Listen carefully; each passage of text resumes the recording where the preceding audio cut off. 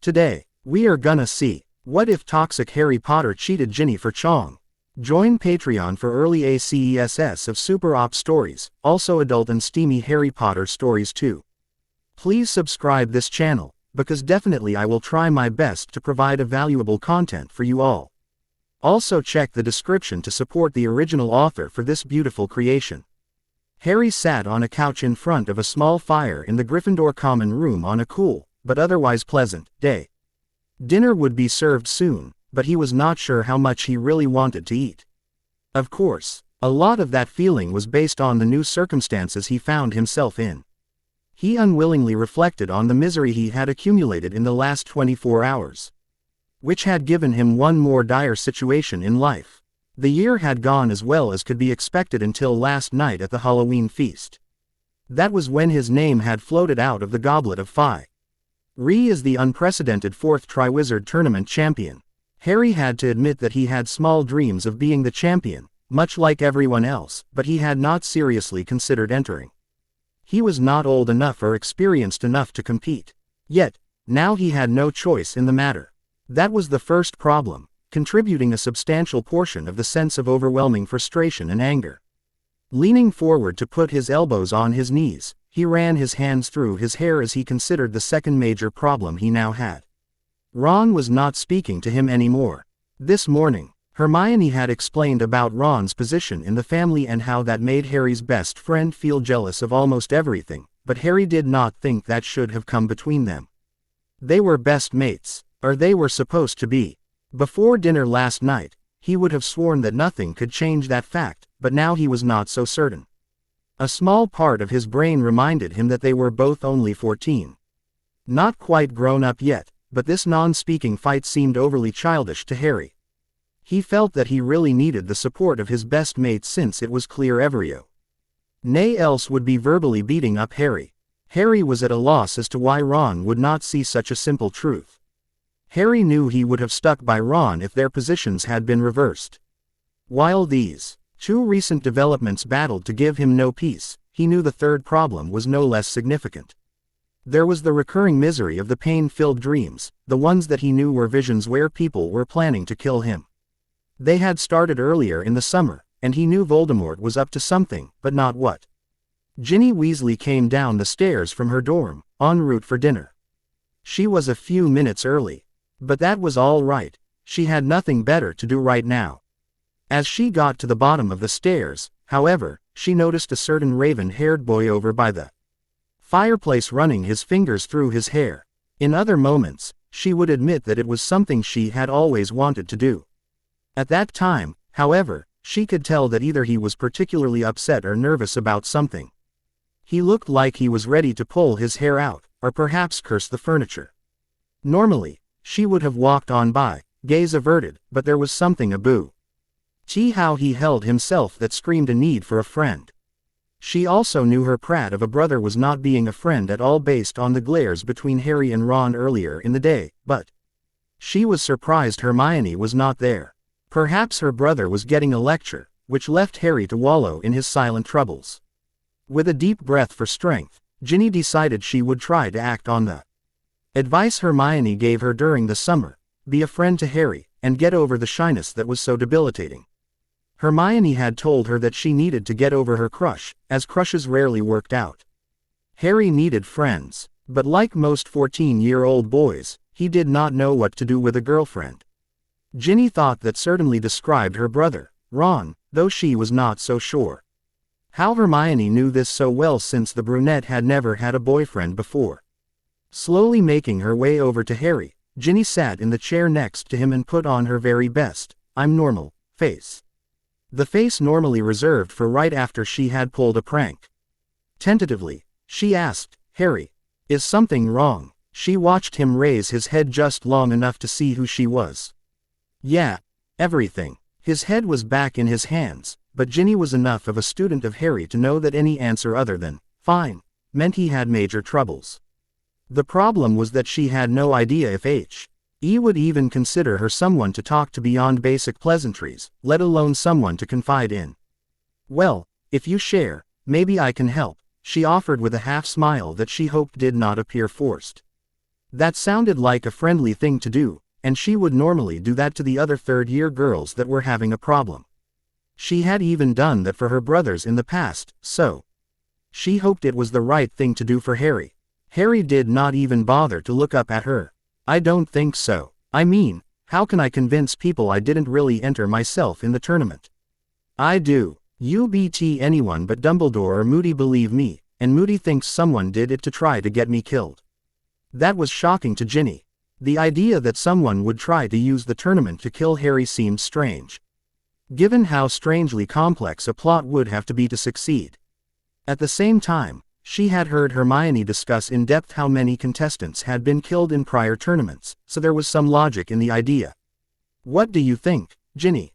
She snapped back to the present to find Harry expectantly looking at her. Do you think I entered myself? Harry had never talked with her much. Just a few snatches of conversation here and there over the summers or during a school year, but now he was suddenly asking to know her opinion.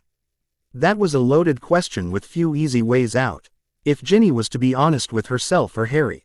With a sigh, she knew she had to be candid, but doing this with her shaking resolve to try and be herself with Harry was not easy.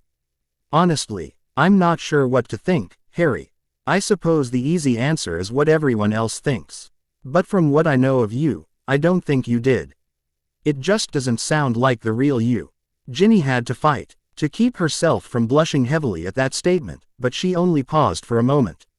Years of acting to pull off pranks against her with her brothers had managed to get her this far, and she knew she just had to keep pushing on. I know few people actually listened to you last night, but I heard you say you didn't do it. So I believe that's the truth. On some level, she realized she was almost rambling and thinking out loud. But Harry looked content to wait her out. Thanks, Ginny. You don't know how much that means to me. It was all she could do not to blush at his painful sincerity. He knew if she let herself focus on what he said, she would be completely unable to continue. Ignoring the warmth she knew was about to grace her cheeks, she pushed the topic back to Harry's apparent woes. I don't mean to sound callous, Harry, but putting up with what the others believe doesn't sound all that bad. You've had to deal with that before, sadly, and certainly isn't a reason for you to be pulling your hair out. You've always been proven correct in the end. He gave a sad, hollow laugh. No, that's only the first of 3 problems I'm trying to get my mind around. Ginny paused for a moment. While Harry had revealed one problem, which was a novelty in itself, she was uncertain if she should push him to talk about the others. She wondered if he would really open up to her, or if she had truly caught him in a talkative mood. So what else is so bad? She watched as Harry ran his hands through his hair. Whatever was at the root of his problems was clearly something that made him upset. And the way he kept his eyes on her left her wondering if he would trust her or not. I had a dream this summer about Voldemort. He was telling someone to get me for some plan of his. I don't know what he wants. But it can't be good.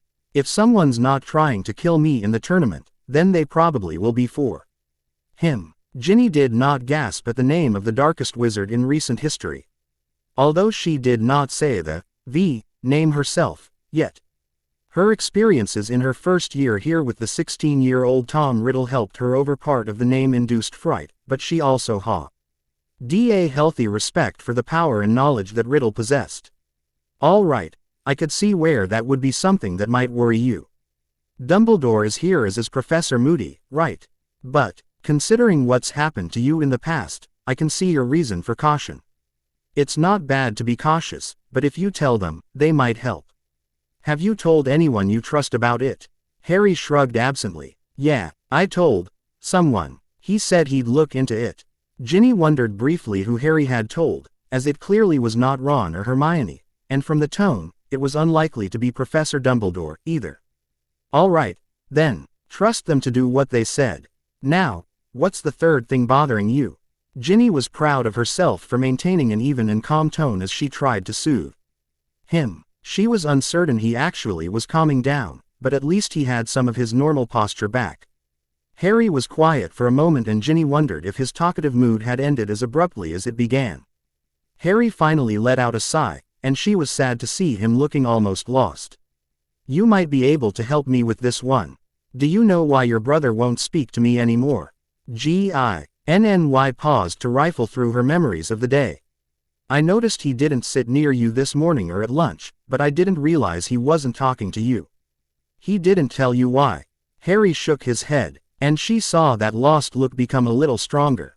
Not really. Last night, he was angry at me because he thought I put my name in the goblet and didn't tell him how he could put his name in too, or so he said.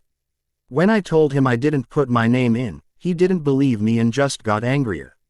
We shouted at each other a bit. It's stupid. I thought he was one of my best friends, but he doesn't believe me and that hurts. You know, Ginny sighed, as she knew far too well what the problem was. She did not want to have to explain this, but maybe it would help Harry understand why Ron acted the way he did sometimes. He's jealous, Harry. Harry leaned back in his chair and looked at her levelly. That's what Hermione tried to explain to me this morning. But I don't understand, at least not fully. Sure, there's some fame attached to being in the tournament, but it's going to be bloody hard, and maybe literally bloody on my part. He groaned. I'm only a fourth year. How do they expect me to live through this? He asked rhetorically and with exasperation in his voice.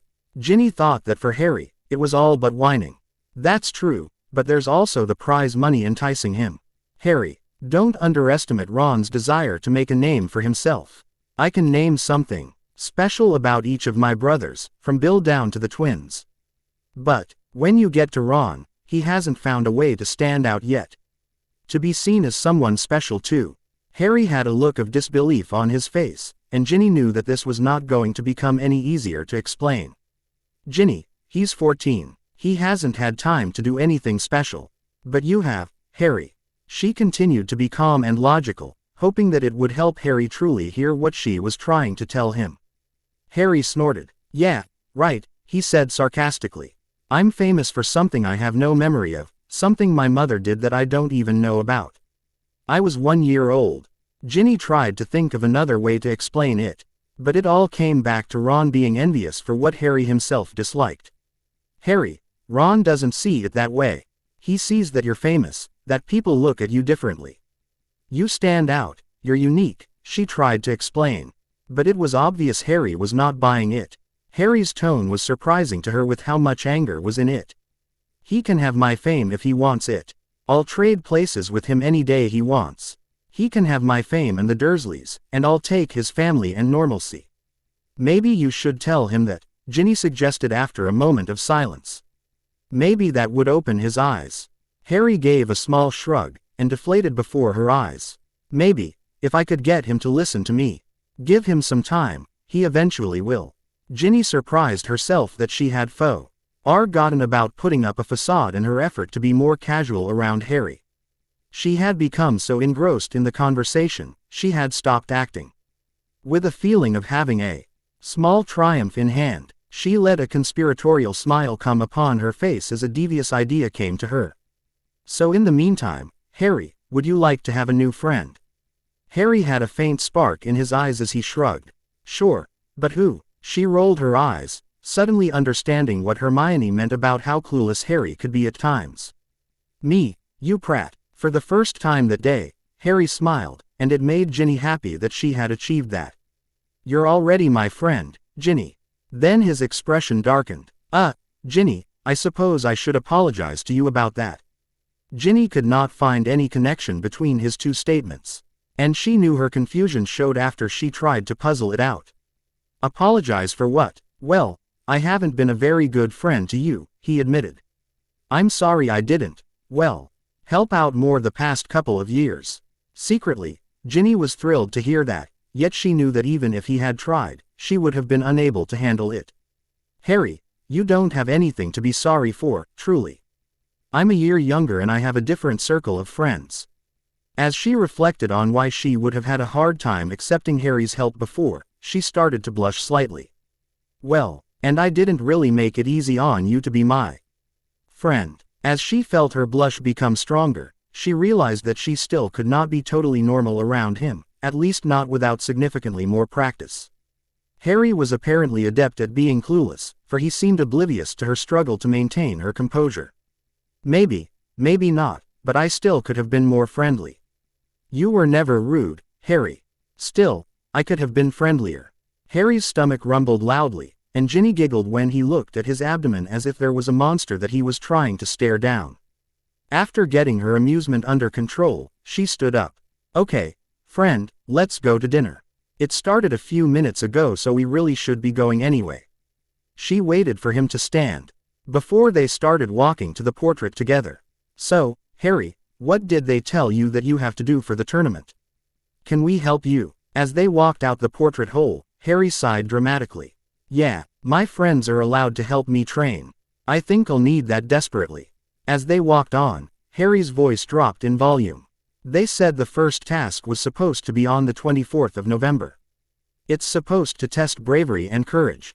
Ginny thought about that for a moment, primarily focusing on all the things she knew Harry had already done requiring those two traits.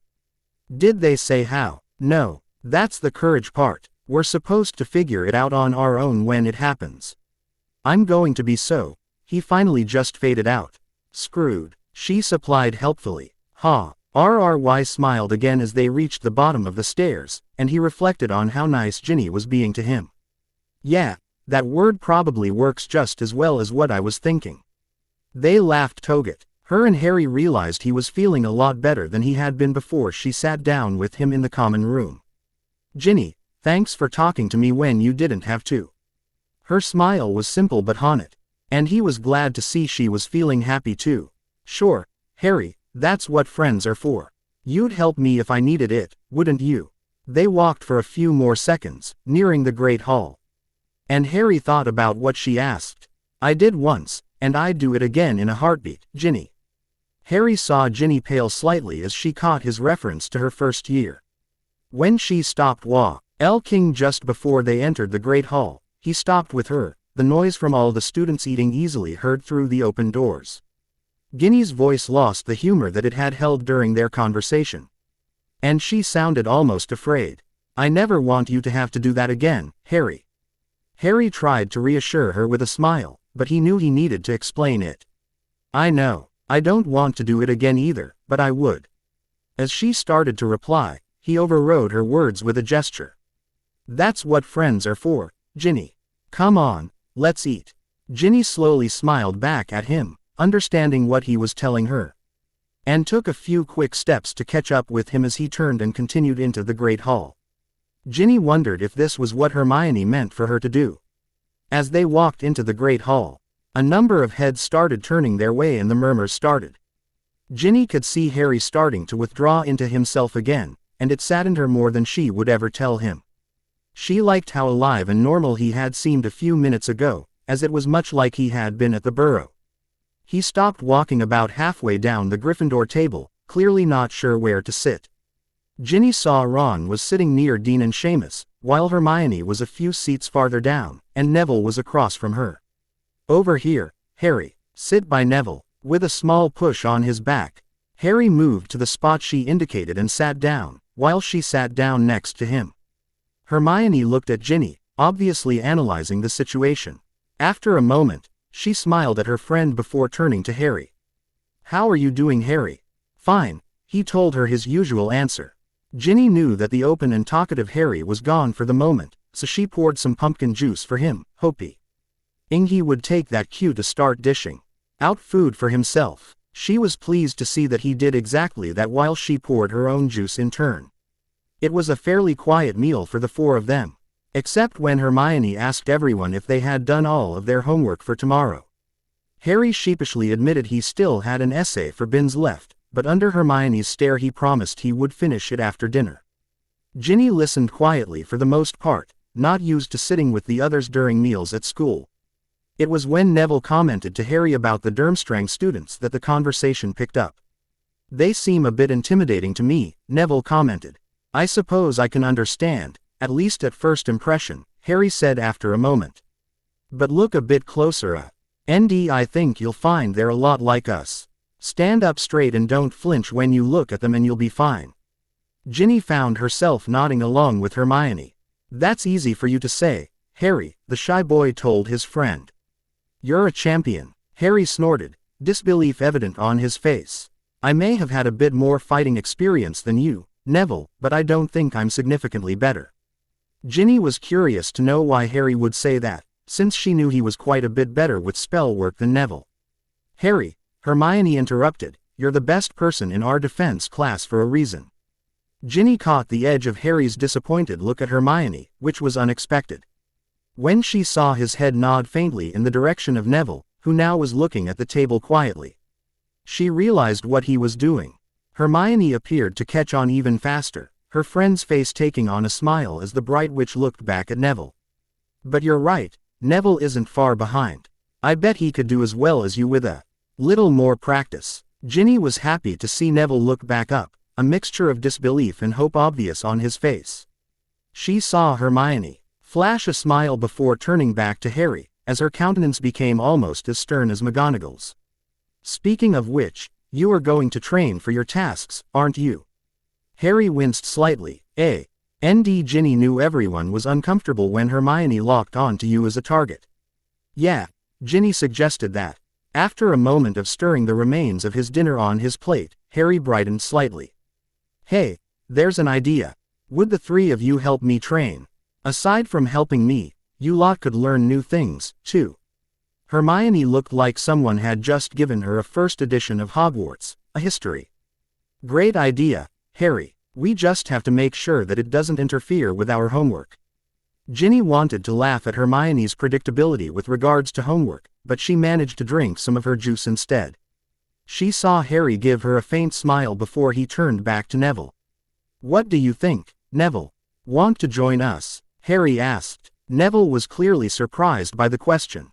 I don't know. I don't think I'd be much help, he finally got out.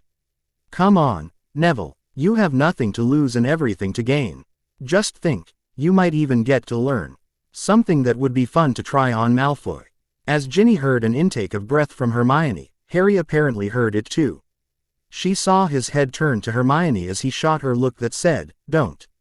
Hermione seemed to deflate after a moment, though it was apparent that it had been hard for her to bite her tongue. Well, okay, I guess, Neville finally agreed. Ginny was happy to see that Neville's response made Harry smile again. Harry looked at each of them in turn, before he announced whatever he was thinking about. Excellent, let's talk about it on our way back. Since the group was already done with dinner, they walked back to Gryffindor Tower talking about their new practice sessions. As times were suggested for possible practice sessions, Harry always made sure to check with Ginny as to whether it would work for her schedule, since she had different classes than they did. As they approached the common room, it was finally decided that Tuesday night would be their first time. When they arrived at the tower, Harry's demeanor was almost completely different from before Ginny had found him when she came down for dinner.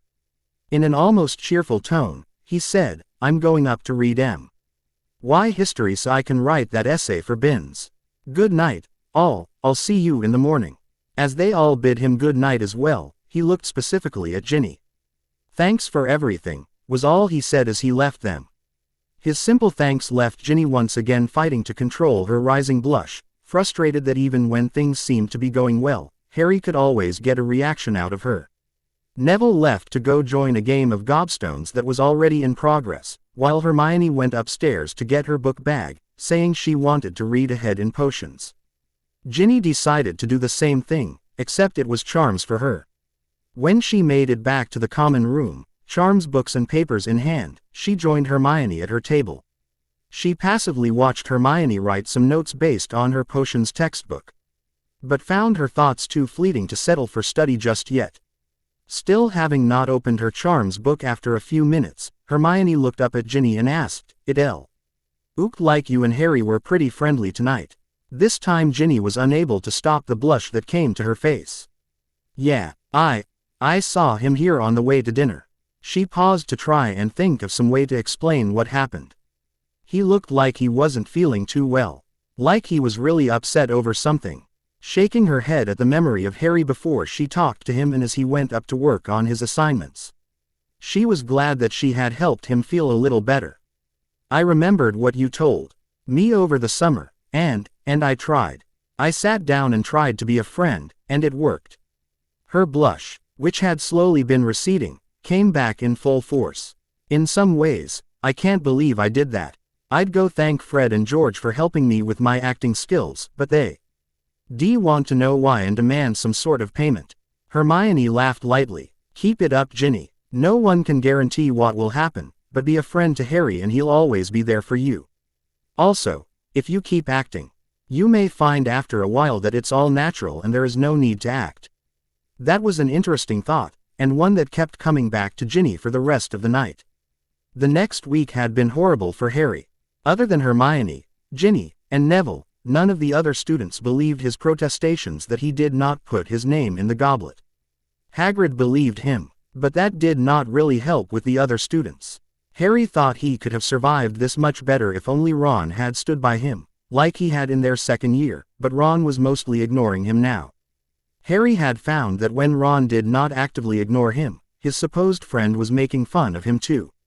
That was when he found what a godsend Ginny was. Several times, she found him in the common room by himself, where she would come over and talk to him about normal things, his homework, her homework, spells that might be useful, even Quidditch.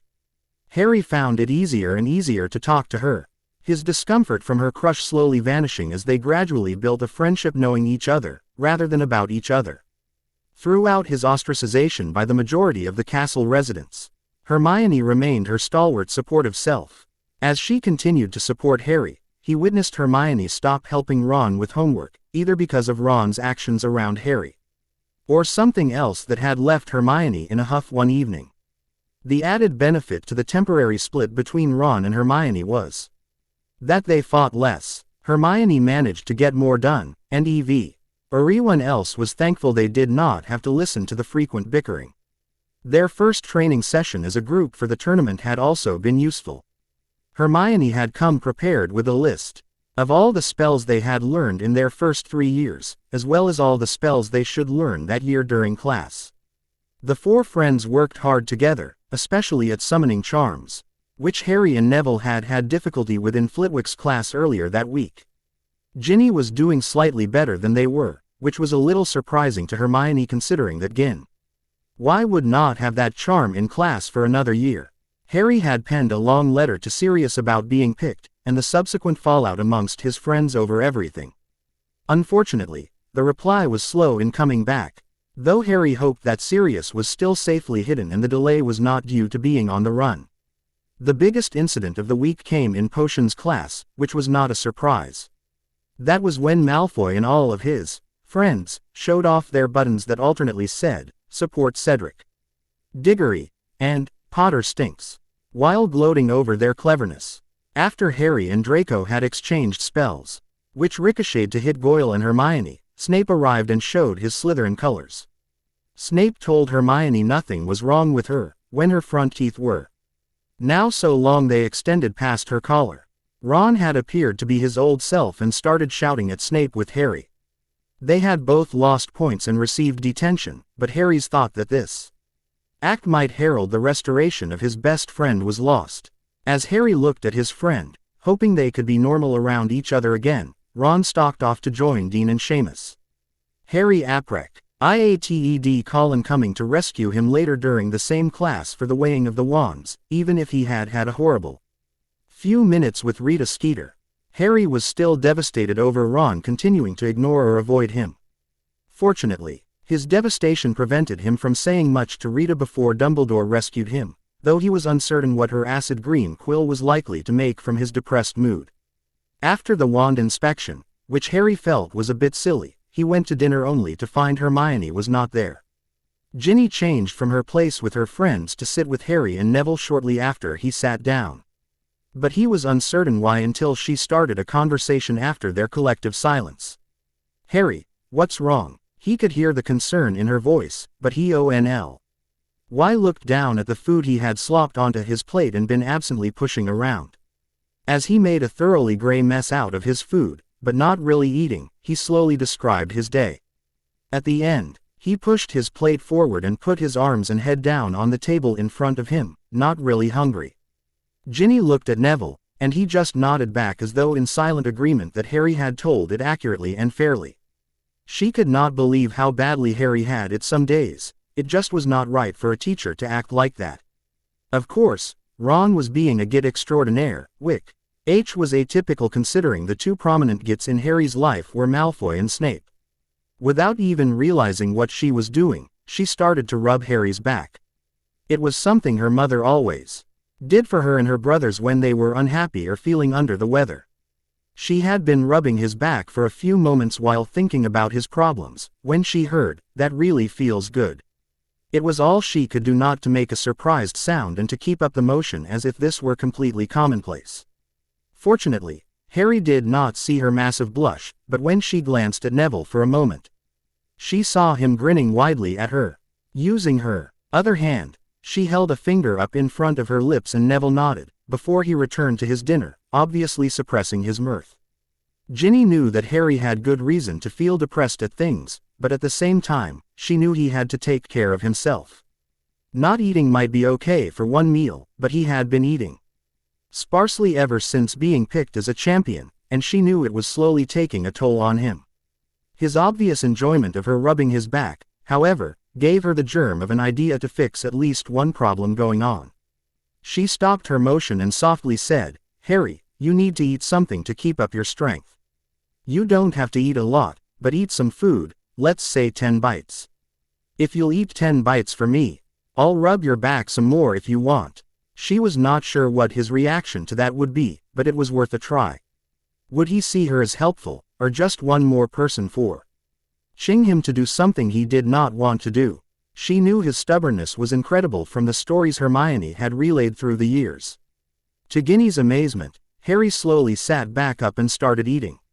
He ate over half of his plate before he laid his head back down. Smiling to herself, she started rubbing his back again while she thought about his problems again. Turning to Neville, she softly asked him, "Neville, do you have any ideas about what we could do to help Harry?" Neville shook his head. "Sorry," he told them both. Ginny gave a small smile back, then she noticed her twin brothers, who were sitting down the table, stand up to leave. An idea suddenly sprung into her head. "I've got an idea and I need to go check it out. I'll meet you both back in the common room later." Jumping up, she left her friends and walked quickly to catch up to her brothers. Harry raised his head up off of his arms to watch her leave, then looked over at Neville. "Sorry, Harry," Neville told him. "I'm your friend too, but I'm not rubbing your back." Harry snorted. "Prat, git." They both started laughing before getting up and slowly making their way back to the tower. Harry was surprised to find himself in a much better frame of mind now. Ginny caught up with her brothers just as they reached the bottom of the stairs. "Hey, I need to talk with you too." Fred looked behind him. "Hear something, bro?" "Nah, nothing there. Let's go plan our next prank," George suggested.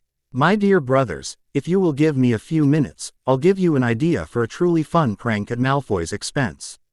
The twins stopped where they were and looked at each other.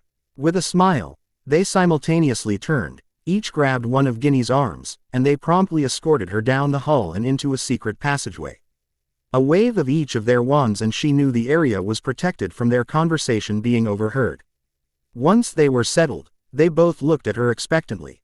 "First, you need to answer a question. Do you believe Harry? Do you think he put his name in the goblet or not?" Ginny waited while they looked at each other for a few seconds. "Honestly?" George asked. Ginny nodded. "No, I doubt he really did. We're in 6th year, and if we couldn't figure out how to do it, then we doubt he did. We just haven't figured out how it happened. Though, my money is on the idea he convinced someone older to put his name in for him," Fred said. "Harry said he didn't do that, and Dumbledore believes him," Ginny countered. The two boys looked at each other for a little longer, until Fred told her, "I suppose we believe him then, but does it really matter?" "Yeah, he's in the tournament," George said. "It would mean a lot to him to know that people believe him. Will you please tell him your opinions?" "We could, but what's in it for us?" George asked. Ginny smiled. "A fun prank." "Ooh," Fred said with relish. "That's Ginny got a good Christmas present." Smile. "What did you have in mind?" "Maybe public nudity," George asked with glee. Ginny shuddered. "Please, by all that's holy, no." Taking a deep breath to try to cleanse the thought of a naked Malfoy from her head, she told them. "You've seen those buttons Malfoy made. They nodded. Can you put a charm on the doorway to the Great Hall so that anyone who is wearing the button and passes through the doorway has their button changed? That could be done. What did you have in mind? You can leave the support Cedric part, as I don't want too much attention or retribution pointed at Harry, but change the Potter stinks part to Malfoy wets his bed, Ginny told them. That should embarrass Malfoy, but be clean enough not to get anyone into too much trouble. That might be easy enough. But, wouldn't it be more fun to say something more pointed? Sure, I'd love for it to say, Malfoy loves Snape, but Snape would get personally involved then, and I'd prefer to deal with him separately, Ginny told them. Okay, I think we can do that. Yeah, it's for a good cause. And when you have a good idea for Snape, you come see us. Though beware that Snape is very hard to prank. I'm sure, Ginny agreed. I'd like to do something like a charm that makes him say, points to Gryffindor, when he tries to say, points from Gryffindor, but that would be too obvious. I need to be subtler. Right you are sis. So when do you want this charm on the door? As soon as you can, she told them. Take an extra day or two if you need it, as this needs to be right the first time. The smiling trio of Weasleys headed back to the common room, alternately suggesting outlandish pranks to try against Snape. Thursday the 9th of November. Harry, Hermione, Ginny, and Neville arrived at dinner, intending to eat quick Why before hurrying to an unused classroom near the tower to practice spells. Ginny looked up from her dinner just in time to see a small commotion over at the Slytherin table. As she was about to ask Harry if he could see what the problem was, one of the Hufflepuffs at the next table started laughing and pointed to himself. That Hufflepuff had his back to her, but his friend across from the table had the button on his chest and she saw it change from support Cedric Diggory to Malfoy as a squib. She almost spewed the juice she had been trying to swallow. With a huge grin on her face, she knew DGED Harry sitting next to her and pointed to the badge on the Hufflepuff. Harry snorted and then started chuckling, before he got Hermione and Neville's attention, who were both sitting on the other side of the table, to turn around and look at the badge. I wonder how that happened. You can thank me if you like, she said coyly and blushing only slightly. Harry stared at her. You did that. His voice was soft, as though trying to keep the conversation between the two of them, while Hermione snickered and Neville laughed loudly. Not personally, but I convinced a couple of people to do it for you, she confessed, matching his apparent efforts to keep their conversation private. Oh, that's why they told me that believed me. Harry's large smile came back. You're brilliant, Ginny, completely brilliant. Between his smile and his green eyes looking into hers, Ginny wanted to melt, or else grab his face and snog him senseless. That thought caused her to blush deeply and she turned back to her plate in embarrassment. Ginny, she still couldn't face him. Ginny, look at me. Please, Harry finally begged her and put his hand on her shoulder. He had never touched her before and she thought that must mean something. Hoping for the best, she finally looked over at him and held her breath. Thank you, you don't know how much that means to me, she heard him say. It was all she could do not to hug him. When he returned to his food, Ginny looked over at Hermione. Her brunette friend merely smiled at her. Their practice session that evening went well, except that Harry was still struggling at summoning charms. Though he was getting better overall, Ginny knew that he was also struggling with the fact that Ron still had not spoken to him all week. She had talked to him about it, and tried to encourage him to concentrate on the friends he did have, letting Ron have the space he needed to work out whatever his problem was. It did not help that Hermione kept trying to get Harry and Ron back together again, which neither one was ready for.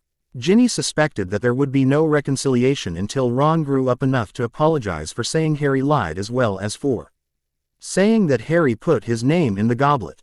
Saturday the 19th of November. The Saturday before the first task was a Hogsmeade weekend. On the way to the magical village, Hermione started on her lost cause again, and it was not about house elves. Harry, I heard Ron say that he's going to be at the Three Broomsticks for lunch. How about we meet him there? Harry rolled his eyes. No, he said simply.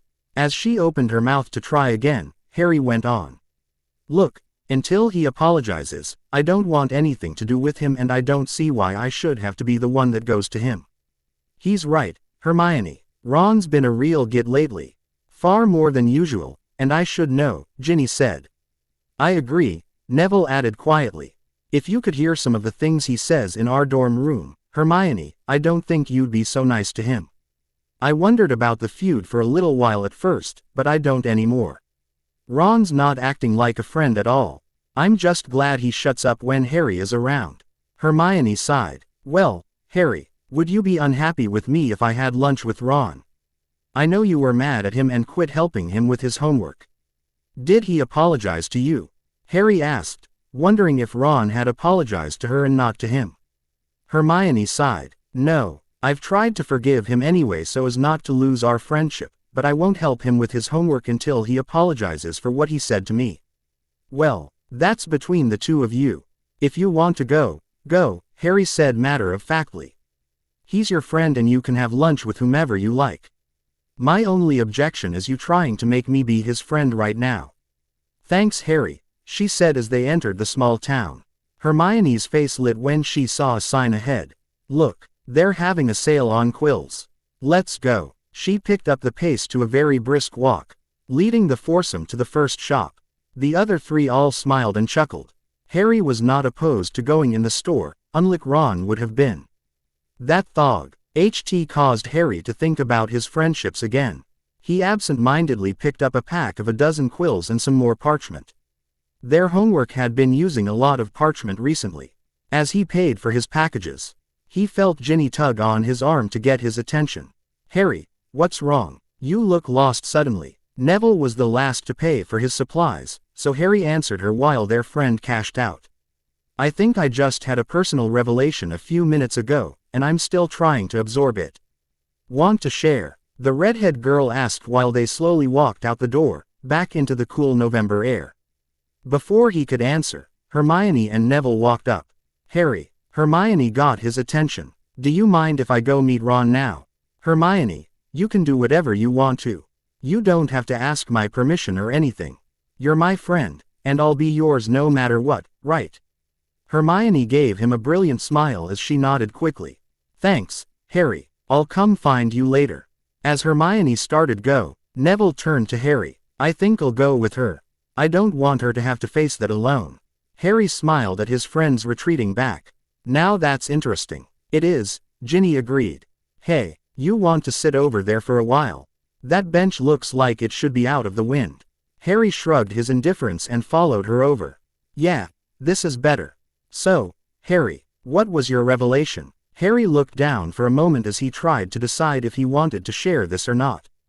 Considering how much he had shared with her over the past few weeks since the Halloween feast, he decided he might as well. Only because you're a close friend, you understand. Ginny nodded. I'll keep it to myself, I promise. It occurred to me that I didn't mind following Hermione into the store to buy quills, unlike Ron, who would have put up a fight and would have expected me to say something too. That made me think about the influences my friends make on me. I've heard it said that you can tell a lot about a person by their friends. I've heard that saying, Ginny told him. Well, lately, I've been paying more attention to some of the advice Hermione is always handing out, including the usual about doing my homework. And you know, my grades are improving and I'm doing a little better in class too. I've started to really get to know Neville, and I like him. I think he could be a very good friend. His confidence is slowly improving, and that's changing him in a good way. Ginny nodded along as he made his points.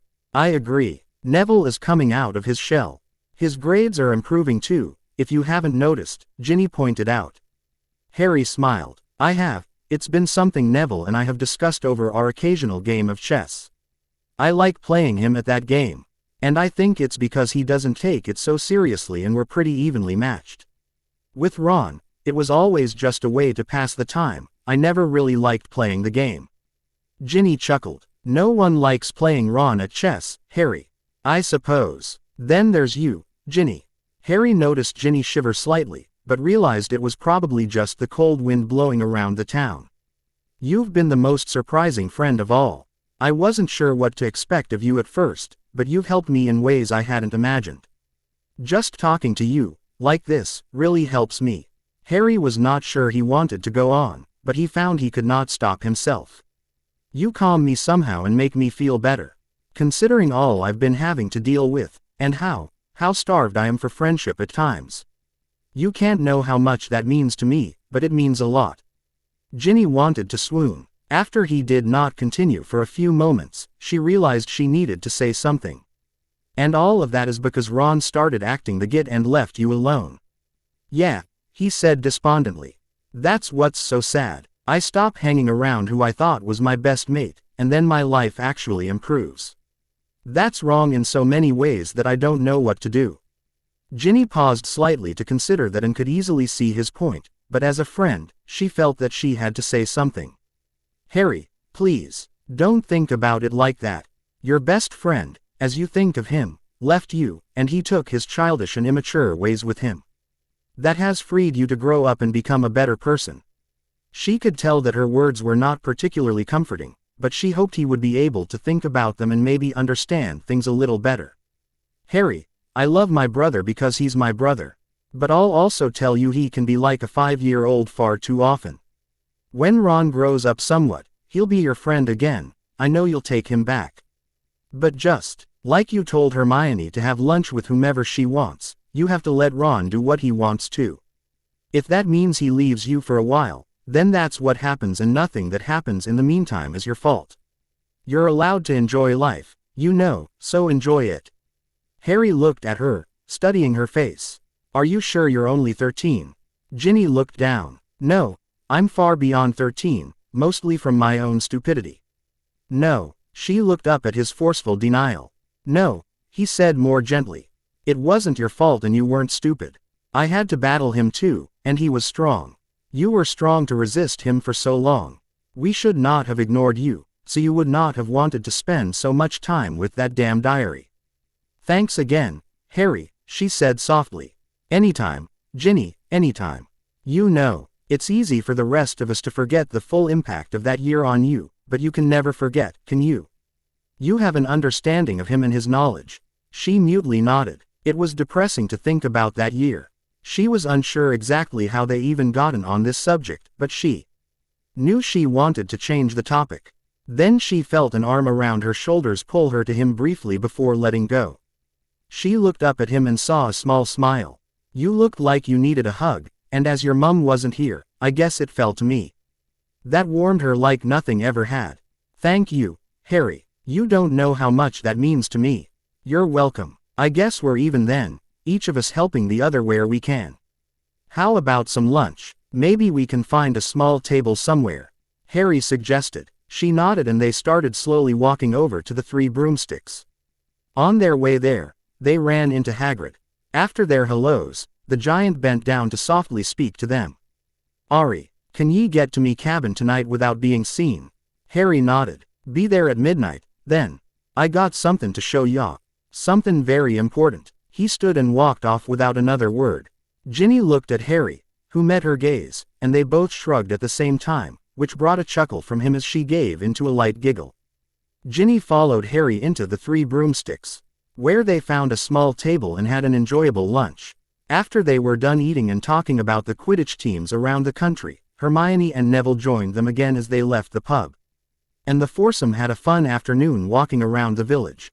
Harry rather quickly noticed Hermione was not her usual buoyant self, but it was not until they were walking back to the castle that he decided to find out why.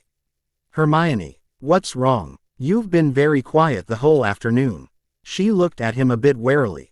I'm not sure you want to know, she told him a bit pensively.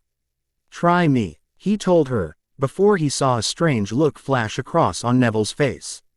What is it? Hermione finally just sighed. It's something we heard at lunch. I'm sorry for doubting you, Harry. I asked Ron how he felt about you, since I had been sure he was missing you like you were him, as he had told me that before. But I'm not so sure now, and I'm sad to think that your friendship is in such a state. Harry put a smile on his face that was only slightly forced. It's okay, Hermione.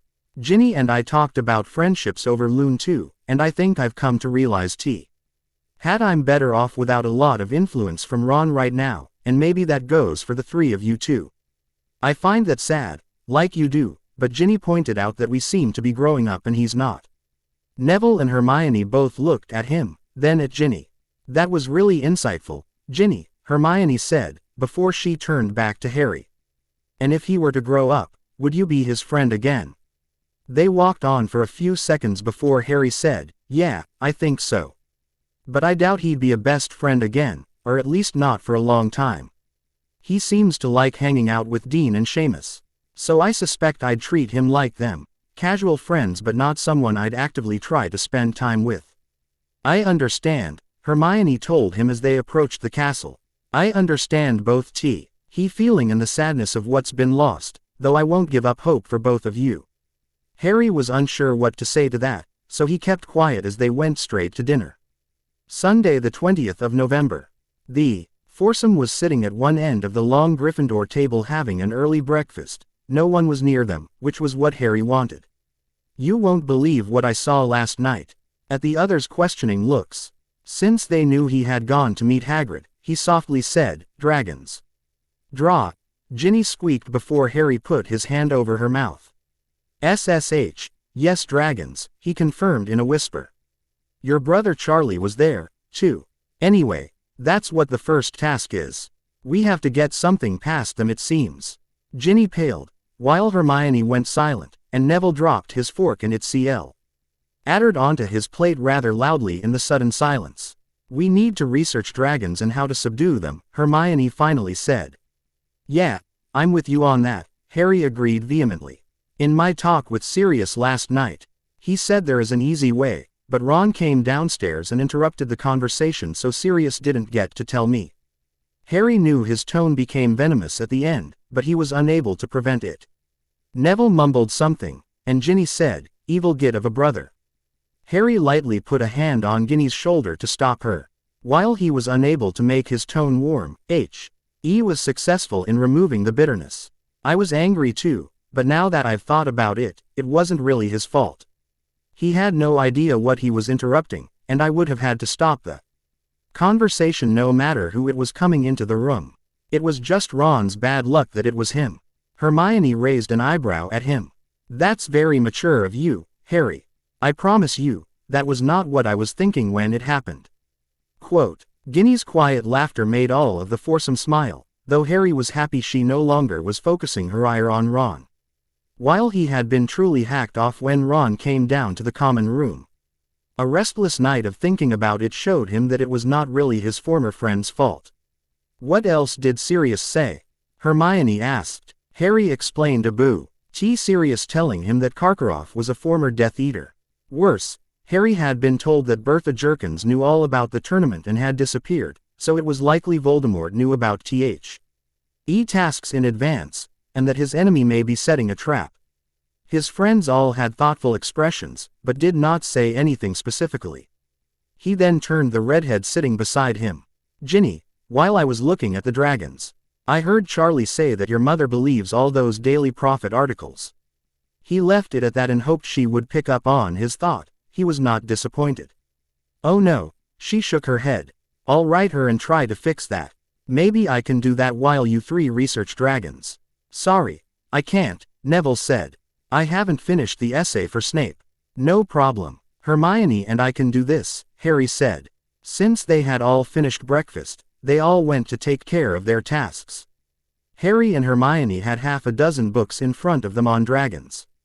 As they were really getting started in their readings, she pointed out to Harry how Victor Crumb was watching them.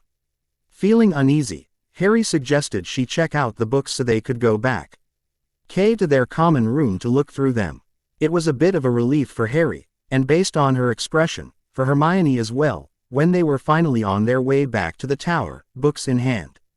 I must credit Sovereign as I borrowed one line from his meaning of one story, and then I changed it slightly to fit here and not look like I was trying to plagiarize him. But it was such a great line that it's stuck in my head ever since I read it months ago. Thanks for allowing me to do that, Dave. Harry stood in the tent waiting for his turn, which was next. As he waited, he thought back to the last few days. Anything to take his mind off of what was about to come next. While he and Hermione's research on dragons had not turned up anything immediately useful, he had found a way to Os Sibley get past a dragon during the next day. After he had told Cedric about the dragons, Professor Moody all but gave him the idea to fly his broom to handle the first task. That had caused him to idly work on summoning charms until the wee hours of the morning. To his delight, he could now make them work quite well. He owed a lot to Hermione and her patience, particularly since he could now summon objects better than she could. He heard his name called at last, and left the tent for his testing, his moment of truth, or possibly just his painful death. Trying to shake that thought, he focused on walking into the small arena, where saw the Hungarian Horntail crouched and ready for him. It seemed much bigger than the other night, when he watched it from under his cloak. With a deep breath to try and calm his nerves, he pulled out his wand and shouted, "Accio Firebolt." He did his best stand still so as not to make the dragon nervous. He also hoped no one had closed the window to his dorm room, which he had left open earlier. Several tense moments later, he felt relief as he heard the whistle of something that approached at high speed. Turning, he caught the summoned firebolt and mounted his broom, taking off for the sky. He felt normal again because he was flying. Life was good. With a grin, he started on his task, a task that would be nearly 10 grueling minutes long, as Hermione informed him later. With relief at being done and only an injured shoulder to show for his brush with death, Harry landed his broom with the golden egg in hand. The cheering was enormous, but Madame Pomfrey led him away to heal his shoulder so he was unable to make out any specifics. When he returned to the arena for his scores, his 3 best friends were waiting for him. As his scores were announced, Hermione jumped up and down before giving him a hug. "You did it, Harry, and you're tied for first." When she released him, Neville stepped forward and slapped him on the back. "Congratulations, Harry, that was impressive." Quote. Before he knew what was happening, Ginny flung herself at Harry and gave him a hug too. "You were amazing and the best out there. Your score is so low only Beck. Oz Karkaroff didn't want to give you what you deserve." Ginny was clearly about to go on when another presence made itself known, so he pulled away from her slightly and turned around to see who it was. Ron was standing there and glaring, ignoring everyone but his old friend. "Well, Harry, I thought I was going to have to apologize to you, but I think you've just proved my point. If you can get past a dragon, you must have put your name in the goblet." With an angry look, he added, "and stay away from my sister. You're not good enough for her." With a last glare, he turned around and stomped off. Harry had to grab Ginny's arm to prevent her from hexing her brother, while Neville and Hermione just gaped after their friend. "Don't worry about him, Ginny," he said into her ear. "Let him make an ass of himself if he wants to. We're your friends and we'll stand by you." Harry could tell his statement struck almost with the force of a blow as his red-headed friend paled. "Harry, I should be saying that to you. After what he's done to you this year." He sighed and looked at his other 2 friends, who were paying very close attention to him. "I won't deny that what he said hurts, but I see. And tell that all 3 of you are my true friends, and that means a lot to me." All 4 of them looked at one another, and collectively they all slowly smiled. It was a silent realization and promise of friendship, no matter what. "Hey," Neville exclaimed, "I heard there was to be a party in the common room. Let's go check it out." "Okay," Harry said. "After that, I need to write Snuffles and tell him what happened. I know he'll be happy." "I think I'm going to write Mum about this," Ginny said quietly. "She needs to know what a git my brother is being." Then her face turned happier. "She also needs to know just how brilliant you were too, Harry. Your flying was awesome, and Crumb should be worried that you could beat him at Quidditch." They all laughed together at the thought the great Victor Crumb being worried. Slowly making their way back to the castle. The party was great, except for when Harry nearly broke everyone's eardrums when he opened the egg. The screeching was horrendous and so loud that everyone screaming to close it may as well have said nothing at all. Probably the best part of the party was that at least one of his true friends was always nearby. Harry wondered if it was real or just his imagination. But Ginny seemed to be nearby most often, and he kind of liked that for some reason. Thursday the 8th of December. Almost 3 weeks before Christmas, Professor McGonagall stopped teaching her 4th-year Transfiguration class a few minutes early. "Class, I have an announcement. Another Triwizard Tournament tradition will continue, and we will have a Yule ball on Christmas Day evening." Almost without exception, the boys groaned with dread while the girls sighed with satisfaction. "It will begin at 8 in the evening and go until midnight. All of you may attend, since it is for 4th years and above. Though someone from a lower year may attend if you invite him or her as your date. While you do not have to have a date to attend, you will find it more enjoyable if you do." The bell rang ending class. "Mr. Potter, please stay for a moment. Everyone else is dismissed." Harry told his 2 friends to go on and he would catch up. "Yes, Professor." "Mr. Potter, be sure you have a partner." "A partner? I don't understand." "A dance partner, Mr. Potter. It is tradition for the champions to start the ball by dancing first. Be sure to be there with your partner, for you shall not disgrace Hogwarts or Gryffindor House. Now, head on to your next class." Stunned, Harry stammered out "Yes, Professor," and left for potions. He was still in such a state of shock, he completely messed up his potion for the day and received a detention that evening. He was not pleased. After potions, he started to think about the ball and who he might ask to go with him. That was suddenly a very important question, he realized, as he became aware of receiving an unusual number of glances from girls. Even he, who knew little about girls, knew what was on their mind after McGonagall's explanation. The glances, giggling, and whispers around him were a dead giveaway. That caused him to remember something Hermione had said last time they were in the library a few days ago. She had again pointed out that Krum was there and seemed to be looking at them, before all the fangirls found Krum and started crowding around the famous Quidditch player. "Look at them," Hermione had said. "They only like him because he's famous." Right now, Harry felt the same way, though he had dealt with other forms of popularity over his life, mainly from his scar. What he really wanted was a partner who would treat him like plain Harry, not the famous Harry Potter. But he had few people he considered friends that would do that, let alone someone new. In the Great Hall, he took the open seat between Neville and Dean. With Hermione across from them, Dean started talking about the ball, and they all speculated about what might happen, since it was only natural to be curious. What did Professor McGonagall want after class? "Harry," Hermione asked after the conversation died down. "Oh, she said I had to have a partner. The champions start the dancing at the ball," he said nervously. Hermione looked interested at that bit of news, which immediately got him thinking again about who he might take. Turning to his left to discuss possible dates with Neville, he saw Ginny come in with 3 of her friends. That made him remember something else he had noticed today. "Neville," he asked in a soft voice so Hermione would not hear as she looked over some class notes. "Have you noticed that girls tend to travel together in packs? How are we supposed to ask them out if we can't get them alone?" "Don't know, Harry, but I agree, it's going to be hard. Maybe I'll just go stag, then I won't have to worry about it." Neville shrugged and stabbed at his chicken. Harry gave that idea some thought, but he knew from McGonagall it really was not an option he could choose. With a sigh, he continued the quiet conversation. "Neville, I've got an idea, and I want to know what you think about it. We're a small group who are close friends and there's 4 of us. It just so happens there's 2 of them and 2 of us. What do you think about keeping us all together? If you asked Hermione or Ginny, I'll ask the other." Neville choked slightly and Harry had to pound him on the back. Harry saw Hermione looking at him with a strange expression, so he turned back to his plate.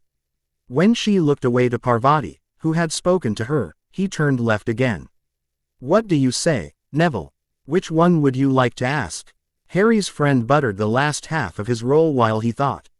With a glance across the table to make sure Hermione was still talking to Parvati and that he would not be heard, Neville whispered, "I'd rather ask Hermione. Besides, I think Ginny likes you." "Really?" Harry asked. "Well, I know she used to." "You think she still does?" Yeah, I do." Okay, it's settled then. You should ask her soon, Neville, before someone else does." "I'll be asking Ginny as soon as I can find her alone." Harry looked back down the table and Ginny was gone. With a sigh of frustration, Harry realized that he had detention in 10 minutes and it was unlikely he would find Ginny that night. It was after 11 before Harry returned to Gryffindor Tower that evening, and the common room was empty of all but a few seventh years. Swearing under his breath, he went upstairs to go to sleep. The last thought on his mind that night was how stupid the whole ball was. Friday the 9th of December. The next morning, Harry was up an hour early. Thanks to his nerves. While he was a bit tired, he supposed he should be thankful, as he was determined to get this over with so he could try to be normal. After all, if he could face a huge Hungarian horntail, surely he could face a petite red-headed girl. Still mentally cursing the ball and that he was required to do this at all, he waited in the common room watching the stairs to the girls' dorm rooms. About half of the house had gone to breakfast when he saw her coming down, though with a friend in tow. As it was only one other girl, Harry felt a little emboldened and decided to push ahead anyway. Since she was a third year, he doubted many others would ask her, but he knew he had to do this soon just in case he was wrong about the other fourth year boys, particularly when he considered how pretty Ginny was. Getting up, he walked over and met them as they neared the portrait hole. "Hey Ginny, can I talk to you for a moment?" Mandy looked at her friend and giggled with a big smile. "I'll see you at breakfast, maybe." She giggled again and left by herself. Harry looked at a slightly blushing Ginny and asked, "Will you come over here where we can talk privately?"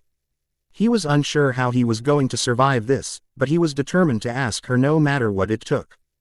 Gutting her to a corner of the room where no one could walk up to them accidentally. He leaned against the wall with one arm, partially boxing her in. "Ginny, I had this idea." Ginny was not quite sure what was happening, though she started to hope that Mandy was right.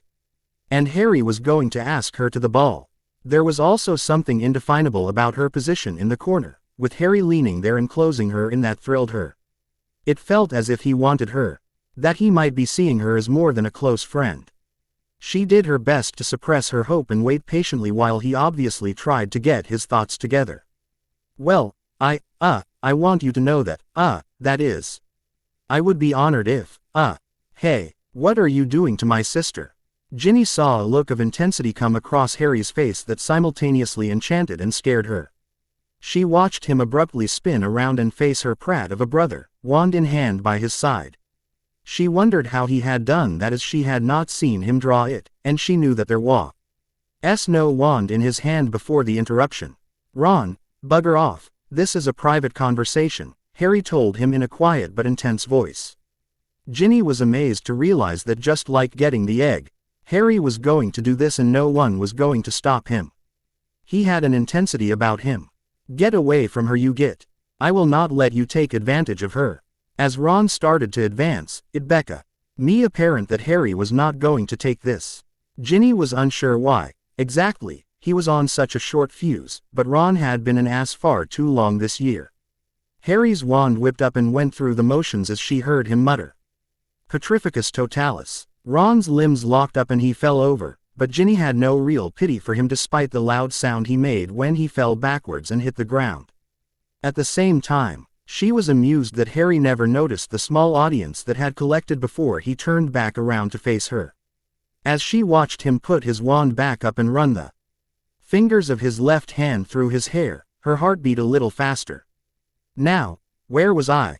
She had no idea how he could be so flustered trying to talk to her, but she could see his determination to get through this even if it killed him. Ginny almost had not caught the question as she had been far too engaged watching him muss his hair before she finally looked back into his emerald green eyes. Her blush was back, she knew.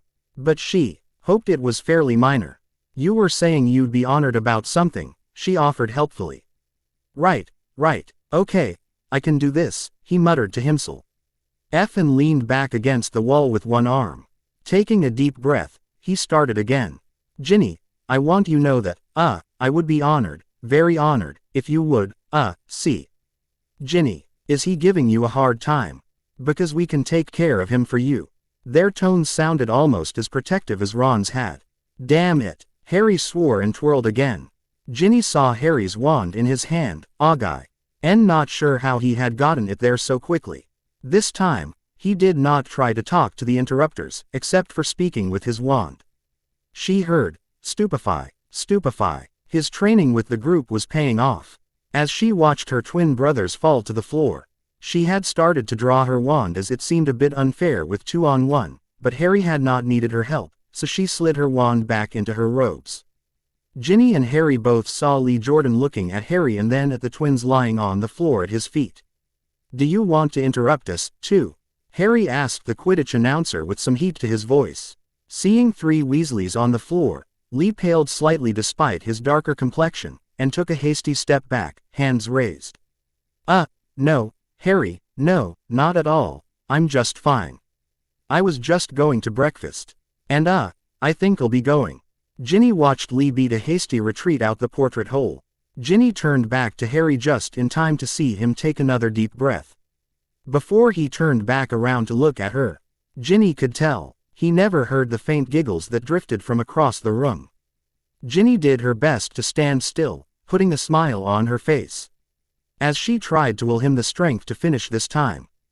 Harry was entranced, for her face was so angelic that he was suddenly very happy that Neville had wanted to ask Hermione. He definitely preferred Ginny's long mane of hair, and her playful smile. "Right, then, one more time. Ginny, I would be honored if you would come with me to the Yule Ball." He could not believe he had gotten that out in a single breath. But he had finally asked the question. He saw her smile grow even bigger than she was, and it was as though her whole face lit up with happiness. "Harry, I'd love to go to the ball with you." "You would?" "Yes, why wouldn't I? You're not only one of my best friends, but you were amazing for taking on my brothers like that. It wasn't that big a deal. Why wouldn't I do that for a girlfriend?" As her eyes seemed to go as wide as possible and he heard her gasp, he realized what he had said. Only his surprise at his own stupidity kept his face the same. How was he going to tell her that he would stand up for any one of his friends, and she was just a friend who was a girl? While he tried to quickly think of a graceful way out of his mistake, she launched herself at him, throwing her arms around his neck. And he felt her lips on his. Her flowery scent assaulted him almost as much as her lips were. Not really knowing what to do, he put his hands on her waist and did his best to mimic her. He also became aware of her body pressed against his. When the kiss finally ended, he continued to hold her close, somewhat surprised to find his arms now wrapped firmly around her. All he could think of was that this whole kissing business was bloody brilliant. He was stupid for thinking he needed to get out of this. Lowering his head down, he kissed her again. It was a simpler kiss, but still contained passion. Breaking apart, Harry was slightly embarrassed that they both easily heard his stomach rumble, but Ginny just chuckled. "How about we go get some breakfast, boyfriend?" He gave her a goofy grin before he told her, "Okay, whatever you want." Knowing it was what the older boys did, he grabbed her hand and started to lead her out the tower, wondering absently how long he would have this smile stuck on his face. Ginny looked over and saw that their first 2 observers were still there, though a few more had joined them.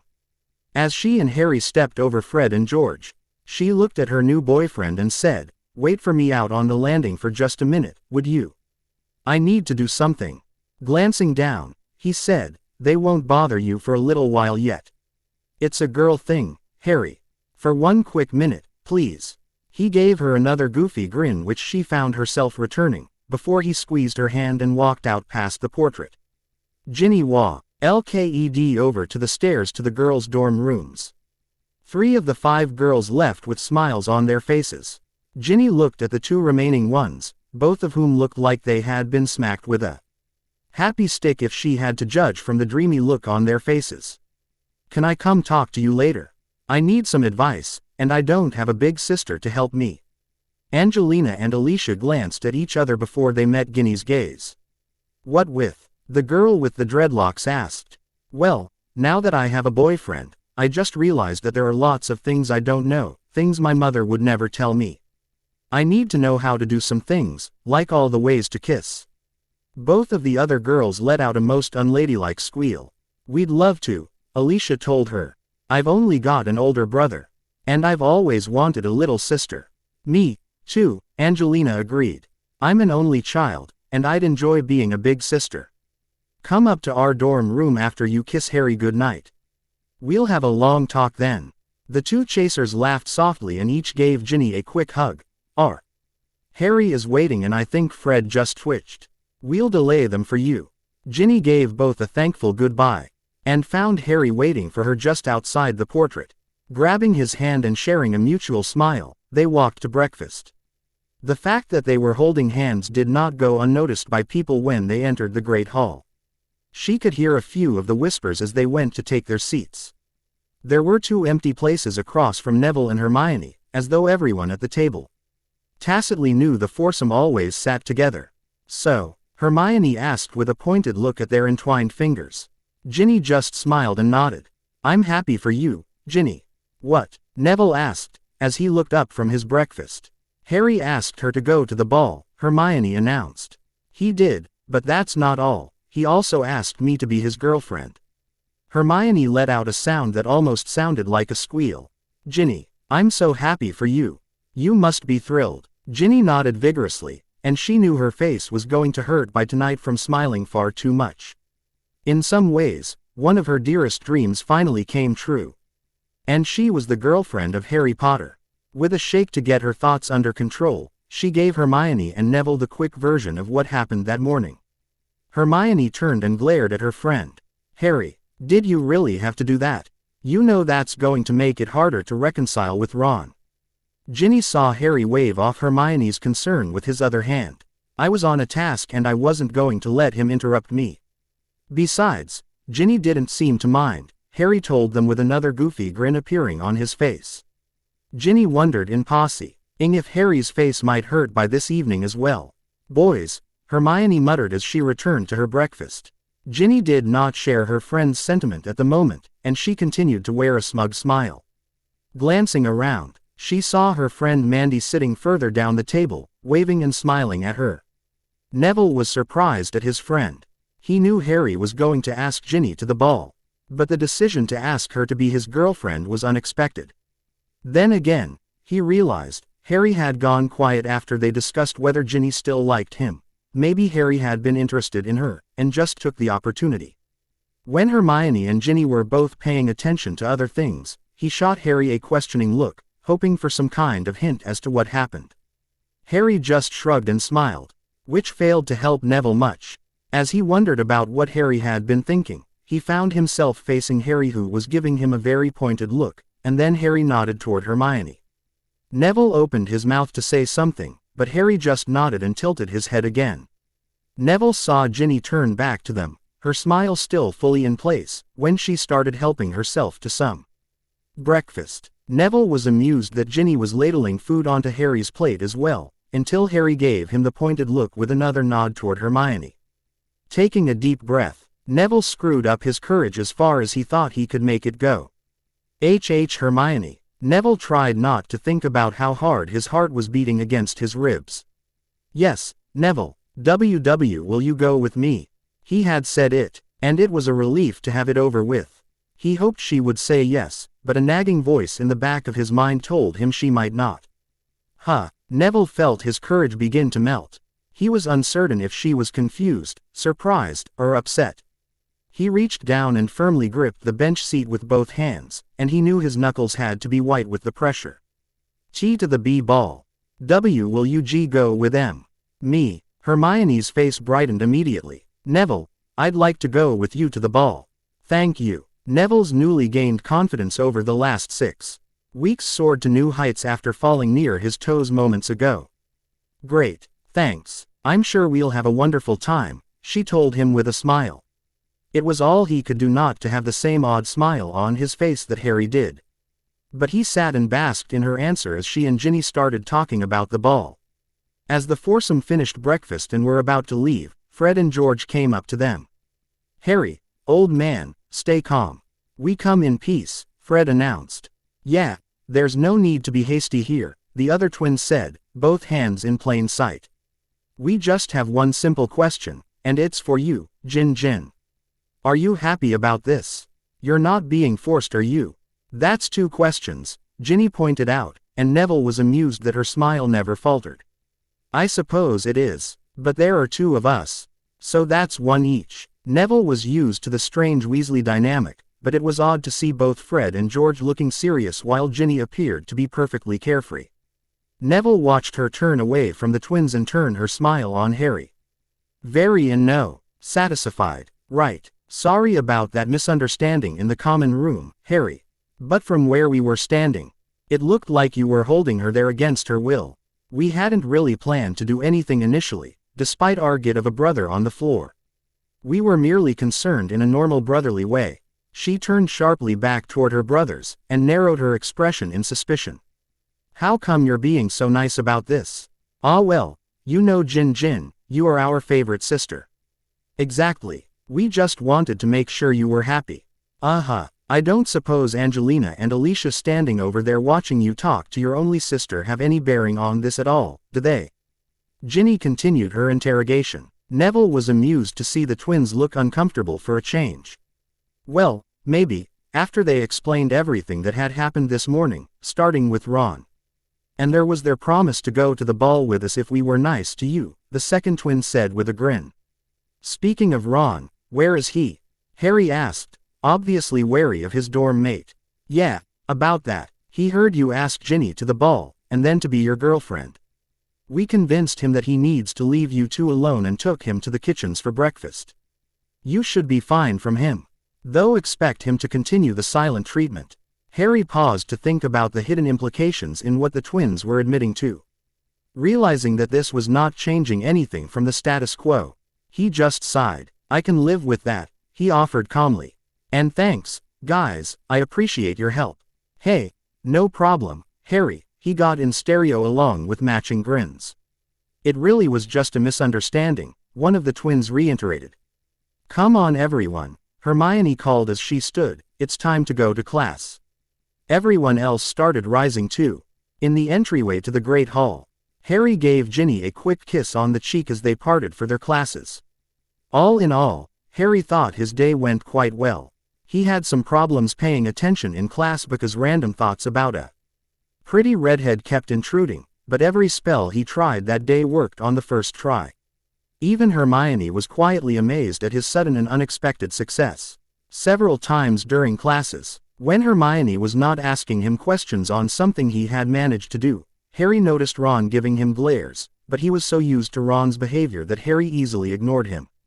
With class finally over, Harry walked with Neville and Hermione back to the tower for their free period before dinner. Harry and Neville played a game of chess, while Hermione announced she was headed to the library to gather materials for an essay she was working on. Harry was happy when Ginny found them in the tower when her last class was over, and together they walked down to the Libra Rye to pick Hermione up on their way to eat. You'll never guess what just happened, Hermione said conspiratorially to her friends while they all served themselves dinner.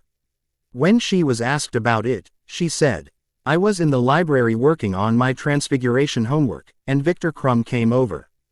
Oh, has he taken his watching you to a new level? Harry asked with a concerned voice. Hermione laughed. No, he asked me to go to the ball with him. Can you believe it? Neville looked mortified and went pale as he looked down at his plate.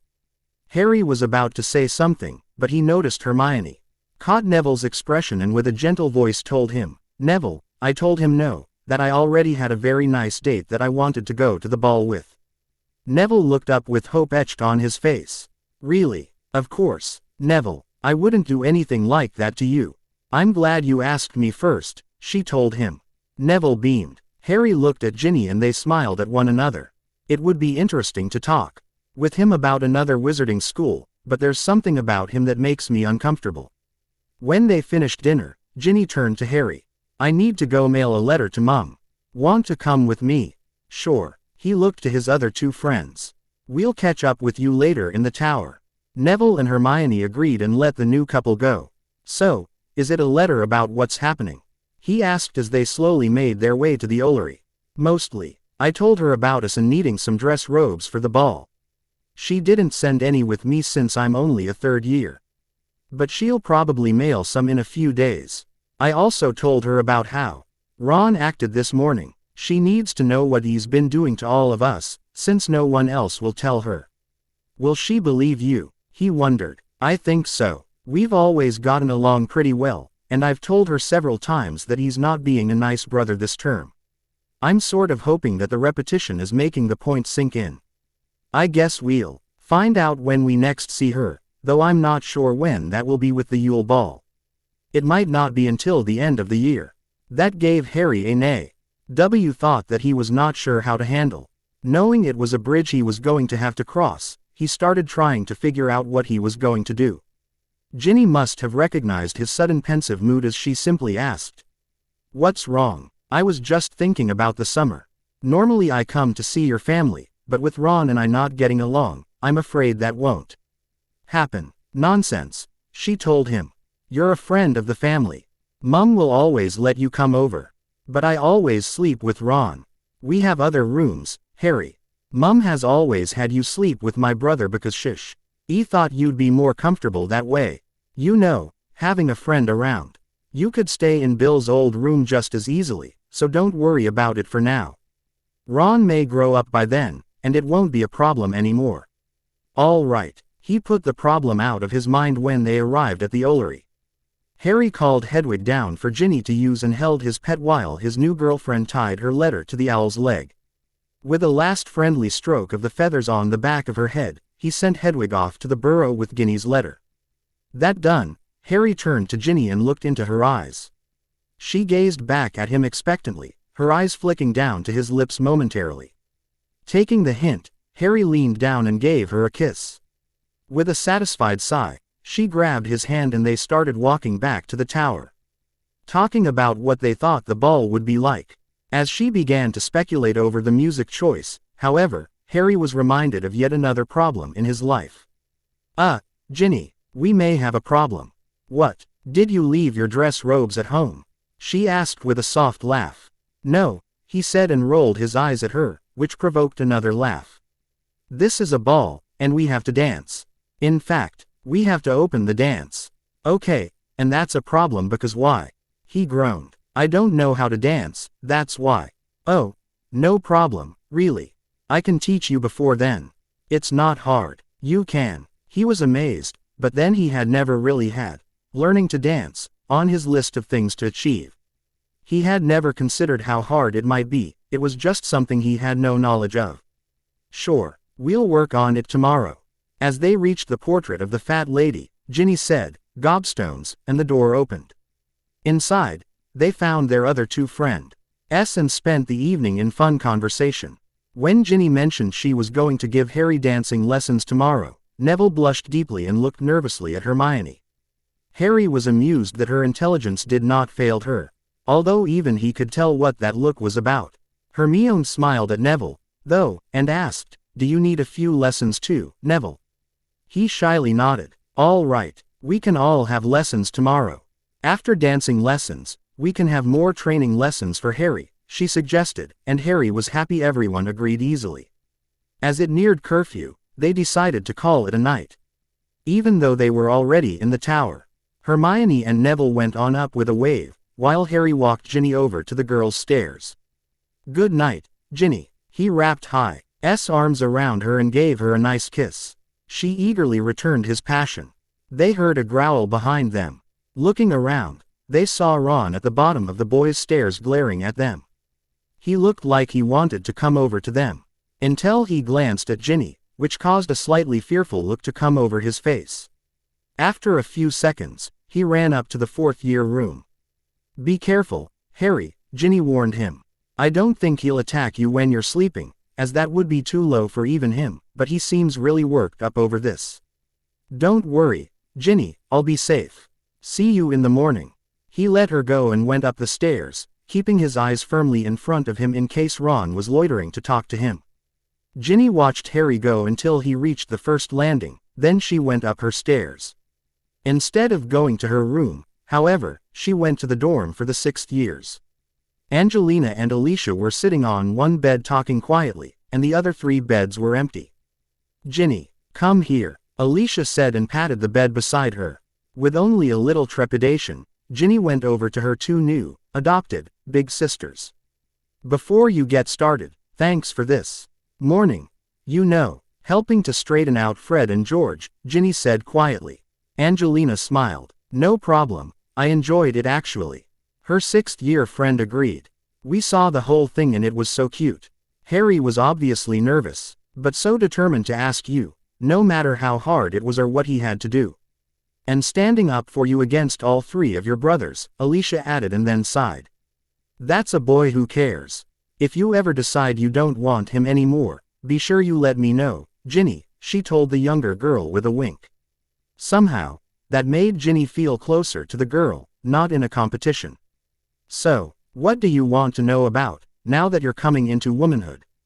Angelina asked. Well, I'd like to know more about kissing, Ginny said, already knowing her cheeks were glowing. Especially the techniques and what boys like. I know I'm not ready for anything beyond that, but I'd also like to know, right? This was one of those times when being of fair complexion was something Ginny hated. I guess I want to know what comes next so that I can, handle it well when I'm ready. That's the kind of thing Mum would never tell me, Ginny told them, sure she was glowing like a fire. Alicia grinned. We can help you there. Angelina addressed Ginny in a more authoritative tone. Now, when it comes to kissing, there are several different types of kisses, and ways you can do them. Ginny started taking mental notes with visions of trying them all on Harry over the course of the rest of the year. Harry drew his wand and put it behind his back as he came to the door of his dorm room. He truly did not believe that Ron would try anything, yet their friendship had deteriorated so much that he was not entirely comfortable thinking he actually knew what Ron was thinking anymore. Deciding he needed to be able to rereach should it become too much for some unknown reason, he left the door open as he walked in. He could already hear Ron bad-mouthing him to Dean, Seamus, and Neville, who were all leaning against their own beds. Neville was clearly furious with Ron, and the other two boys did not look overly happy with the redhead either. As Harry reached his bed, Ron turned and locked gazes with him. I told you to stay away from my sister, you piece of slime. You're corrupting her and I'm not going to allow that, Ron told him with venom. Ron, calm down. I will not calm down, you get. He shouted. I can't believe you kissed her. Did you use an imperious curse on her?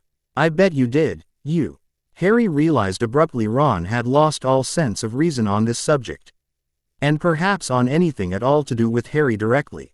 As Ron accused Harry of supposed wrongdoing, Ron advanced toward Harry, and he realized he could see Ron's fist was balled and drawing back.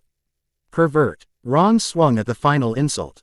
Harry deftly stepped aside at the last second and let Ron's fist go by him. The redhead overbalanced and his shoulder hit one of the posts of Harry's bed, spinning him and causing him to be more out of balance. Ron howled at the impact on the wooden post before he fell to the side, tripping over Harry's trunk, skinning his right shin as he toppled to the floor. Harry could tell Ron was going to get up and come at him again from the muttered curses, so he waved his wand and cast Petrificus while he pointed his wand at Ron's legs. Ron's legs went stiff and that caused more vocal cursing. You bastard, you hit me when I can't even defend myself. Come on, you wanker, fight me fair and square. Or is that too much to ask of a Slytherin like you? Harry knew immediately that he was not going to be able to settle this calmly and rationally, but there was no good solution to get Ron to shut up. After a moment, Harry turned to his three other dorm mates while Ron continued to curse. Will you lot make sure he doesn't leave? I'll be back in a minute. Sure, Harry, no problem, Neville told him. Looking at the other two, they nodded their agreement. Though Harry suspected they did not want to get involved personally. Harry smartly stepped around Ron on the floor, though his former friend tried to grab his ankles. Briskly, Harry went up the stairs outside their room, and knowing he had three choices, he decided to simply go to the top. As he walked into the room of the 7th years, one of them looked up at him. What do you want, Potter? Harry looked over to another 7th year. Alan, can you come down to our dorm room? There's a fight that won't seem to stop. Harry then told him what Ron had said to him and how Ron had tried to hit him. The 7th year boy prefect had been lying on his bed in just his pajama bottoms. Upon hearing Harry's side of things, he grabbed his wand and a t-shirt and motioned Harry back out the door. Harry saw that the prefect's t-shirt was on by the time they reached the stairs. Inside his dorm room, Harry noticed that Ron had managed to drag himself over to his bed and was trying to reach his wand. Neville had his own wand out, and was shifting back and forth uncertainly, while Dean and Seamus had moved onto their own beds and had guarded looks on their faces. Harry doubted Ron could get his wand down, but decided to play it safe regardless. Accio wand. The stick flew over to him. Damn it, Potter. Ron bellowed, and the hand groping for the wand lowered back down to the floor. I swear I'm going to kill you myself. I don't care if you can beat a dragon. I'm going to turn you into dragon food. You are going to pay with your blood for ever touching my sister. And your life is over for kissing her. Even if I have to learn the unforgivables, I'm going to take care of you. The prefect stood there slack-jawed as Harry waved vaguely at the problem he had mentioned on the floor. Harry was sad that they all had to listen to the vitriolic statements coming out of his former best friend, who was lying on the floor and obviously could not see the prefect standing in the doorway. Enough. Alan's voice echoed in the room, and the rage was almost palpable. Ron instantly shut up at the sound of the new voice and managed to roll over a few times so he was not behind the bed and could see the doorway. He paled when he saw the prefect standing there. I see your point, Harry. I don't think you can solve this, nor can I really. May I have his wand, please? Harry handed it over, and he could tell the prefect was striving to suppress his own anger at the situation. Now, Mr. Weasley, if I take that spell off, will you walk with me nicely? Or shall I just ton you and levitate you to another room? It took a moment, but Ron finally answered, I'll go on my own. The prefect removed the partial petrification and Ron stood jerkily, clearly flexing his leg. For a moment to get the blood flowing normally. Harry stepped back 2 steps to give Ron a clear path through the doorway, though he remained ready with his wand out and hanging by his thigh. Ron calmly walked over to the doorway. But as he neared Harry, he took a big step sideways and tried to punch Harry again. Harry had anticipated some antic, and quickly stepped sideways as he pushed Ron the other way and cast Stupefy. Ron went down like a sack of potatoes. Nice reaction time, Harry, Alan told him into the disturbing silence. What a git, Mobilicorpus. He then left the room with Ron floating ahead of him. Harry looked out the doorway and saw heads coming out of every boy's dorm room, and just knew that the commotion and yelling would have been relayed, if not heard outright, up the girls' stairs as well. It was almost inevitable that Ginny would hear about it, and he knew that she would expect him to explain it to her immediately. With a resigned sigh for how a good evening suddenly went so bad, he walked down the steps to wait for her in the common room. He had barely made it into the common room before Ginny rushed up to him and gave him a tight hug as she watched the prefect levitate her unconscious brother out of the portrait hole. We heard all the shouting, but what happened? Are you hurt? He led her over to a couch and sat down, but she surprised him when she sat on his lap and put her arms around his neck. It felt incredibly comforting, especially considering the emotional battle he had just been through. Slowly, he began to tell her, speaking softly into her hair, using her smell and the feel of her cuddling against him to calm himself and let the tension he had hardly been aware of simply drain away. Minerva McGonagall was trying to finish Gr. adding all the essays for her classes on Monday. Tomorrow was Saturday, but she did not want to be grading all day, as there was a new issue of Transfiguration Magic that had just arrived. There was a knock on her door interrupting her as she corrected an overly imaginative first-year's belief that being an animagus was easy. Surprised to hear a knock on her door, she glanced at the clock on the wall, quickly noting that it was 10:30. Her surprise grew yet again when she answered the door to see her 7th-year boy's prefect standing there in his pajamas and levitating an unconscious Ronald Weasley. Mr. McWilliams, I'm sorry to disturb you, Professor, but I'm afraid there is a problem that won't wait. May we come in? Curious as to what could cause this, she stepped back to Allo W passage and closed the door after them. The prefect set the boy on the floor and woke him with an enervate. Ron immediately started to get up quickly, but the prefect was ready for him this time. No, be still, Weasley. Ron looked up and saw the prefect with his wand pointed at him, then he saw his head of house standing beside the prefect. All of the fight went out of him in a flash. Would you please explain what's going on? Mr. McWilliams. Minerva was almost sure she was not going to like what she was about to hear. She had heard a few things about this particular Weasley during the year. Stories that did not cast him in a good light.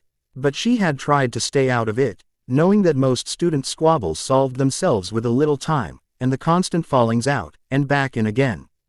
Were far too tiresome to keep up with. Alan McWilliams started explaining what Harry had told him, what he had seen happen, and then everything he had personally heard Ron say. McGonagall glared as the story unfolded. And while her prefect became nervous and pale as her gaze sharpened, it was nothing compared to how the Weasley boy changed color.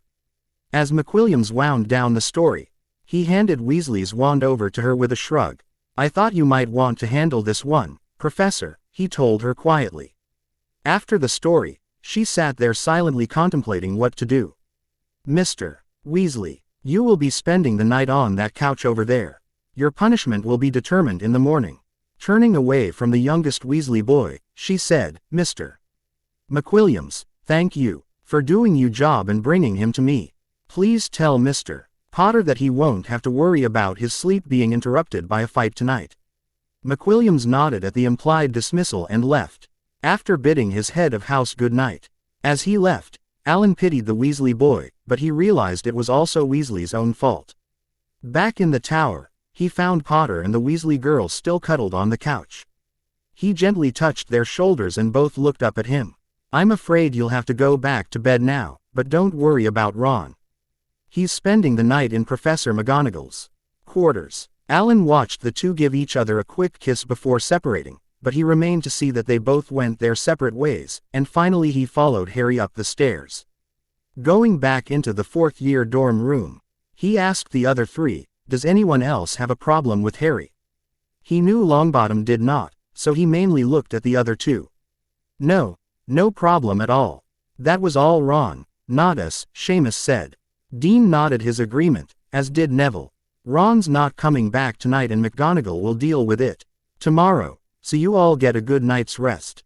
Sleep late if you want, since it's a Saturday. Good night." Shaking his head at it all, Alan McWilliams went back up to his room. He knew he would be telling this story several times before he finally got to sleep. He glanced in the room with the Weasley twins, but they were not about, which was surprising. Their friend Lee gave him a shrug, but the mystery was resolved when he arrived in his room and saw the twins sitting on his bed waiting for him. While he was not particularly surprised to find them there, he was surprised at their reaction to the story. They made it abundantly clear that they thought Ron was a git, and that their brother had screwed up royally. Please note that I've made Harry avoid the whole issue of, "But Ginny is Ron's little sister. I can't do that," that many authors like to torture him with. Instead, I've had him stand up to Ron and to a small extent Fred and George too, though their initial objection was an honest misunderstanding as they do like Harry.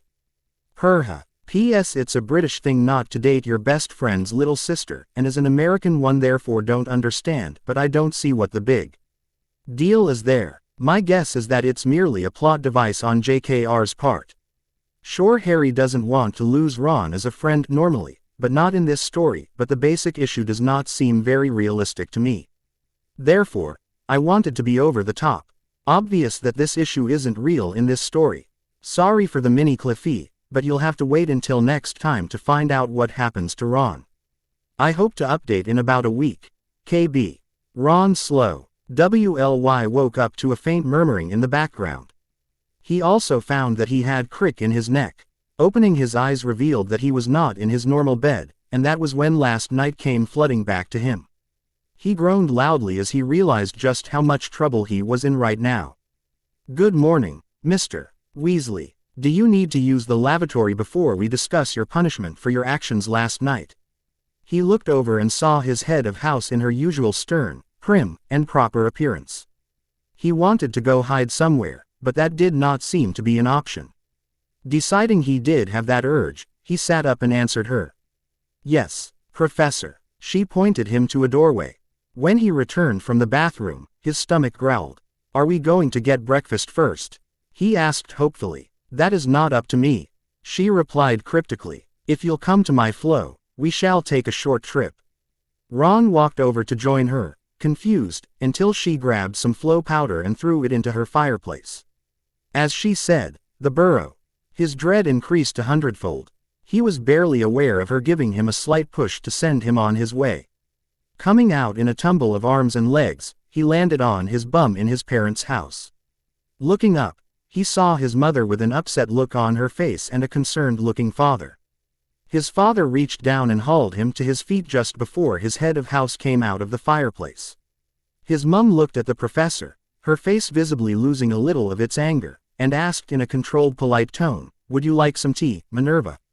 "Yes, please. I may need it for the length of the conversation we're about to have." Ron watched McGonagall take the immediately proffered saucer with a teacup and sit on the indicated couch. He wished he had his own cup of tea, toast, and bacon as his hunger made itself more vocal. The elder Weasleys each took a cup and sat together another couch, primarily facing McGonagall but keeping Ron well in sight. As he was about to sit in a chair by the fireplace, his mother sharply ordered, "Stay right where you are." Ron shifted slightly but continued to stand, knowing that this would be unpleasant in as many ways as he could imagine. His father cleared his throat in the silence. His normally jovial disposition was nowhere to be found. "Minerva, I suppose I'd like to say this as surprise, but we've had a couple of letters from Ginny lately that make me wonder if there is more going on than what there first appears to be." A new level of dread fell on Ron as he thought about what his sister might have said about him, and what that might mean for his head of house bringing him home. "I was reading a new letter from Ginny this morning about her delight in being asked to go to the Yule Ball by Harry, and how one of my sons." His mum paused and glared at him, misbehaved during what should have been an exciting time for her. "Does your presence here have to do with Ron's interrupting an invitation for my daughter?" His professor put her cup down and looked his mum right in the eye. "While that incident may have been a precursor to the problem, I'm afraid it goes beyond that." Ron wanted tea. Wilt from the glare he received from his mother, as his fears were coming true, this was not going to be good. There was no possible way it could come out to be any remote form of good. In fact, he thought he'd be lucky if the day turned out to be merely bad, but it appeared to be well on its way to a complete disaster. He was screwed. "Please explain then. I'm most anxious to hear what happened," his mother said with a strange mixture of curiosity and anger. McGonagall started her story with what she knew about the incident yesterday morning. As she explained that the story of interest D reached her ears before her first class yesterday, and had saddened her, she pointed out that these things tended to work themselves out, so she tried to only be involved when strictly necessary. She did not mention the twins' role in it, which Ron found frustrating, but his brothers had apparently worked things out. His head of house then proceeded to explain what had happened in the dorm room last night, repeating what Alan McWilliams had overheard as well as Ron's actions. The fact that Ron had had to sleep on her couch last night for everyone's well-being ended the story. There was a deafening silence for one eternal moment, and then Ron jumped as he heard thunder. "Ronald Bilious Weasley, what were you thinking? Were you thinking at all?" He saw his mum go for her wand in her apron and almost fainted. Already well familiar with the types of curses she used on errant children, he was saved by his father, however, who not only seized his mother's arm, but also gently took her wand from her. She hardly paid any attention in her obvious rage. "What do you have to say for yourself, and it had better be good?" At that moment, Ron realized that he could probably not say anything that would satisfy his mother. But he had to try, since McGonagall only told half the story. "I was just trying to protect Ginny. Harry was trying to take advantage of her. You should have seen him. He trapped her. Have you even talked to your sister recently?" His mum's shout had come down one level, though that did not stop Ron from cringing at the volume. "She is happy that she has finally gotten to go out with Harry. And you know quite well that she's liked him for years. That is the most pathetic excuse I've ever heard. Do you want to try again?" Ron realized that this battle was lost, and he was all but checkmated. In silence, he shook his head and waited for the punishment to fall. "Son, why are you suddenly at odds with Harry?" His father's calm tone belied the extremely disappointed expression Ron had seen on his face. But he knew that there would be no acceptance of his views here either. "I thought he was your best friend. That you were inseparable. Harry's changed a lot this year, Dad. He's being a real prat." It sounded hollow to his own ears, but it was the best he could come up with that sounded even remotely workable as an opening gambit for getting control over the board. "Is there anything else you need to tell us before we decide your punishment?" The complete lack of reaction told Ron everything he needed to know about how his father felt regarding his reply. Since Ron could see his mother was still about blow her top, he dropped his gaze to his trainers and gave the only answer that was certain to end the conversation. "No, sir. What are the punishments you are considering, Minerva? I think we need to take those into account before we decide what to add to it." Ron winced as he heard his father say that. "Young Mr. Weasley has not quite earned the right to be expelled. But a suspension is being considered, though that is something I'd like to talk about with you privately. Assuming he returns to school, he will have detention every night until the next term starts. He will also lose some privileges, such as being unable to attend the Yule Ball." "Ronald, have you invited anyone to the ball yet?" "No, Professor. It was much easier to study his shoes than look at anyone else in the room. That will make it easier on the young ladies then." Taking a breath, his professor continued her explanations. "I suppose we'll also have to alter sleeping arrangements. Though I only have an idea at the moment. In that regard, I'd like Ron to stay here for the weekend while I consider options and discuss them with the headmaster. I'll send his trunk here after I return, so he'll have his clothes and books. If he returns, he can bring it all back with him." Ron caught his father's expression out of the corner of his eye, as his father nodded and then fixed Ron with a stare. One that he knew was normally reserved for the twins when they went too far with something. "Son, go to your room and stay there until I tell you to come down." Feeling shorter than a garden gnome as he realized how much he had let his parents down, he turned to go. "And no stopping in the kitchen," his mother added. Ron trudged out of the living room and went up to his room. He could swear he felt the eyes of his parents tracking him all the way there. After her son had left, Molly looked at the professor. "More tea, Minerva." The teacher smiled faintly, though Molly thought her eyes held quite a bit of sadness, and held out her cup, which Molly filled.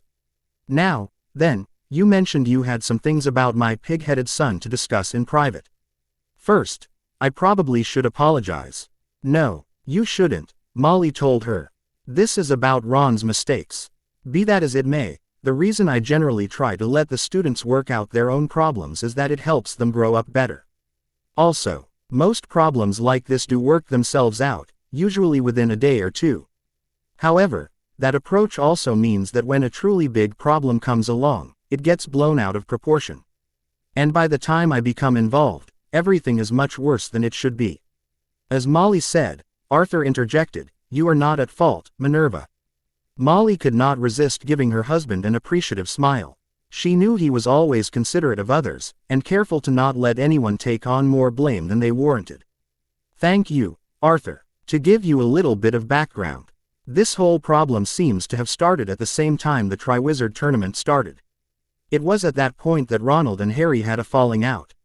That's what Ginny told me in a letter. She said Ron was jealous of Harry," Molly offered, thinking about what might be the real source of her son's pointless envy. "I would say that is accurate. They have had problems since then. And I have found the changes in both of them have been most interesting. Ronald has become more isolated, though he has some new friends in his other year mates. Sadly, during this time, his grades have dropped dramatically. From what I understand, he is barely passing most of his classes, and is failing potions and history of magic outright." Molly looked at Arthur for what he might think, but A.R. Chur only raised an eyebrow before he turned to McGonagall. "Considering that Severus is teaching potions, I suppose that's not a surprise, but why is he doing so poorly in his other classes?" "The most obvious reason is because of his friends," McGonagall commented. "His new friends are only barely making an exceeds grade in some of their classes, with an average grade in the rest. Not only do they not push him to try harder, they do not work particularly hard themselves. So what is now happening is a result of Ronald's natural effort and work. In the past, he has had Miss Granger to push him and help him, which she no longer does. I have heard that the falling out between your son, Arthur, and Miss Granger is due to other factors than the issues between Harry and Ronald. But that led me to another interesting observation." "Oh?" Molly asked. She was appalled that not only had her son been acting the cad, instigating trouble for Harry, but now he was on the verge of failing all of his classes. Arthur's hand on her forearm kept her from getting up and marching to Ron's room, but she was definitely going to have words with her son after this. The changes in Harry have been most interesting too. He is now doing better in all of his classes, even potions, though the change there is small, for the same reasons you understand about Ronald in that class.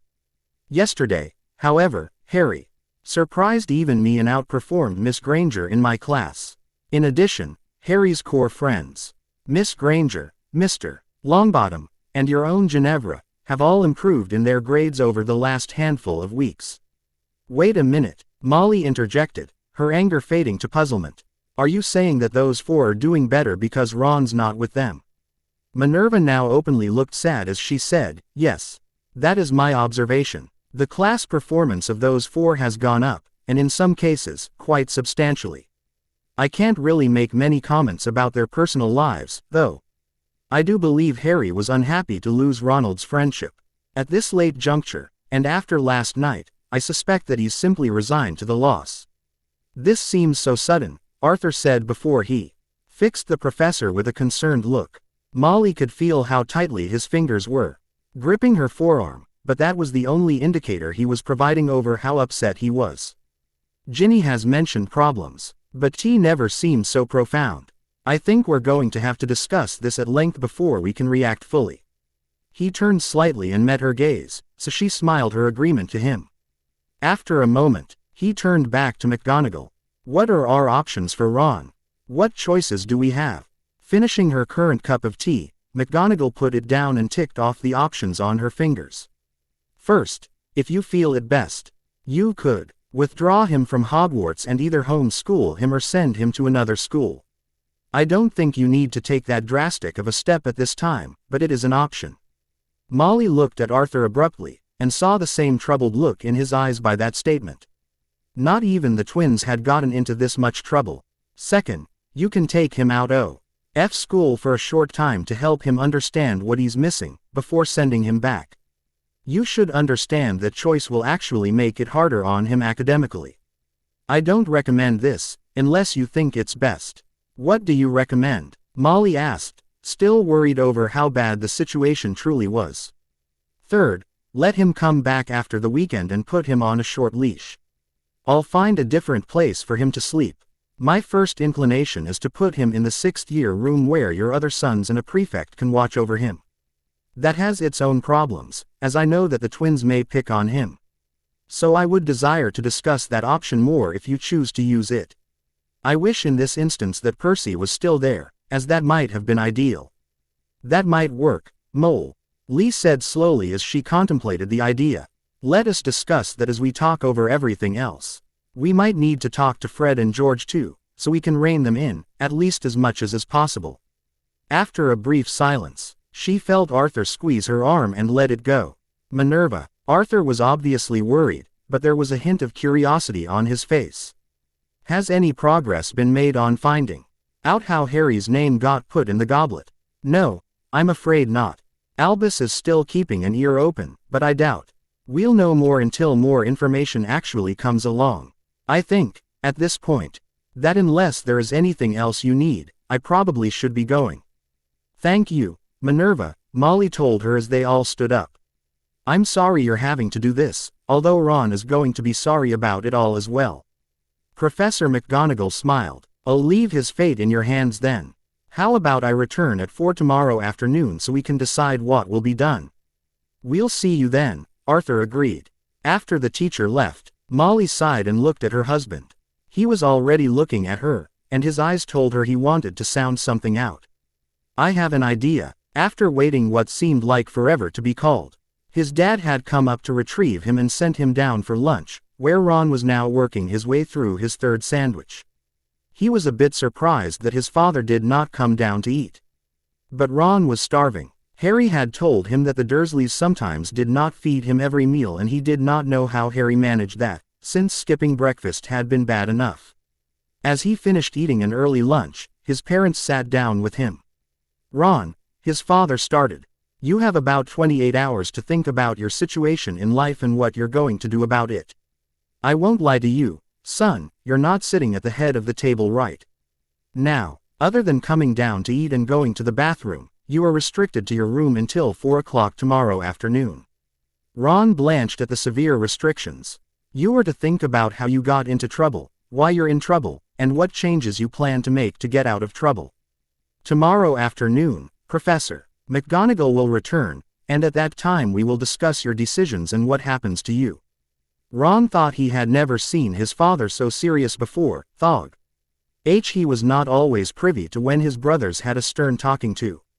His mum sat at the table frowning at him, but his father obviously had more to say. "I will warn you, do not decide to do something just because you think it's the answer we want to hear. Whatever you decide, it had better be because you think that is what you really want to do and plan to carry out, as you will be held to your decisions. Whether it's to return to Hogwarts or not." The boy gasped at the thought of not returning to school. He knew he was in trouble, and McGonagall had mentioned suspension as one possibility. But this was far more serious than he thought it would be. His mother interrupted his slowly building understanding of the situation. "An elf brought your trunk so you have your clothes. I suggest you go take a shower. Get into some clean clothes, and start your thinking." Ron nodded and grabbed his trunk and went upstairs.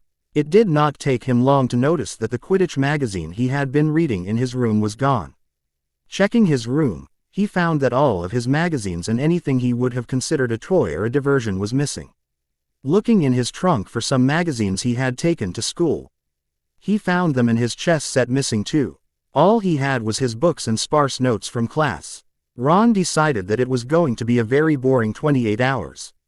As the foursome sat down for lunch, they discussed their mutual surprise at Ron's absence, especially since Professor McGonagall was there. She had missed breakfast, so they had assumed she was dealing with Ron then. The fact that Ron's trunk had disappeared caused a number of questions, none of which could be answered. That did not prevent them from speculating, though, as they talked quietly amongst themselves. After lunch, Hermione took them to their Transfiguration classroom. "I asked Professor McGonagall yesterday if we could borrow her room, and she said we could." "Why did you want to come here?" Harry asked. The brunette smiled and walked over to the side of the room where there was a Victrola. Starting the music, she moved to Neville and Ginny walked over to Harry. Very slowly, the girls started teaching the boys how to dance. An hour and multiple bruised toes for the girls later, dancing lessons ended and spell lessons began. Due to sore feet, it was mostly duels between Harry and Neville, though the girls helped to shield Neville from the sidelines.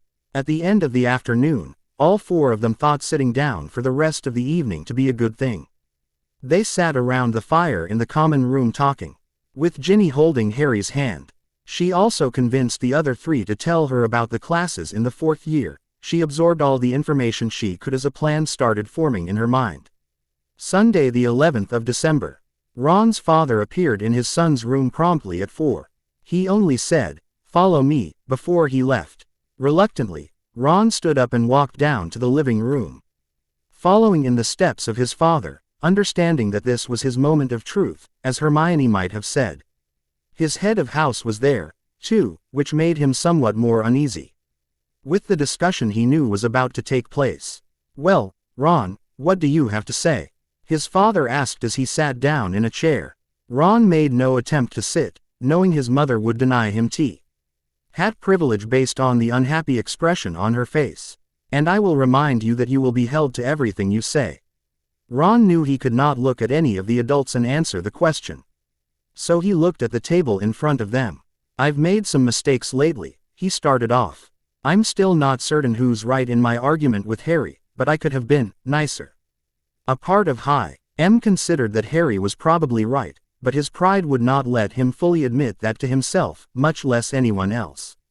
As for Ginny, well, I still think I did the right thing by trying to protect her. But now I understand that I should have talked to her before doing anything. That was as far as he was willing to bend, since he still thought Potter was dead wrong in regards to his sister, no matter what the twins said. "I see," his father said after a moment. "And what do you plan to do in the future?" Ron took a moment to think about how to say it in a way that they would be willing to hear his answer. "I know I need to apologize to Harry. Beyond that, it's probably best if we don't spend much time together." Ron really wanted to add a clause to his statement, such as "until I get over how I feel about him," but decided that would be a mistake. "I'll leave him alone." Anything else? His mother asked. No, I think that covers it. He could not think of anything else that had to do with Harry. Nor did he want to think of anything else. Nothing about your sister or your grades? She asked. I know I need to study more, but I didn't think they were part of what we're talking about. He did his best to wiggle out of the topic. He did not want to have to tell them how many dreadfuls he had received in the past month, not to mention the couple of trolls he had received last week. What about your sister? His father asked. I'll leave her alone, too. I still think it's wrong for her to be dating Harry. She's not old enough, and I'm not sure what his intentions are towards her, but I'll try to ignore that. I'll not cause any problems. The elder Weasleys looked at each other for a moment, then Molly nodded. Arthur looked at his son again. Very well, Ron. We'll let you return to school this evening. His surge of hope of happiness was quickly dashed. However, his father pointed to all three adults, will hold you to everything you just said. If you cause the slightest problem for Harry, Ginny, or anyone else, you will be pulled from Hogwarts and your mother will teach you at home. Do you understand? Yes, sir. Minerva, I guess we're ready for part 2. McGonagall tuned to regard Ron with what he felt was quite a bit of unhappiness. Mr. Weasley, she addressed him, I will move you to a different dorm. Do not even think about going into the 4th-year dorm, even if you are invited to do so by any of the occupants. Do not even think of fighting with them. You will have detention for 4 hours each night. School is in session for the rest of this term. And 8 hours each day over the holidays, except for Christmas and New Year's Day. Come see me for whom you will spend that time with. You will also not be allowed to attend the Yule Ball. If you break any of these rules, you should expect to be suspended for at least 1 month, assuming the headmaster and your parents let you return. Do you understand? Yes, Professor, he said very contritely. Perhaps I am being slightly hard on you, but I am extremely shocked at your stated intentions towards Mr. Potter while you were fighting him, and I hope that by showing you a little severity now, we can avoid bigger problems later. You will please stay here, Mr. Weasley, while I bring other people here. Ron watched his professor get up and walk to the floor, not sure what she was talking about. After a brief conversation addressed to the headmaster's office, he watched the flow flare as 4 people came through. All hope of any reprieve left him as he saw the people that had been sent for. His father addressed him while he was staring at the newcomers. Ron, I believe you have something to say. For a moment, he was unsure what his father was referring to, when it occurred to him why his parents had kept asking about his sister and Harry. His voice was weak when he finally spoke, evidence of his true feelings on the topic. Ginny, are you happy to be going to the ball with Harry? He did not want to remotely touch on the dating part. Yes, she said very evenly. Then I'm sorry for trying to interfere with you and Harry. I should have asked you earlier. Ginny looked at him for a long moment before she finally said, I accept. Her tone was such that Ron knew she was doing it only because she had to, that she was expected to, and not that she particularly wanted to. That knowledge hurt, and caused him to understand a little bit more how much he had hurt her. Turning to Harry, he said, Harry, I'm sorry for the way I acted toward you. I could have been more of a friend. Harry looked at Ron steadily and showed almost no reaction. It was obvious to Ron that Harry did not miss the fact that Ron had not said anything about his insults to Harry, nor for anything he had said about Ginny. Ron knew it was a very generic apology, but he hoped Harry would accept it, and get him out of trouble. It was the tone of voice as much as the words that let Ron know RRY had decided not to make it easy on him. Exactly what are you apologizing for, Ron? Ron looked down and took a very controlled deep breath. Taking a swing at Harry right now, no matter how much his temper made him wish to, would be the absolute worst possible thing he could do. Ron took another deep breath as he hoped to find the ability to say what he was supposed to say, rather than his more vague effort. When he looked back up, Harry's hand was held by Ginny, and Ron saw a tiny impish smile on her face. As he noticed that, he also saw the twins were pulling their cheeks in slightly, in a rather obvious effort to control their reaction. Blowing the deep breath out, Ron looked up at Harry, who wore an expression of righteous indignation, a look he probably deserved, Ron thought. I'm sorry for all the rude comments I made to you. I'm sorry for trying to hit you. I'm sorry for trying to stop you from dating Ginny. You may date her, but I'd prefer not to know about it." After a moment, Harry nodded and said, "I'll accept your apology for those things, as long as you never do them again." It was clear that while Harry accepted the apology offered, he was still bothered by something lacking from the list. Ron nodded once sharply, and turned to his father, hoping he would realize that was about as good as it was going to get for now. It was equally likely his father would be under no illusion that was the end of the problems, either.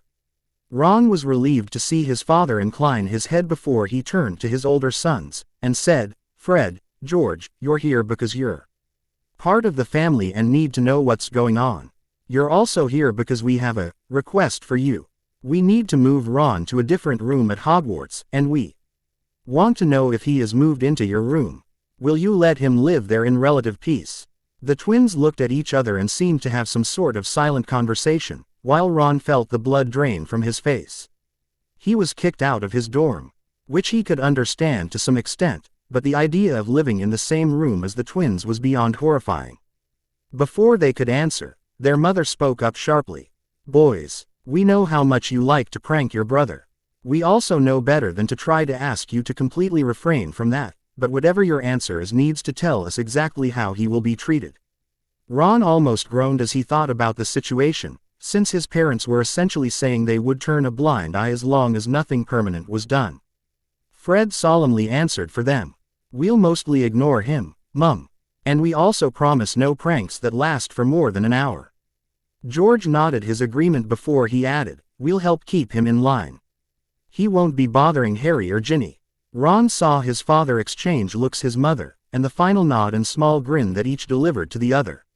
He knew now what his parents meant by adding to his punishment, but he sincerely hoped it did not get out of hand. His father turned back to him and Ron saw his face settle back into a sad demeanor. "It's agreed then. Ron, remember the rules, especially the one about not going into the fourth-year boys' dorm room. You may get your trunk and return to school with the others. Professor McGonagall will be informing us not only how your punishments are going, but how you are doing in your classes too." Ron nodded his agreement, thankful to finally be out of the unexpected confrontations, and went for his trunk. He had an axe over his neck now, and the worst thing was that he could see most of the problem was his own fault on some level. When he returned to the living room, Harry and Ginny were gone, but his brothers were waiting. They returned with him and escorted him to their dorm room, where he found a smaller than normal bed in the corner, but it was still larger than the twin bed he had at home. Settled in, he went to dinner. Sitting next to Dean and Seamus as usual, he found even they were reluctant to talk with him. Life sucked, Ron thought to himself, as the consequences for his actions were only getting worse. The only bright spot he could find was he no longer needed to find a date for the Yule Ball, or worse, wear the hideous lacy robes his mother had given him. Sunday the 25th of December. Christmas morning, Harry received a surprise as he was awakened by Dobby. After he got over that shock, he got up and found some socks he had no problem parting with, and gave them to the small elf as a present. An incredibly happy Dobby gave Harry a present of the strangest socks he had ever seen. Afterwards, Harry woke Neville and they took all of the presents at the end of their beds downstairs to share the time with Ginny and Hermione. The girls were already there and waiting. Ron was not there, which suited Harry and apparently everyone else, as no one asked about him. In a small attempt to be nice, Harry had bought 5 packages of chocolate frogs and given them to Ron. Amusingly, he found a present from Ron that contained 3 chocolate frogs. In addition to the usual Weasley jumper and fudge from Mrs. Weasley, Harry received a book on advanced defense spells from Hermione, a nice long maroon wool scarf from Ginny, and 4 pictures of his parents from Neville. One of the pictures was with another young couple. Harry looked at his friend in amazement. "My gran said she found them not too long ago, when she was cleaning the house. After she read about you being in the tournament, she thought you might like them. That one picture also has my parents in it. Thanks, Neville." Harry worked hard to keep his emotions in check, but the gift was incredibly valuable to him. With hesitation he asked, "Are you sure you don't want to keep this one with your parents?" It's all right, that's a copy. I have the original, Neville told him. Harry was unable to stop the huge smile he gave his friend as he held the pictures close and studied every detail. Eventually putting the pictures down, Harry, wearing his new scarf, gave Hermione a quick hug as a thank you for the book, and a longer hug to his girlfriend for the scarf. She was apparently happy to hug him back for the 3-wire thin gold bracelets, which now clinked together on her wrist every time she moved her arm.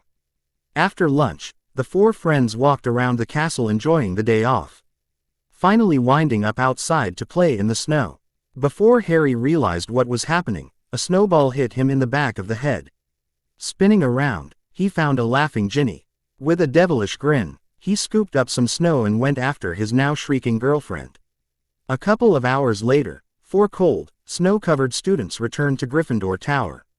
After warming themselves by the fire, they went to go get ready for the Yule Ball. As Harry was working on his hair, trying in vain to make it lay flatter, Neville came up to him. "Hey, Harry, how about a game of chess while we wait on the girls? I almost had you last time. Besides, it will be at least an hour before they're ready." Quote. Harry grinned at his friend. "If you think you can do better this time." Actually, Harry found that they were pretty evenly matched, which made the game a lot more fun for both of them, as compared to playing against Ron.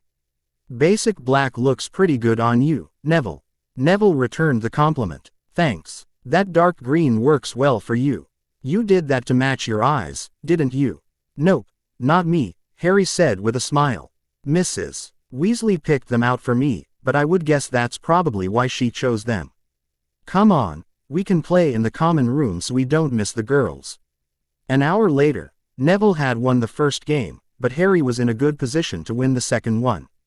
That was when girls started coming down the stairs, looking for their partners. The 2 fourth-year boys stood and straightened their robes, trying to be ready for their girls, making last-minute adjustments. There were a little over a dozen other boys doing the same thing, Harry noticed.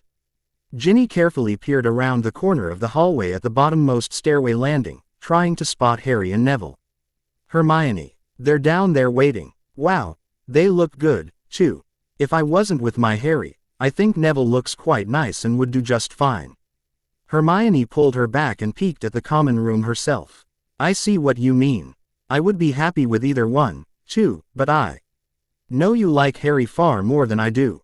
Hermione pulled herself back around the corner, and Ginny watched her straighten out her robes for the last time. Tired of waiting for Hermione to move, Ginny tried to hurry her along. "Shall we?" After a quick nod from Hermione, Ginny steered her friend down the stairs and followed right behind her. Ginny saw from her position higher up the stairs when Harry nudged Neville. "Look," he said in a fierce whisper that was easily heard from where she was descending. Neville looked up at the sight on the girls' stairway and he went pale suddenly. Ginny knew that Hermione was coming down the stairs in front of her, and she could see that Neville's eyes had firmly come to rest on the light blue dress that showed Hermione was definitely a girl. Her hair was also piled on top of her head in an elegant way instead of her usual bushiness. As Ginny looked away from Neville's silent watching of Hermione, she saw Harry obviously admiring her sea green dress, even if her curves did not quite match Hermione's. Her red hair went up, then it came back down in large graceful curls. She had spent far too long trying to make it look that way to stop and change it when Hermione pointed out it would make her look like a princess in Muggle stories. She hoped that Harry liked it anyway. Ginny glided in front of Harry, coming to a stop just as Hermione reached Neville. Harry stepped forward and gave Ginny a quick kiss on the lips. He was shaken. And tilting his head as he tried to work out his thoughts. "Gorgeous," he finally got out, "but I'm not sure that's good enough to describe you." Ginny smiled, thrilled at the genuine honesty in his compliment. "Thank you. You're quite handsome yourself, Mr. Potter. And you're beautiful, Hermione," Neville spoke up. Ginny caught the beaming smile Hermione leveled at their friend. "Thank you, Mr. Longbottom. You're very nice looking this evening too." With perfectly proper bows, Ginny and Hermione were faced with 2 boys who offered their arms formally, to which they laughed lightly and the 2 couples went to the Yule Ball. In the Great Hall, the couples separated, as Harry was required to sit at the head table. This suited Harry quite well, as it meant he would have her all to himself during dinner.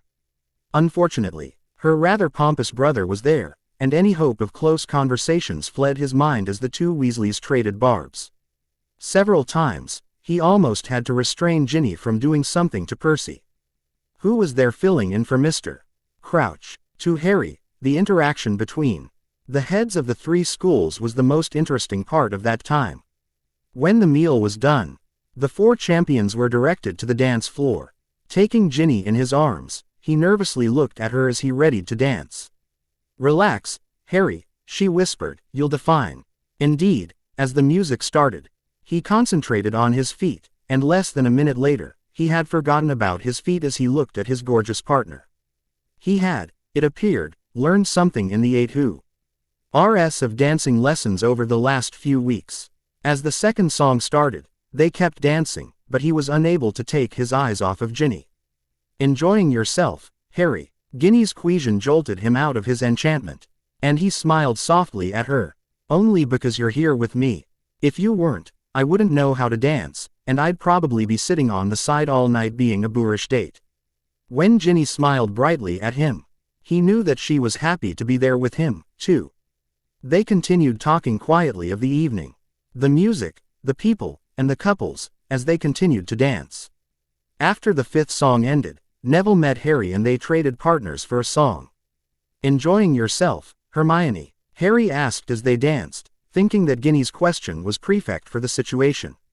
"Very much, and I haven't had my toes stepped on, not once the entire night," she told him with a grin on her face. "I could change that," he joked with her. With a light laugh, she said, "No. Thank you, though, Harry. That's quite all right. I'm enjoying myself as it is now, but if that changes, I'll let you know." "You do look like you're having a good time. Are you glad you came with Neville?"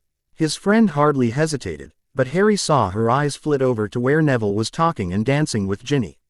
"Yes, I am. He's very nice, and, well, he's changed a lot over these last months. He's started to gain some confidence, and that's bringing out the real Neville, I think. I like him, and I like who he's becoming." "I agree. As much as I hate to say it, I think I'm enjoying Neville's company more than Ron's, though I do need to get Neville more interested in Quidditch," he said with chagrin. Hermione laughed lightly again, but shook her head at the same time. "I don't know, Harry. I think he's just fine in that regard as he is now." The song ended and they both looked around, but did not see their partners. "Shall we get a drink while we wait for them?" Harry agreed, so they went to find some punch. Very shortly, Neville found them. "Where's Ginny?" Harry asked, curious as to where his girlfriend was. "Oh, we started coming over here and someone else asked her to dance, Michael Corner. I think she said it was okay, so I let her go." "I see," Harry said. He was not upset, but he did start scanning the crowd for her as he contemplated why the thought of her with a strange boy bothered him slightly. A moment later, he saw them dancing, and Harry recognized that it was indeed Corner that was with her. Harry noted that Corner had his hands in the right places, so he just stood there, watching and trying to understand what he was suddenly feeling. Ginny seemed to be casually talking to the bloke while they danced. "You know," Hermione's voice said by his ear, from a distance. "Michael could almost pass for you, Harry. Except for his height, he's somewhat taller than you. He's thin and has short dark hair, though, like you do." "Are you saying she's attracted to him?" "What? No, not in the slightest. Ginny only has eyes for you, Harry. I was just pointing out that if you want to know what you and Ginny look like when you're dancing, that." Hermione's hand shot out and pointed at Michael and Ginny, "is what you look like." Oh. The song was coming to an end, so Harry walked across the dance floor as the music faded. As the next song started, it looked like Corner wanted to continue to dance with Ginny, which bothered Harry more for some reason. "Excuse me," he said politely, "but I'd like my girlfriend back now." Corner looked at him and smiled. "Certainly, Harry, she dances quite well, thank you for allowing me the honor." The dark-haired boy moved his hand that held Ginny's over to Harry, and Harry took her hand. Corner then calmly walked off, although Harry watched him for a couple of seconds wondering about him and his intentions. Harry asked somewhat absently, Would you like some punch, Ginny? Before he turned back to his date. Certainly. I think some fresh air might be nice too, like maybe in the rose garden. Oh, are you hot now? He asked, as he finally identified the jealousy bubbling right below the surface of his mind. No, but it might be nice to spend some time with my boyfriend, alone, she told him coyly. Harry's jealousy evaporated instantly as he saw the look on her face and her words registered. He grasped her hand firmly in his as they got some punch, before they walked out into the rose garden outside. It was a bit cool, but some warming charms had obviously been placed in the garden, so it was not too uncomfortable. They had not walked far when they heard Snape and Karkaroff talking, and the two seemed to be on a very comfortable first-name basis. Harry and Ginny had not heard more than a few snippets before Snape blasted some bushes with his wand, sending the couple running inside. The blast also knocked a bug flying, and it landed on Ginny. As she felt it, she exclaimed, "What's that on my shoulder?" Harry looked over and saw a beetle on her shoulder. He quickly grabbed it and tossed it on the ground with enough force that it bounced twice. Strange to see a bug at this time of year. Oh well, the bug is gone, whatever it was. Why don't we walk the other way, away from Snape? Ginny nodded, and, as they left, Harry accidentally stepped on the slightly stunned beetle, squashing it on the stone pavement as they went to find their own little alcove in the bushes. A few minutes later, they had found a secluded bench and Ginny was sitting on Harry's lap. After kissing him soundly a few times, she decided it was time to experiment. Breaking from his lips, she put some of Angelina's knowledge to work and started trailing kisses over to his ear, which she nibbled on. Before she started kissing down his neck, Harry just held onto her waist and groaned softly, which somehow encouraged her. Where did you learn that? He whispered. She moved her head to the other side of his neck. In between kisses, she breathily told him, from my two adopted big sisters. She pulled on his earlobe gently with her teeth before she sat back up. You can do the same thing to me, Harry. Just don't swallow the earrings. She barely suppressed her giggle at the thought of Harry having to see Madame Pomfrey over their kissing. Very gently, Harry returned the favor of kisses all over her face and neck, which Ginny enjoyed immensely. She needed to find a way to thank her big sisters, but that would have to wait until some other day. 20 minutes later, they heard Snape coming their way, so they quickly left their spot and returned to the Great Hall. After what seemed like too short a time of dancing, talking, and chatting with their friends, the ball finally ended. With great reluctance, the two lovebirds walked back to Gryffindor Tower. As they walked in through the portrait hole, they saw Neville giving Hermione a chaste kiss on the lips. Their smiles turned into grins when they saw her lean back into him and kiss him back, not quite so chastely. After a long good-night kiss, Harry and Ginny went up to bed. Both were sure it had been the best evening they had ever had. In the Doom room, Harry saw Neville with a smirk that would not go away, and the boy who lived understood perfectly. Monday the 26th of December. During breakfast the next morning, each of the foursome had obviously contented look on their face. Ginny finally interrupted the silence which was ready to eternally stretch out with far too much goofy grinning. So I guess everyone enjoyed the ball last night. She felt Harry squeeze her hand under the table. Neville looked bashfully down, though he still had a big goofy grin on his face. Hermione blushed slightly, but that and the small smile on her face said plenty. So, is there a future for you two? Harry asked. Neville really blushed, but Hermione said, only time will tell. Speaking of time, isn't it time to work on your egg clue, Harry? The sooner you know what it says, the better prepared you'll be. After all, you might have to learn some new spells for it. Harry grinned at Ginny and she softly whispered to his ear, nice deflection. It was amusing to her to watch him try to contain his laughter. It was obvious he did not want to work on the egg, but Ginny knew they could count on one hand the number of times Hermione had been wrong. That said, it was usually good to listen to her advice, if not a requirement for staying alive at times. Yeah, Harry finally gave in, you're probably right. Let's find an empty classroom after breakfast and work on it. Harry did his best to finish off his food quickly, though Ginny was happy he never released her hand under the table. As they all started to leave, Ginny noticed that Ron was getting up from the table too. So she nudged Harry. They watched as her brother trudged over to Professor McGonagall, who passed him to Professor Sprout with a small gesture. Ginny knew a small paw. RT of Harry was sorry for his former friend, but it was only a small part. He had told her enough lately that she understood he was mostly happier with life now, despite how the changes came about. A few minutes later, with egg in hand, they were all in an unused classroom. Opening the egg for a few seconds to remind them what it did, Harry quickly closed it back up as Ginny clapped her hands over her ears. "What are we supposed to do with that?" Ginny asked rhetorically, since no one else was speaking. "Well," Harry offered after a moment, "since it's so loud, my first thought is to try to muffle it.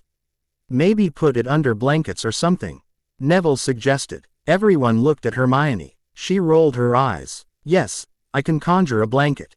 You two hold out your arms." When Ginny and Neville did that, she conjured a half-dozen blankets for each of them. Harry opened the egg back up and they started throwing blankets on top of it. While it did muffle the sound from the egg, all it seemed to give off was noise. Even after they covered the egg in a dozen blankets. With a sigh, they started vanishing the blankets until only the screeching egg was left, and Harry promptly slammed it shut. "Next?" Harry asked. After a thoughtful pause, Hermione said, "Some things sound different far away than close up. How about if you open the egg while I stand outside the room?" Harry shrugged. "Only if you conjure me some cotton balls first." Hermione waved her wand over her hand and held 2 little white balls out to him. With a smile, he stuffed one in each ear as the rest of the group walked to the door. He opened the egg as they hurried out the door and then closed it. A moment later they came back in. "Well?" he asked as he pulled the cotton out of his ears. "Sorry, mate," Neville told him. Ginny just shook her head. Then, sidled up to Harry and held his hand, offering what support she could given her lack of ideas. "You know, I did hear something different with the cotton in my ears," Harry told them. "It almost sounds like there are voices, but I couldn't quite make out anything useful." Hermione grinned brightly at Harry. "Ah, we're making progress then. What else can be in your ears that affects your hearing?" Quote, "My fingers," Harry suggested. Hermione rolled her eyes and Ginny found herself laughing briefly with Neville. "I sometimes get too much wax in my ears," Neville sheepishly mumbled. Neville's comment reminded Ginny of being in the bathroom, and that led her to a new idea. "Water. I can't hear well after I wash my hair and don't get all the water out," Ginny said. "Yes," Hermione drawled and paced around, obviously thinking it through. "And things sound different underwater too." "Brilliant, Ginny." Hermione looked around the room briefly, before she pointed her wand and cried, "Accio bucket." A moderate-sized bucket flew to her hands and she looked in it briefly before dropping it with a scowl. "Ew. Scourgify." Quote. Ginny inspected the bucket briefly, and seeing it was now clean. She nodded at Hermione. Her friend pointed her wand at it and said, "Engorgio." When it was the size of a respectable washtub, she looked at her friends and said, "Help me so we'll get done faster." Aguamenti. As she started filling the large tub, the others realized her goal almost simultaneously. Pulling out their wands, the 4 quickly filled the tub. "Well, go on, Harry," Hermione urged him when they finally had the basin full of water. Harry put the egg in the water and opened it. It bubbled some and made a sound, but it was not unpleasant, it was almost like a song. Ginny watched him as he bent the rest of the way down and put his ear to the water, but she was unsure why he was doing that.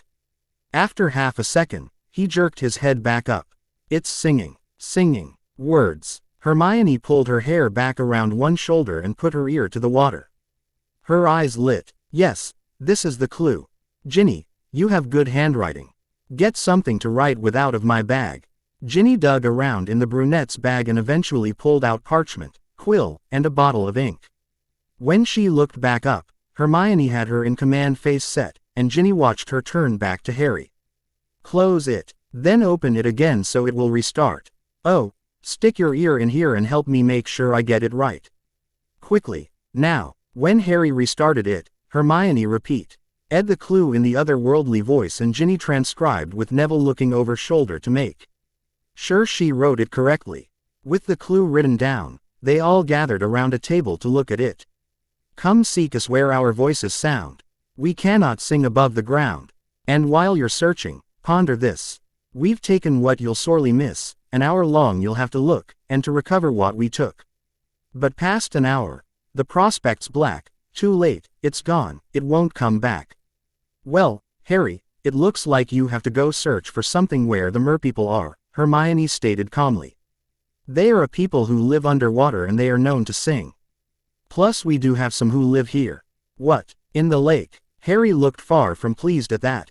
It would be hell. PFUL to know where in the lake they live, Neville offered. It's a pretty big lake. Yes, and it appears that you'll have a time limit this time, unlike with the dragon, Ginny said as she continued to study the clue. See the 5th and 7th lines, and how they're worded. I wonder what they'll take of yours, Harry, Hermione pondered. I mean, it must belong to you, or at least be important to you, because you'll sorely miss it. Quote, I don't know what that would be. I don't have much that's important to me that others would know about other than my broom. And, of course, the 3 of you. Harry could not think of anything else to add to the list. His special cloak and map were fairly secret and known only to a select few. Hermione looked around for a moment before she gasped abruptly. Of course, but Dumbledore wouldn't really put anyone in danger. No, he wouldn't do that. What, Hermione? Neville asked. The older girl looked at the younger girl, and Ginny felt her stomach fall to the floor as she barely heard Hermione whisper, Ginny. It took a few seconds, but Harry suddenly figured out what Hermione meant just as Ginny had. No, they can't have her. The risk is too great. Harry. Ginny softly called his name. I'm sure Dumbledore would make sure I'm safe. She was nervous about this, but understood that it made the most sense if you read the clue in the right way. Harry turned to her and wrapped her in his arms. I know I should trust Dumbledore, but how can I really? He was supposed to have protected me by making sure my name wasn't even in the Goblet of Fire, but it still went there anyway. And he still doesn't know how my name got in there. Someone wants me killed. It's the only logical reason for me to have been entered in the tournament. You were barely my friend then, Ginny. But I couldn't let anything happen to you. You mean too much to me now. Ginny could not help herself and threaded her fingers through his hair and pulled his head down the couple of inches to her. And kissed him gently, then more passionately.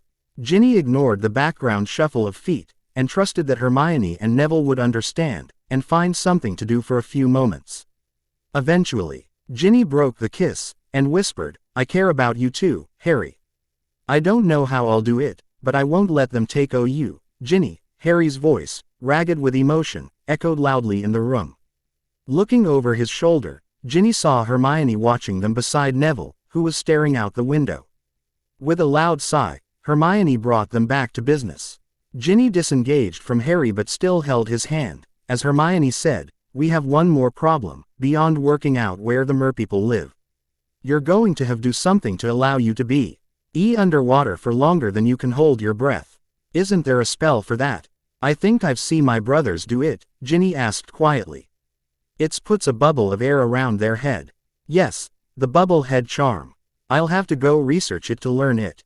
It's a newt level charm, Hermione told them. Or gillyweed would work, Neville suggested. Actually, it would probably be better. Ginny stared at him along with the other two.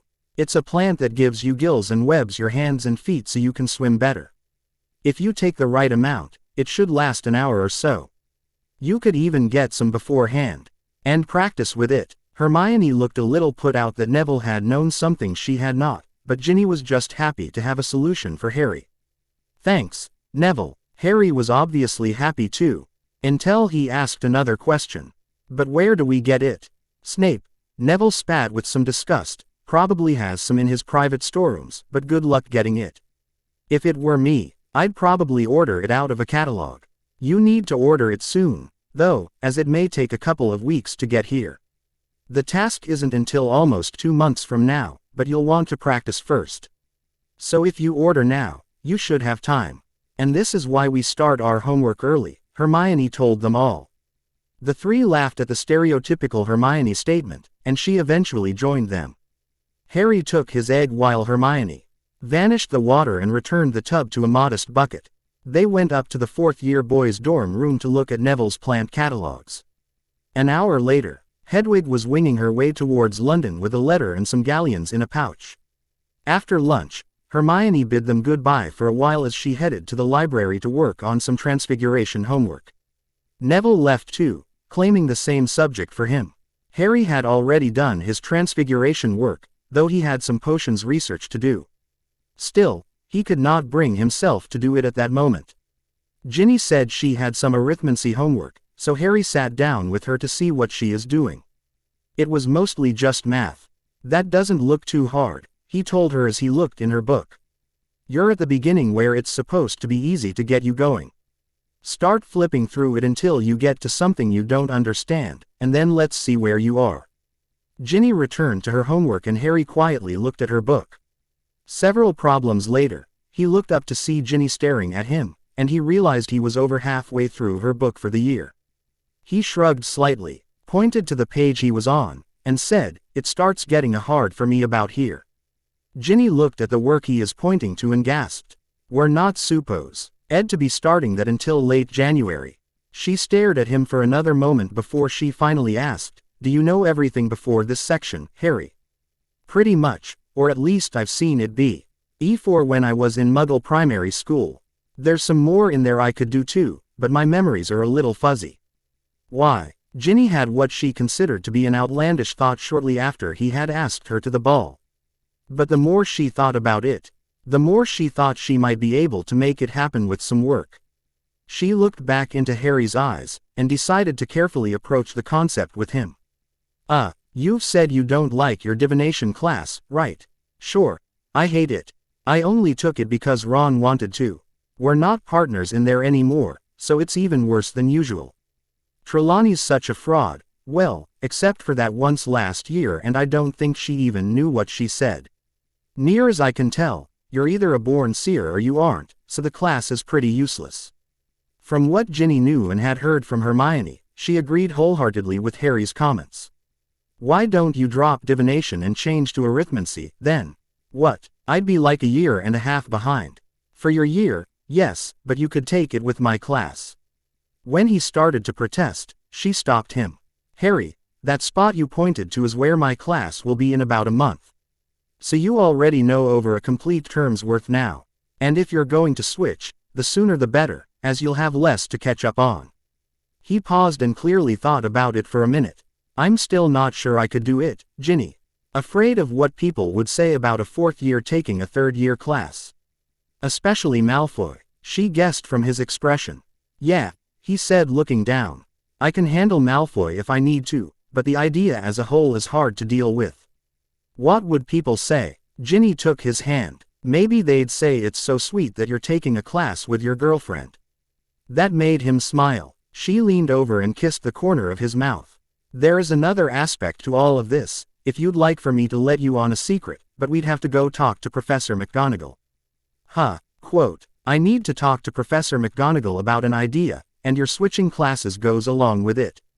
Shall we go find her?" "Wait, you aren't going to tell me your idea first?" Harry asked curiously. "Nope, it will be more fun to shock you in front of McGonagall." "Come on." She got up and put her few things into her book bag and grabbed his hand. Leading him out the portrait hole, they found their head of house in her quarters.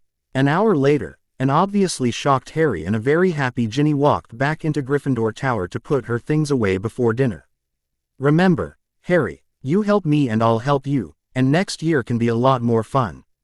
Harry just mutely nodded, and Ginny knew he was still not fully sure what he had gotten himself into. It did not take long for this new decision to make itself known. The next day, Harry was poring over Ginny's arithmancy book, while he was waiting on his book to come via owl order, when Hermione came up and saw what he was doing. "Harry, why are you looking at Ginny's arithmancy book?" He sheepishly looked up at his friend. Because I've dropped divination and picked up arithmancy instead." "What?" Realizing she was making a commotion, Harry waved her to sit down at the table next to him. She looked around for a moment, before blushing faintly and dropping into the seat he had indicated. "Harry, I admire your courage to switch to a more respectable subject, but you can't join my class. You're a year and a half behind." He smirked at her. "I won't be joining your class, at least not anytime soon. I'll be joining Ginny's class." "You will?" "Yeah, I talked Professor McGonagall into letting me do that. I already know all the maths they covered in their first term. Then I'm going to work very hard this term and over the summer to try to catch up to you. If it all goes well, I'll join you in your class next year.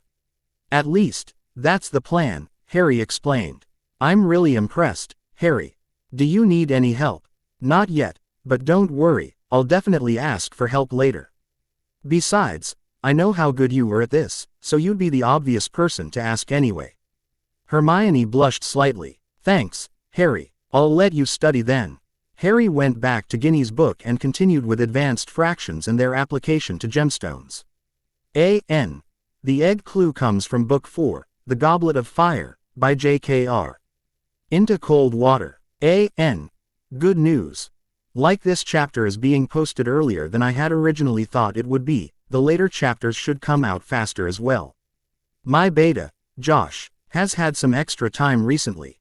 A big round of applause to Josh for all of his hard work. For what it's worth, my natural writing style includes what could be labeled room POV, meaning the POV of AS. Scene does not stay with only one person like most writing books teach you, but switches as necessary within a location scene.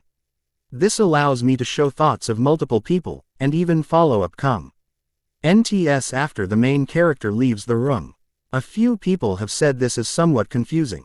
My apologies. My beta is doing his best to break me of this, but it still shows up from time to time. And there are places I specifically want this anyway. I thought you should know that I am aware of this. I am trying to minimize this aspect of my writing in this story, but it will still happen occasionally. The pieces are moving into their final position in this chapter. Enjoy, KB. Chapter 4. Into Cold Water. Thursday the 23rd of February. Practice for the tournament went well that evening.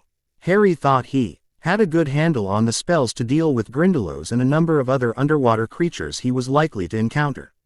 In addition, Ginny had talked to Moaning Myrtle and convinced the ghost to tell her the location of the Merpeople village.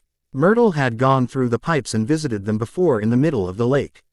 Feeling good about his chances, as long as something not too unexpected happened.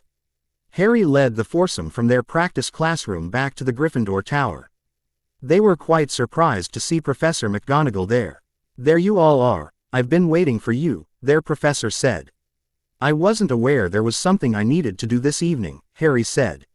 He was as polite as always to her, but he was also very cautious, as he felt sure he knew why she was here and looking for them. Very slowly, he moved his hand into his robes. McGonagall looked at him and gave a very slight smile. I'm not here for you, Mr. Potter. I need to talk to Miss Weasley. She turned to look at the third year. Miss Weasley, if you would come with me. Please. Harry stepped in front of his girlfriend standing straight with his wand now at his side. No, I'm sorry, I won't let you take Ginny. You'll have to use someone else for bait. He did his best not to be rude, but he was determined to protect his girlfriend. Minerva McGonagall was shocked. She had never heard Harry tell any professor no. And certainly not with the confidence and determination he had now. It was like he was a different young man. Still, she was his head of house. Mr. Potter, you will not speak with me that way or you will be in detention. My pardon, Professor, I mean no disrespect. I only mean that you may not take Ginny to use as bait in the second task. I know what's going to happen, as I've worked out the clue. But she may not go as it is not safe for her. A glance to Harry's other friends showed their concern too. They did not have their wands out as he did, but she old tell they did not want Ginny to go either. This was most unusual. She also noted that everyone in the common room was watching this growing spectacle. As much as she wanted to move this confrontation to a more private setting, she doubted that was possible without making the situation worse. Mr. Potter, you know the headmaster would never willingly put anyone in danger. Miss Weasley will be quite safe. Harry did not back down. I believe that, Professor, but the keyword you used was willingly. I don't trust Mr. Bagman, Mr. Crouch who seems to have gone missing, or Professor Dumbledore to keep Ginny safe. They couldn't even keep my name out of the goblet. It's only in the last week or two that I've truly realized just how unsafe the tournament is. Minerva sighed. She could not fault his logic. And if Harry knew there were 2 former Death Eaters at the school now, he would probably be even more stubborn about this. There was another chance to salvage the situation, however. Miss Weasley. She peered at the petite girl who was looking over Harry's left shoulder. Despite Mr. Potter's concern, would you be willing to come anyway? With more defiance than Minerva would have thought possible, Ginny said. Can you guarantee my safety? And before you answer, don't forget what happened in Harry's first year, my first year, all the Dementors that attacked us last year, and as Harry pointed out, the fact that he should not even be in this tournament now. When she did not answer immediately, she heard Ginny also say, this school is not as safe a place as everyone makes it out to be. Harry has every right to be concerned for his friends. McGonagall could not argue against that either, but she had to have what he would sorely miss. I'll go, Neville volunteered as the silence stretched out. McGonagall was pleased at the fact that someone was willing to offer a solution, but it was obvious Harry was not pleased. What? She watched as Harry turned to his friend. I know it can't be Ginny. And it can't be Hermione either. You'll need them both to help you get ready tomorrow. I don't think anyone wants to hurt me and I trust you to come get me, Harry. Just make it as fast as you can. All right. Neville's logic was in good form, and McGonagall was tempted to award points to him for his courage and intellect. You sure, mate? Harry asked Neville very sincerely. Yeah, because Professor McGonagall has to take someone back or you'll be dealing with the whole committee, and that would be hard, even for you, Neville said with a grin. McGonagall had to fight a smile at the boy's words, for he had no idea just how true the prediction was. Thanks, Neville, I owe you a lot for this, Harry said as he gripped his friend's shoulder. Nah, I'm just paying you back for what you already did. Just beat everyone else tomorrow. She waited as Neville walked over to Hermione and gave her a quick hug, which she returned along with a quick peck on the cheek.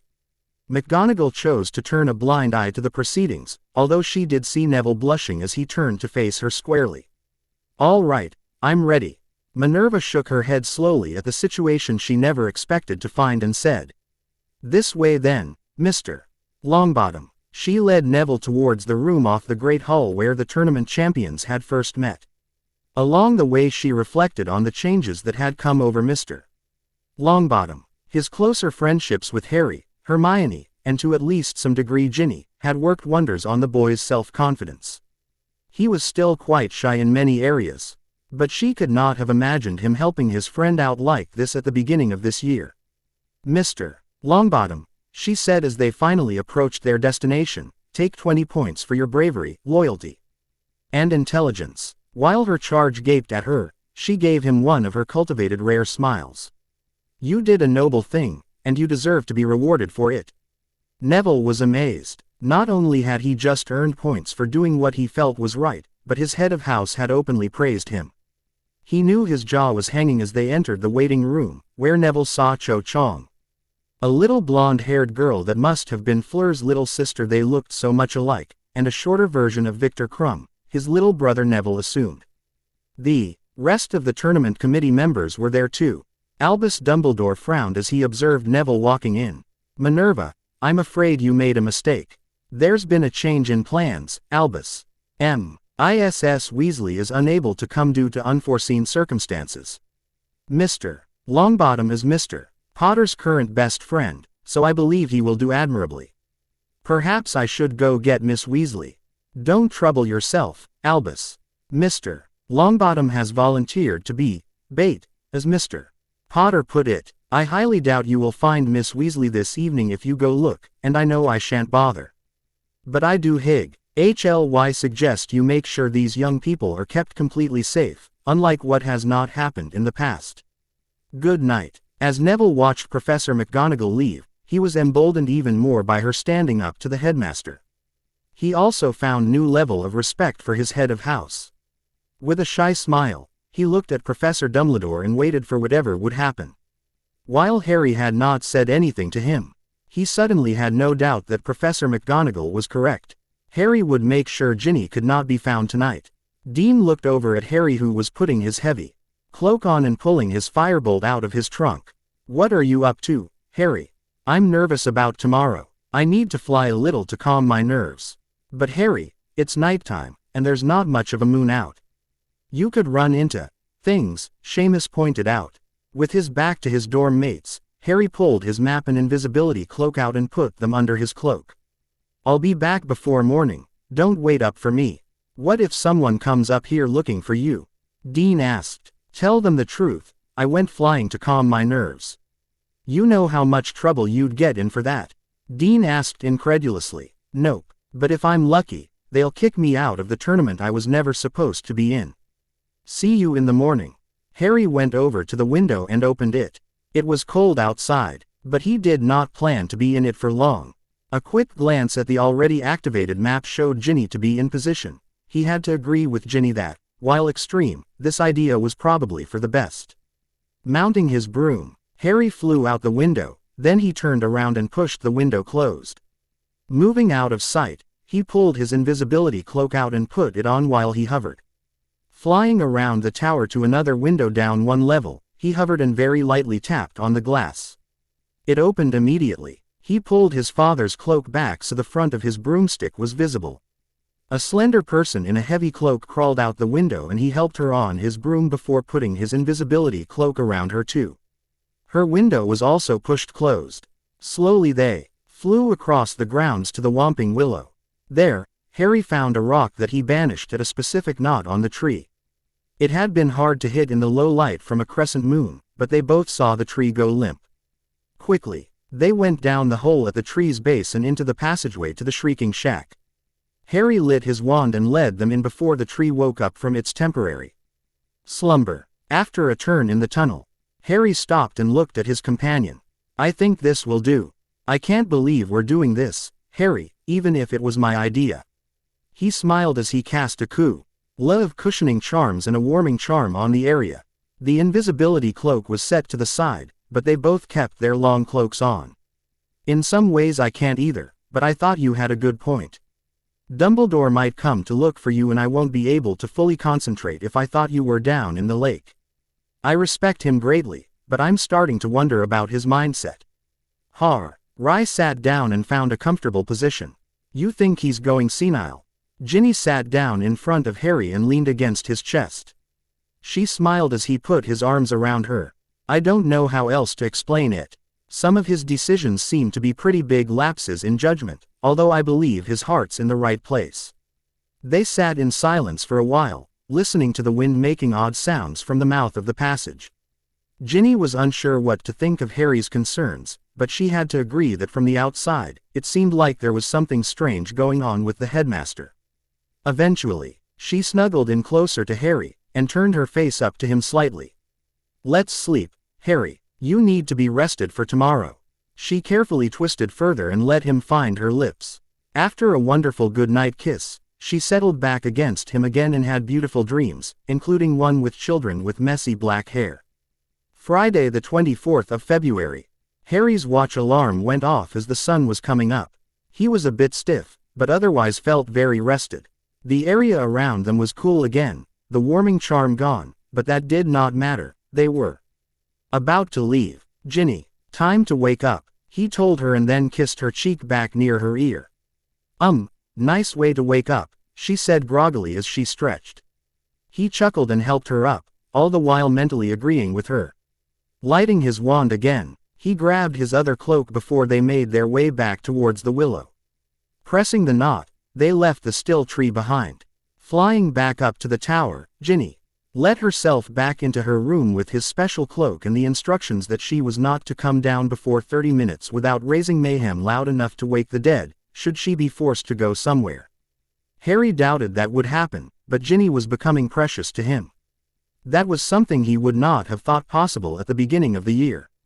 Harry returned to his dorm, quickly took a shower, grabbed a few things he needed for today's task, and went to the common room. There he could guard the girls' stairs while he reviewed spells he might have to use. A little before most of the students would come down for breakfast, he saw Hermione descending, so he got up to go over to her. All here? Harry quietly asked. He heard a giggle from the space next to Hermione. Then a slightly freckled face suddenly appeared. He quickly kissed it before it disappeared again. Go get breakfast in the kitchens, then make sure Ginny is safely hidden. I'm counting on you, Hermione. I'll take care of her, Harry. It's a good thing you took my advice. Professor Dumbledore did come into the tower last night to speak with you just after you both left. He was not pleased when he couldn't find either of you. So I get detention with Filch or something. I still find it worth it. See you later after the task.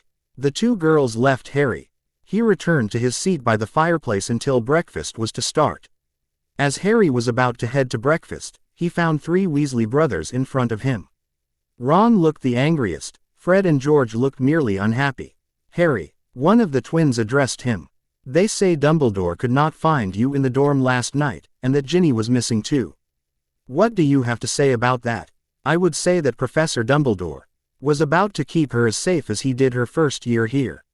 So I helped her hide, so she actually would be safe, Harry said calmly, though his hand was on his wand under his robes.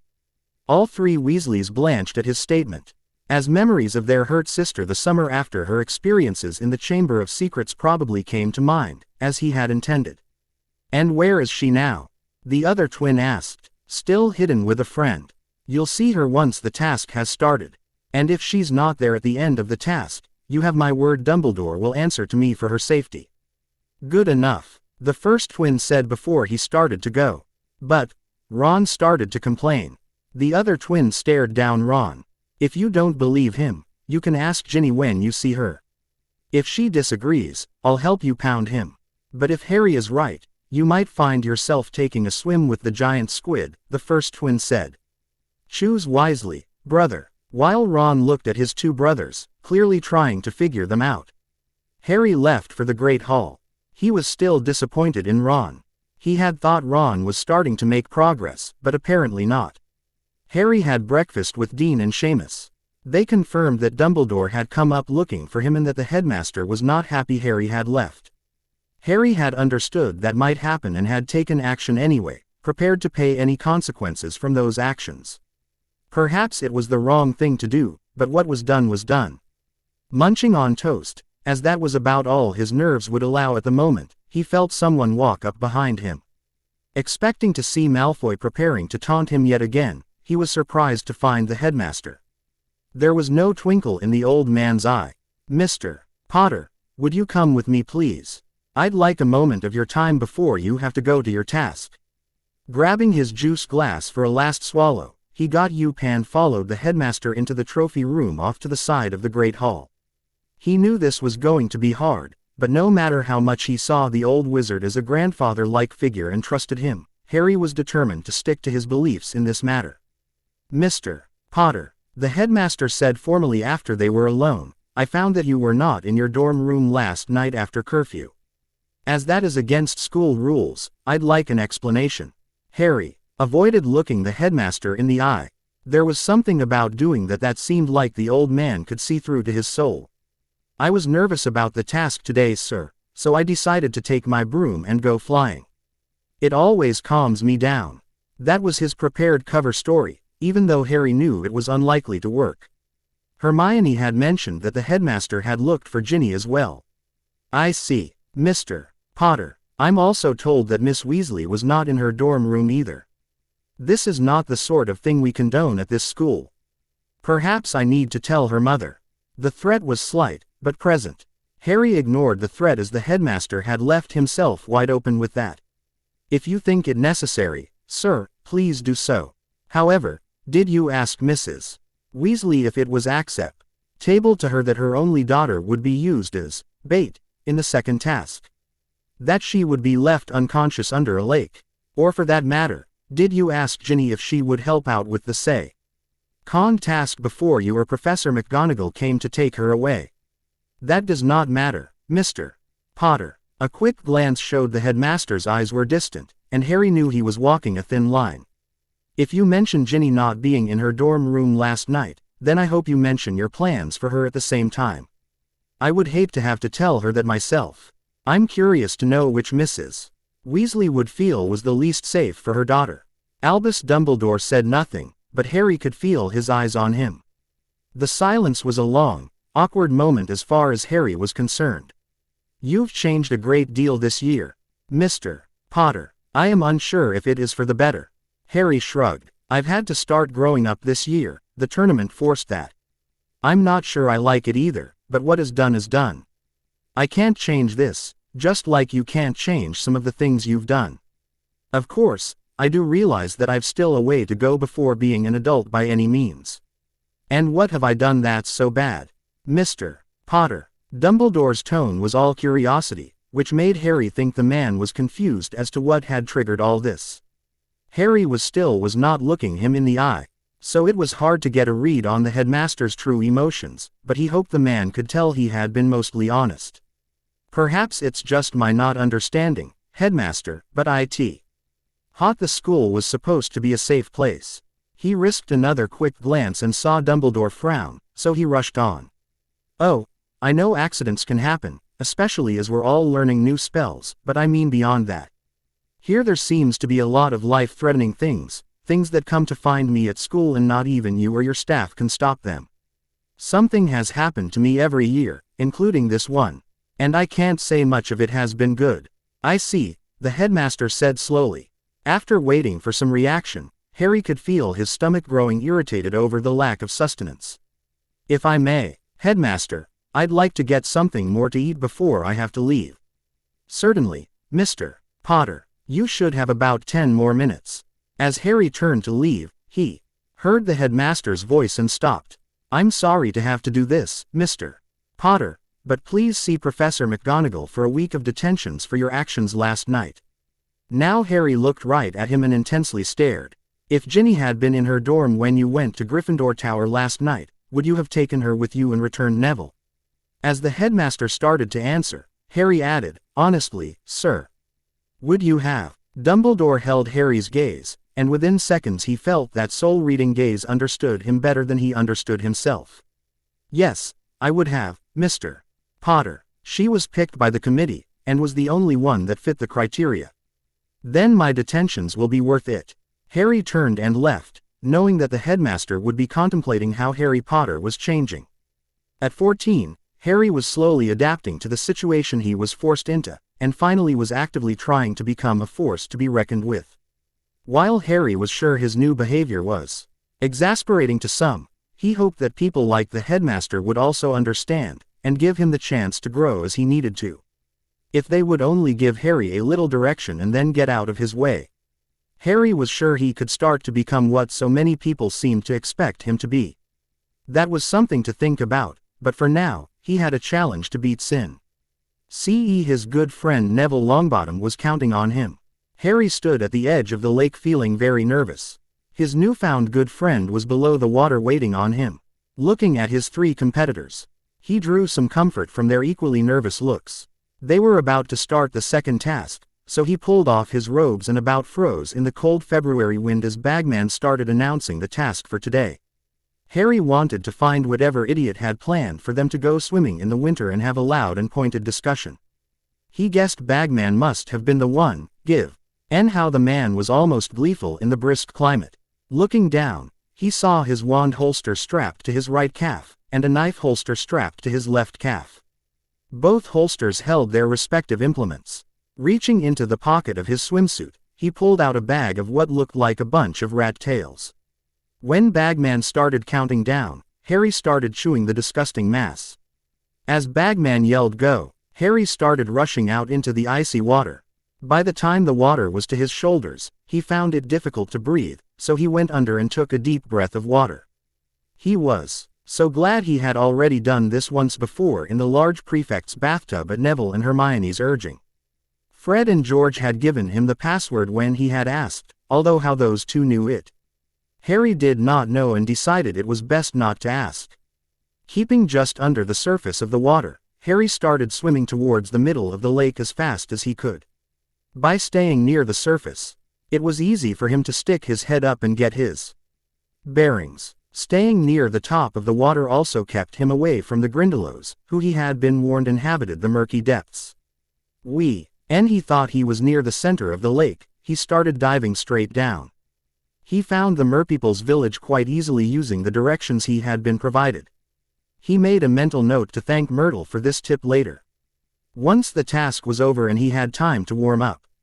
Once there, It was easy to find the 4 captives. They were held in place with ropes. He quickly freed Neville, but when he tried to free the others, the merpeople prevented him. Understanding that he would be interfering with the others' work, he grabbed Neville and took him up. Once Neville broke the surface of the water, he gasped and started breathing. Neville gave him a huge smile as he gulped down air. Harry smiled at him and grabbed Neville's hands, placing them on his shoulders. Neville understood and held on. As Harry started swimming just under the surface of the water so Neville could keep his head out of the water. They made it back to the shore of the lake before even half the hour allotted to the task was over. While Harry had to stay underwater until the gillyweed wore off, he could hear the cheering as well as see Hermione and Ginny jumping up and down for joy at him being done, though everything was distorted. While Harry was sitting in water only a few feet deep, Fleur came up out of the lake sobbing. Sticking an ear out, Harry realized that she was very upset because she could not complete the task and was afraid for her. Zitter. Without another moment's thought, Harry turned and began swimming furiously back towards where the hostages were. This time, he knew exactly where to dive. He could hear the merpeople singing about time being almost gone and how what the champions sought would be left there to rot. When he arrived, he saw only one person left waiting, Fleur's little sister. Hoping to speed things up, Harry pulled his wand and shot a cutting curse at the rope holding the petite blonde. The merpeople were not happy with that and started to come towards him. With a smile, he let out another bubble of air as he cast, "Accio girl." The little blonde-headed girl came zipping to him, and grabbing her hand, he swam towards the surface. As Neville had, the little Delac R also started gasping for air as she crested the surface, which woke her up. Unlike Neville, however, she clung to Harry for dear life, which made things awkward between his need to be underwater and her blatant fear of being in the water. With a smile and much gesturing, he finally convinced her to put her hands on his shoulders and swam back to shore. When they were only about 100 yards from shore, he felt his gills start to fade, which made him surface abruptly. Taking a moment to reassure the girl that everything was okay, the two of them had to swim normally the rest of the way. Once he arrived at the shore, Fleur made much about his bravery and even hugged him before Ginny could get to him. As Fleur gave him the French double kiss, one of the kisses missed his cheek and Harry got a kiss from the partial Vila right on the lips. Fleur either did not realize it or did not care as she was back with her sister, hugging her and crying at being reunited. Ginny walked up to him and offered him a blanket. "Do I have anything to be concerned about, Harry?" she asked in a far too casual tone. Harry was not fooled. You mean about Fleur's mistake?" "No, nothing at all. It was quite distasteful really. Simply horrible, unpleasant. I can't believe she—" Harry was interrupted by Ginny flinging herself on him and kissing him firmly right there in front of everyone. As she let him go, she smiled.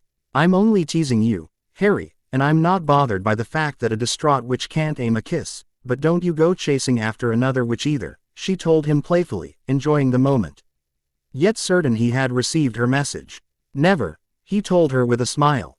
Madame Pomfrey made her appearance. "Here, drink this, Mr.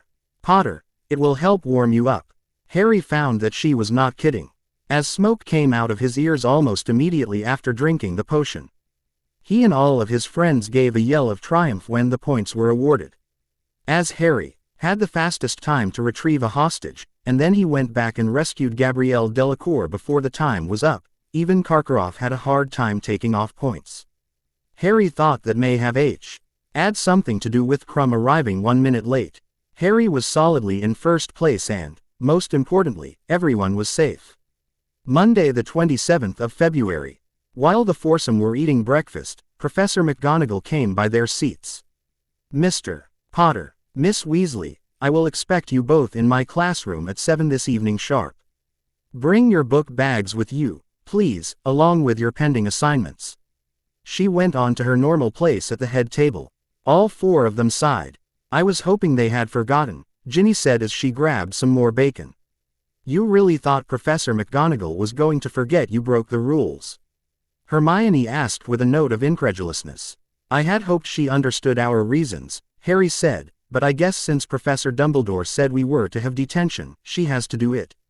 He sighed. Ginny smiled. "At least it's with her and not Snape," and we get to do detention together.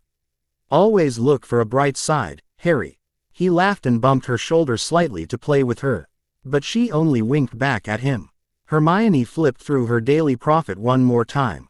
"It's very strange, but I don't see an article in here by Rita Skeeter, and I haven't seen anything by her since shortly after the first task. Surely she wouldn't pass up this chance to write something about the tournament now that another task has been completed." "Don't know and don't care," Harry told her. "I'm really happy not to see anything by her. Maybe she hacked someone off and they threatened her enough that she's stopped writing for a while." "I would buy that person a butterbeer," Ginny joked. "You and me both," but Harry was not joking. At 7 o'clock sharp, Harry and Ginny were in Professor McGonagall's classroom, their book bags in hand, which they thought was pretty unusual.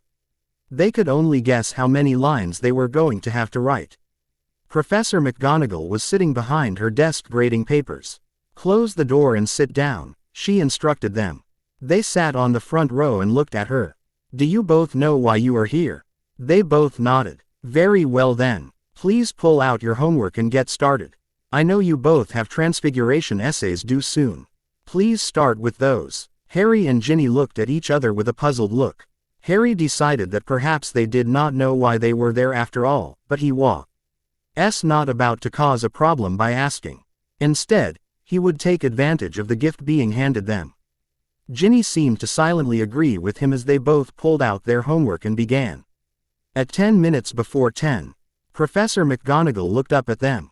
"You should immediately return to Gryffindor Tower. You have 10 minutes before curfew. I will see you here again every night this week at 7. Don't forget your book bags." Harry and Ginny gathered their papers, got up and left quietly. Arriving back in the tower, Harry saw Hermione and Neville sitting at a table doing their homework. Looking up, Neville asked, "What did you have to do, lines?"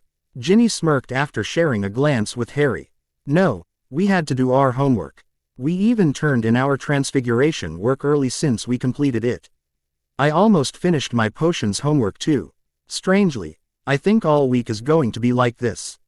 "It's really weird," Harry agreed, happy to have a detention that, for once, did not leave him exhausted, nearly dead, or covered in filth. Hermione tilted her head and looked at both of them. "I think this is Professor McGonagall's way of punishing you when she thinks you shouldn't be punished." Harry exchanged surprised look with Ginny and Neville before Neville smiled broadly. Harry's friend was the first to speak their agreement out loud. "That was really insightful, Hermione." "Thanks, Neville," she beamed. Harry and Ginny sat down with the other two to finish what little work they had left for the evening. None of the four noticed a red-haired boy sitting in a chair by the fire reading a Quidditch magazine when he was not watching them. The boy wished that he too was sitting at that table, but he realized that was not possible now. While a small part of him wondered if it could happen in the future. He looked back down at the magazine and continued reading. It was the easiest thing to do. Saturday the 18th of March. The foursome left for their day in Hogsmeade. They walked as a pair of couples. Even though Neville and Hermione were not holding hands like Harry and Ginny were, it was still obvious that Neville and Hermione were together in more than just casual friendship. "Look at them," Ginny whispered to Harry as they walked a little behind the other couple. The glances are there, the occasional touches on the arm, the way he blushes and then says something to make her blush. "Are you saying they're about to get together for real?" "Duh," she joked with him. "The only question is how long it will take. You know, I've noticed that Neville is doing a lot better in class too. And I don't mean just on grades. He answers questions more easily, and when he has to OA spell in class, he gets it right a good bit faster than he used to," Harry commented. "She's good for him, and you know, I think that maybe he's good for her. When he figures out what he wants, he can go after it, but most of the time he's a pretty easygoing guy. I think that's what she needs." "Yeah, I can see that. I think you're right." Harry thought about that for a moment before he had another thought. "You know, they get along much better than she and Ron did, though I thought Ron was of similar temperament." "Well, similar when it came to being easy going." Ginny snuggled up to him a bit, which made Harry smile at her. "Of course I'm right. You know, I used to think Ron fancied Hermione. These days, I'm starting to wonder, since he doesn't seem to anymore." She blew out a long breath and then turned a pained smile to him. I think Neville is better for her than my brother. Though, Ginny admitted. Harry considered that as they walked on, watching Neville and Hermione rub shoulders or elbows and talk quietly to each other. Ron never told me, but I think he did fancy her. I don't know about now, though. Harry squeezed Ginny's shoulders as he moved his arm around her. I think he did something earlier in the year that made her really angry, and when she stopped helping him with his homework. He took that as being personally rejected. Ginny gave him a playful tap on his chest. Wow, Harry, that was insightful. What, you don't think I'm capable of insight? He lowered his arm from around her shoulders to her waist and started tickling her. Har-rai, she shrieked and tried to get away, but he held on, tickling her mercilessly. Their friends turned around from up ahead. Are we going to have to separate you two? Hermione called with a teasing tone in her voice. Harry desisted his tickle attack on his girlfriend. You want to stick together or separate and meet for lunch later? Hermione glanced at Neville and saw him with a shy smile. How about we split and meet for lunch? Okay, sounds good, Harry agreed. Meet at the Three Broomsticks about noon. That should give us enough time to meet Snuffles later. Sirius had written him, asking for a meeting with his friends. Harry hoped his godfather had some new information for them, but either way it would be good to see him again. As they walked around the village, eventually Harry realized that Ginny kept steering them into little knick-knack shops. As they were in the third one, he whispered to her, looking for anything in particular. She gave him an impish grin. Actually, yes, I'll let you know when I find it. Harry wanted to ask more, but he had learned what that look meant as well as how stubborn she could be at times. He decided to let it go and simply enjoy their time together. They easily bantered about the items they saw, and Ginny also threw in the occasional story about her family when she saw something that reminded her of some momentous event. When they were walking towards the door, Ginny looked in the display case under the counter and Harry thought she finally saw what she was looking for. The shop owner had casually watched them, as they were the only ones in the store at the moment, but he seemed to become alert as Ginny stopped dead in her tracks in front of a small display. Harry, she whispered, if I got you one of those necklaces, would you wear it? Surprised by the question, he looked into the case where she pointed. You mean one of those simple bronze ones? She nodded. He looked again. It was merely a circle of bronze, not too unlike a canute, on a leather cord. I guess, but why? She looked at the shopkeeper. These bronze necklaces, are they magical? The older man came over and pulled them out. No, miss, they're just bronze. My son makes them and I sell them for him. They're 1 sickle each. Harry assumed that the man's son had made these from leftover scraps. So that was why they were so inexpensive. Great, I'll take 2. Ginny dug into her pocket and pulled out 2 sickles. Thank you, miss, come back again. My son is always making something different. The shopkeeper told the young couple as they left. Ginny put both necklaces in her pocket and as they went back out into the street, Ginny began herding Harry toward Zonko's, which was nearby. So he kept his questions to himself for the moment and followed her as they looked at what was new. After a few moments in the shop, though, Harry could not stand it anymore. So are you going to tell me why you bought those, especially since you asked me if I'd wear one? She gave him the impish grin again. They're for us and I'll explain later. Trust me, Harry. He did trust her, but he was also curious. Does this have anything to do with the extra time you've been spending in the library? They both spent a lot of time studying together since Christmas, but he had been spending a little extra time in the library over the last couple of weeks doing some sort of research. The impish grin returned. My, aren't you the clever one? She laughed as he rolled his eyes at her. Be patient, Harry. I promise I'll explain later. After lunch, Harry led the 4 friends to the end of the road heading to the hills behind Hogsmeade and found Snuffles lying by a stile into a field. He crossed over, making sure they were following, and followed Sirius up to the nearest hill. In a secluded place, he transformed back into his human form. Harry noticed he was still in his old dirty prison clothes, which Harry planned to do something about. There were higher priorities at the moment though, so he pulled a sack of food out of his backpack and handed the bulging bag over to his godfather. He had brought a lot from the kitchens with Dobby's help, and his godfather quickly started eating. Want to introduce me to your friends, Harry? Sirius was managing to talk between bites, which gave Harry hope that he was getting at least some food while on the run. Though I already know the smartest witch here, his godfather said with a charming smile. It's good to see you again, Hermione. It's good to see you too, Snuffles. Harry saw Neville look at Hermione with a bit of surprise. They had told Neville and Ginny the story of last year's escapades shortly before the first task. But Harry thought they both had a hard time believing it entirely. Sirius, this is my friend, Neville Longbottom, Hermione said, pulling Neville next to her by gripping his hand. Longbottom, you would be Frank and Alice's boy then, Sirius said as he finished off one chicken leg, tossed it absently over his shoulder, and pulled out another. Good people, you should be proud of them, Neville. That's what my gran says, he said quietly. And she's right. Sirius paused to consume almost half of the drumstick in his hand. You remind me of your father. He was a good wizard, very kind too. I bet you'll go far one day. Neville looked up and stood a little straighter at those words. Sirius looked to the last person as he tossed another leg bone over his shoulder. You're a new one, and a pretty one too. Harry wanted to smack his godfather for the smirk on his face, but instead found himself blushing as Sirius continued. Harry, you've got the eye of your father. Who's this holding your hand? Harry saw that Ginny blushed just as much as he did. He really needed to find a way to get back at Sirius for those comments. This is Ginny, Ginny Weasley. She's been a great friend to me this year. Sirius tossed a third chicken bone and pulled out an apple. Sounds like a story I'd like to hear, he said with a smile. Hopefully, we'll have time later. Now, tell me what's been happening.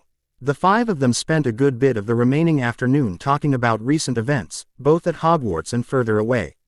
Harry was a little frustrated at the end, because he did not feel that he had learned much in the way of new information. Even the news about Barty Crouch Sr. and Jr., while interesting, did not seem that useful. Nevertheless, he enjoyed the time with his godfather. At the end, Harry did receive some advice. Harry, what are you doing to prepare for the final task? Sirius asked. Well, we're getting together for an hour or so each week to learn spells, practice them. Some dueling, that sort of thing. We were doing more before the first task, but we slowed down as the second task didn't require much of that, Harry admitted. Right, that's a good start, but it's not going to cut it. I'd be willing to bet this last task will take more effort. Sirius paused to root around and pull out a meat pie. I want you to do that sort of thing for at least 3 hours a week. You've got, 3 months to get ready. And you're competing against 7th-year students, so you need to really work at it. You've got to able to keep up and be ready to handle whatever else gets thrown at you. If you need help to know what spells to learn, either talk to Moody or Flitwick. Flitwick? Harry asked in surprise. Sirius had to finish swallowing before he could continue. Yeah, he was a pretty good dueler in his day. Of course, Moody was an Auror and knows all the spells that are useful on a daily basis when protecting yourself. Since I can't be there to help you, that's about the best I can do. Sorry, Harry, I wish I could train you myself, Sirius told him before he resumed eating his way through the pile of food. That's okay, I still appreciate the advice. By the way, what size clothes do you wear? That's something I can help you with. Harry watched his godfather take a breath, and by his expression, he knew what Sirius was about to say. Tell me, I can help you at least this way. Sirius deflated visibly. After a moment he told Harry what size clothes he wore and then pulled the boy into a hug. Thank you, Harry. We'll be together someday and I'll take care of you then like I should. I promise. As they said their goodbyes, Sirius had one last word. You three start back slowly, I want a quick word with Ginny. Harry gave his godfather a strange look. But Sirius pointed towards Hogsmeade. Go on, she'll join you in a moment, Harry.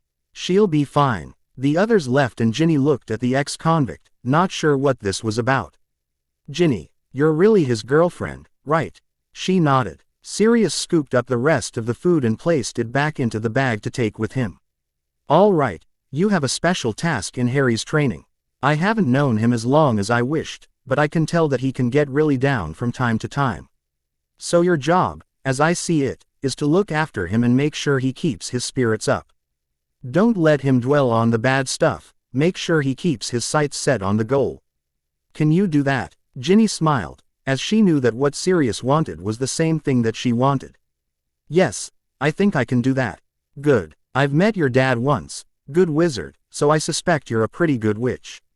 Help Harry, and don't be afraid to use a broom closet to remind him of the good parts of life if he gets really down. He told her with a smirk. Ginny blushed furiously at the blunt statement, but she also knew that Harry was already a fan of that type of therapy. Run along now. It was nice to meet you, Ginny. Bye, Sirius. I'm glad we got to meet. I promise I'll take good care of Harry. She gave the man a quick hug despite his wide smirk, and then ran after Harry. He was waiting not too far away. Though their friends had continued to walk slowly into town, they were close enough that it would not be hard to catch up with them. What did he want? Harry asked, his face curious and slightly worried. Ginny took his hand in hers, and guided him to follow Neville and Hermione. He just wanted to make sure I'd take care of you, she told him shyly. At his questioning look, she added slyly, he said I should use a broom closet if I needed to. She started laughing at his expression and the cute blush on his face. I didn't tell him we already tried that once or twice. All too soon, in Ginny's opinion. The foursome was back at the castle. Searching around the tower, Harry found some catalogs with men's clothing. A short while later, with a lot of input on appropriate attire from Ginny, she helped him fill out an order form for 3 changes of clothing that were in Sirius's size. It cost a little extra, but Harry was happy to have Hedwig take the order in, and take the shrunken and lightened packages to Snuffles. Saturday the 1st of April. The morning had started off with a laugh. Much to Harry's amusement, Ron had come to breakfast with short and spiky black hair, WH. It did not go back to normal until nearly the end of the meal. Fred and George had been nearby with clipboards in hand, glancing at their watches and making notes. Ron was slowly paying for his wire transgressions by being a test subject for the twins. He was also hindered by the fact that he was normally a very sound sleeper. Ron's unusual looks drew snickers whenever the twins pranked him, which normally occurred on weekend mornings. Even Hermione found it amusing, although she also normally tried to hide her amusement. The normally straight-laced student had completely lost it the morn. Ron sprouted feathers all over his head during breakfast when he drank his juice. Ginny's favorite had been the day he had instantly grown hair all over his face and the back of his hands. Several students had howled at Werewolf Ron before he ran from the Great Hall. The Gryffindors had just finished having a small impromptu party in the tower for the twins' 17th birthday that evening. Most of the students had had a great time, especially when the twins had pulled out some of their joke products. The Canary Creams had been the biggest hit. The quartet left the tower and headed to the Charms classroom, as Harry led them to their next round of practice. Once they had approached Professor Flitwick about a list of spells that Harry should learn, the short teacher had also volunteered his classroom. With his list of spells and a similar list from Professor Moody, Hermione kept the little group busy learning the new spells and practicing whenever they had free time. All 4 of them were doing well, but Harry was doing the best, somewhat to the disappointment of Hermione as she tried to keep up. Harry thought she did well hiding her disappointment, and hoped she tried to keep it all in perspective as she knew he was the one that had to do the best. However, she was openly amazed at his power at times, and Harry had to sheepishly admit to the others that he was surprised as well. As they finished up for the evening, Ginny looked at the others and asked, "Do you mind going back on your own? Harry and I need to discuss something." Hermione smiled and nodded, while Neville and Harry looked at each other bewildered. Ignoring the obvious surprise, Hermione grabbed Neville's hand and pulled him out the door, closing it behind them. Harry turned to Ginny for information, but she kept her eyes on the door. When the door finally closed, Ginny reached into her pocket and pulled out the necklaces she had purchased a couple of weeks ago. Looking at one closely, she held the other out to Harry. "Will you wear this, please, for me?" He was surprised to see the necklaces again. When Ginny had failed to bring them out or discuss them, he had pushed his questions aside and decided that she would tell him what she was up to when she was ready. "If you want me to." Are you going to tell me about them now? She smiled and nodded. Taking the necklace back from him, she stood closely and started tying it around his neck. I've put a special charm on these, Harry, and we can use them to communicate with each other if we need to. As long as the bronze part is touching your skin. Whether it's your neck or you're touching it with your fingers, you can say, Guinevere, as in King Arthur's wife, and that will turn it on. Guinevere. Ginny smiled softly. You didn't know. That's the English form of my name. But mine is the Italian one you won't normally use. Goodbye Guinevere. We'll turn it off. Ginny stepped back and started tying hers around her neck. When it's on, anything you say or whatever you hear around you will be sent to my necklace so I see and hear it too. Why? He asked. Tenderly, she told him, it's so that if something happens, you can tell me Hat's wrong and where you are so I can either come help or send help. You remember saying you didn't want anything to happen to me, that you wanted me to be safe. He nodded. I want you to be safe too, Harry. I don't want to lose you. Does yours do that too, or does it only receive? Mine can contact yours too, Harry, she explained. So if I get into trouble, I can call you. With a grin, she also told him. If you'll put a silencing charm around your bed, we can talk at night too. I like that idea, he told her as he closed the gap between them and pulled her close. They kissed slowly and gently at first, before it started to become more passionate. As Harry broke the kiss and started nibbling on her neck, Ginny groaned, Harry, I think we need to go back. Do you really want to stop? He asked her as he nibbled on her ear, giving her the shivers. No, but I know it's getting near curfew and I don't want to spend time in detention when we could be doing this some other evening. He reluctantly pulled back. I do so like how you think, he told her with a grin. Let's see if we can find an empty corner in the common room. I don't think I've held you in my lap recently. With a shared smile, they left and made it back just in time. As they found an empty corner of the room, Harry nudged Ginny and gestured toward their other two friends. Neville had a look of surprise on his face, as he held in his two hands one of Hermione's, who was busy using the other to turn pages in a book. Friday the 26th of May. Professor McGonagall held Harry back at the end of Transfiguration class. Mr. Potter, you are to go down to the Quidditch field tonight at 9 o'clock. Mr. Bagman will explain the third task to the champions at that time. That evening, when he saw the maze growing in the Quidditch pitch, like Cedric, he was indignant. When he was told that Hagrid would be supplying the monsters that would be some of the obstacles, his indignation was replaced with naked fear. Only Cedric seemed to understand that the Hogwarts groundskeeper had a different notion of friendly than anyone else, and it was clear that the older boy joined him in worry. After Harry had returned to High's common room and told his friends about the third task, Neville joined him in worry and speculation, while Hermione started revising the list of spells he still had yet to learn. Ginny just looked at him and lightly fingered her necklace. He nodded at their sign to each other to talk once they got to bed. Harry needed to talk to her and hear her comforting words. From across the room, Ron Weasley was playing chess with a 7th year. He watched the foursome with their heads together quietly discussing something. Ron sighed as he wished once again that he could be a part of that group. Realizing he had blown his opportunity. He still did not think he was totally wrong, but Ron wondered what Harry would do if he fully apologized, including for not believing his friend about how his friend's name got into the Goblet of Fire. His opponent moved his rook threatening Ron's bishop. He'd have to think about that, and talk about Harry at his next session with Madame Pomfrey. EU people have pointed out in reviews that Ginny and Neville seem to magically know about Sirius when they obviously did not at the end of Book 3.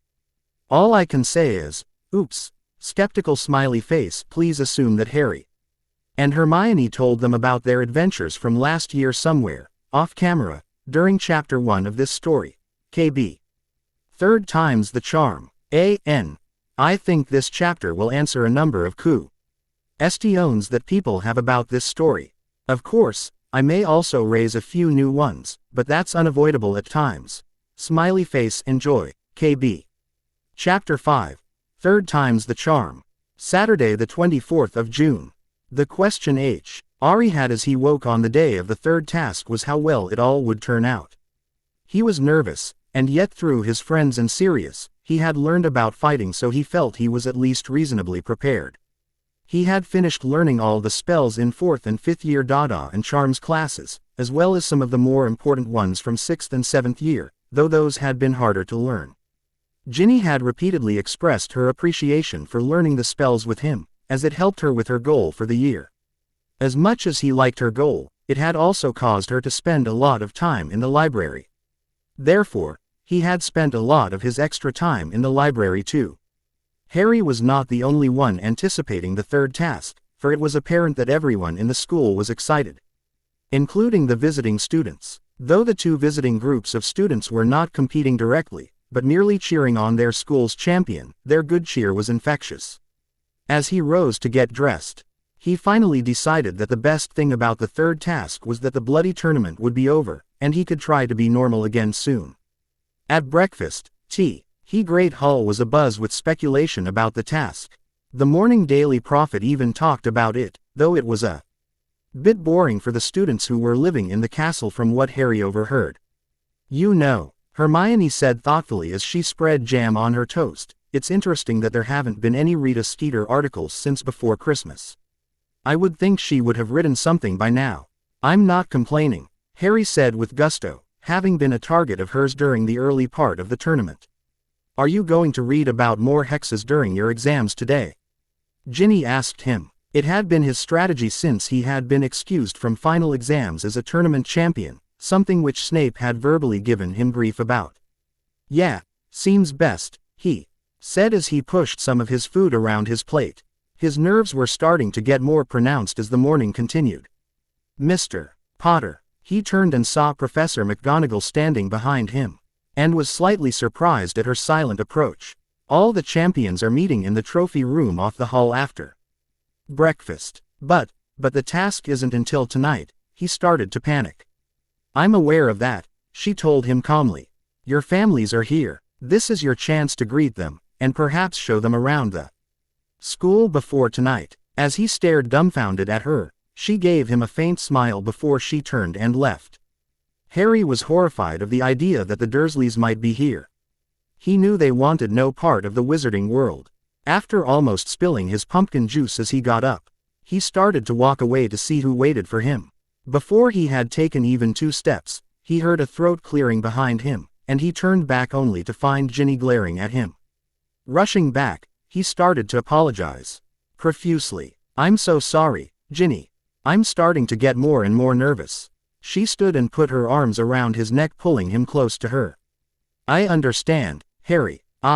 It's just that you didn't give me a chance to say good luck, and that I know you'll do well. Do promise me one thing, though." "What?" "Keep yourself safe. I don't care if you win or not, I just want you in one piece afterwards, okay?"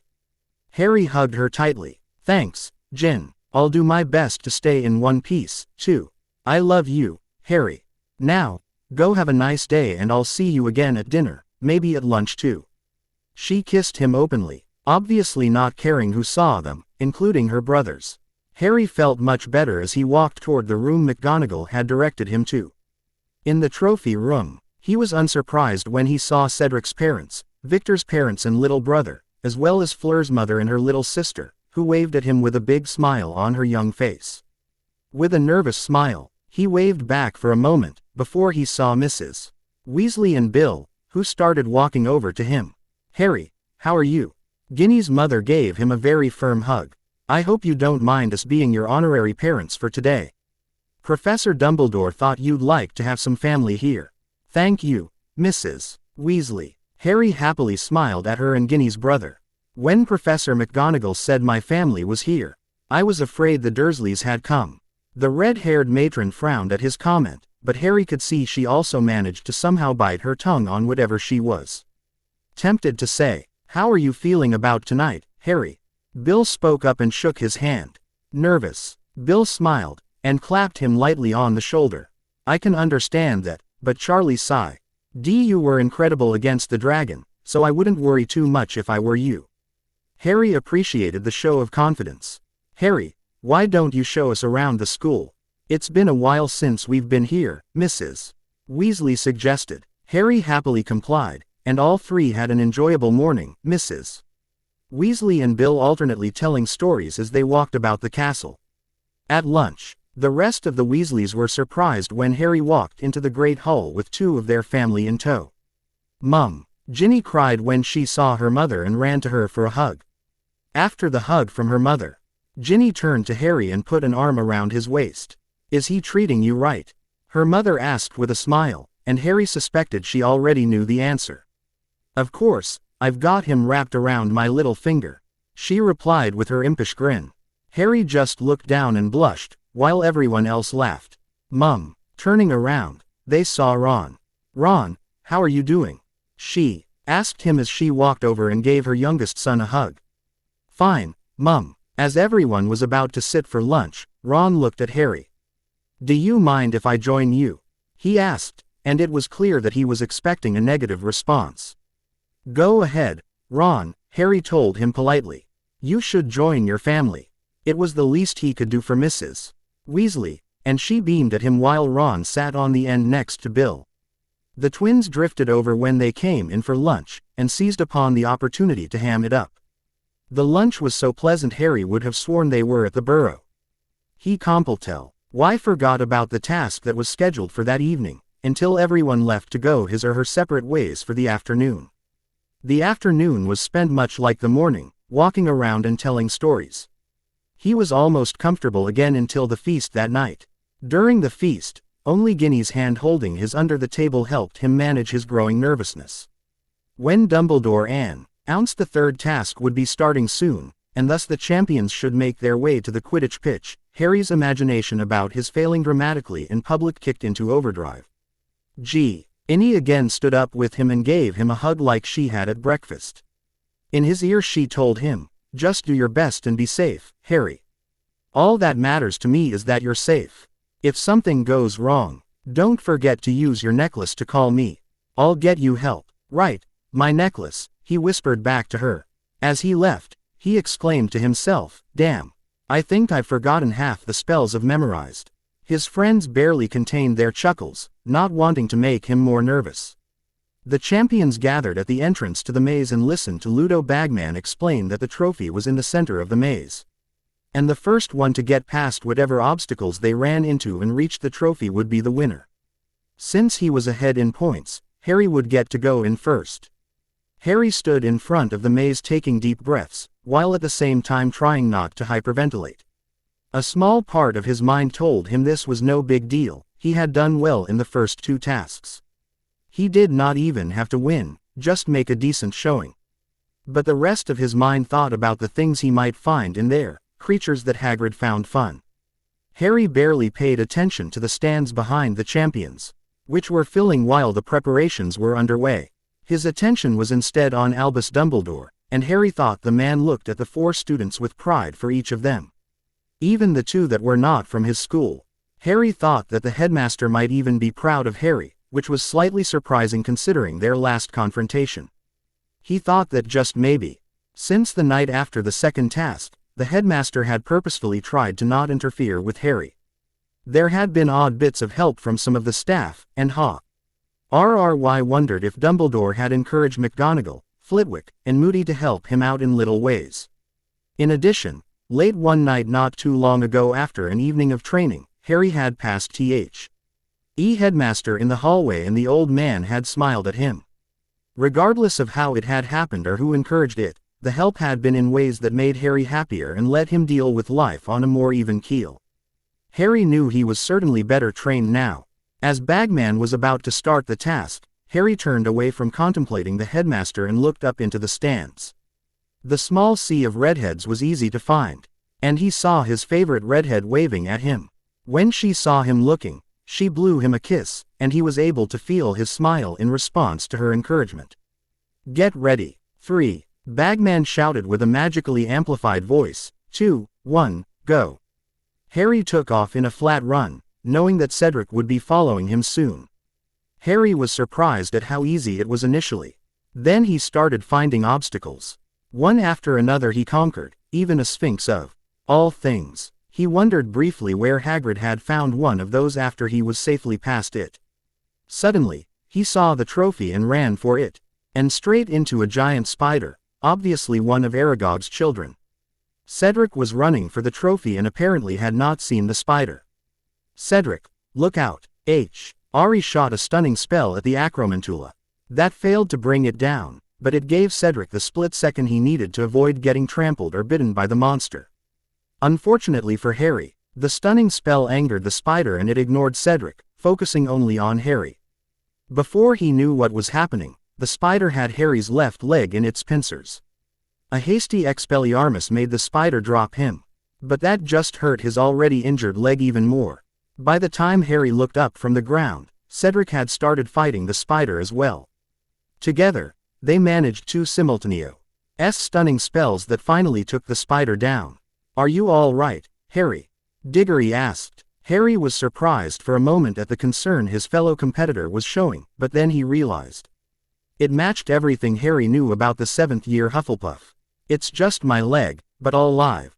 "Go on, Cedric, grab the trophy, you deserve it." Cedric looked at Harry and shook his head.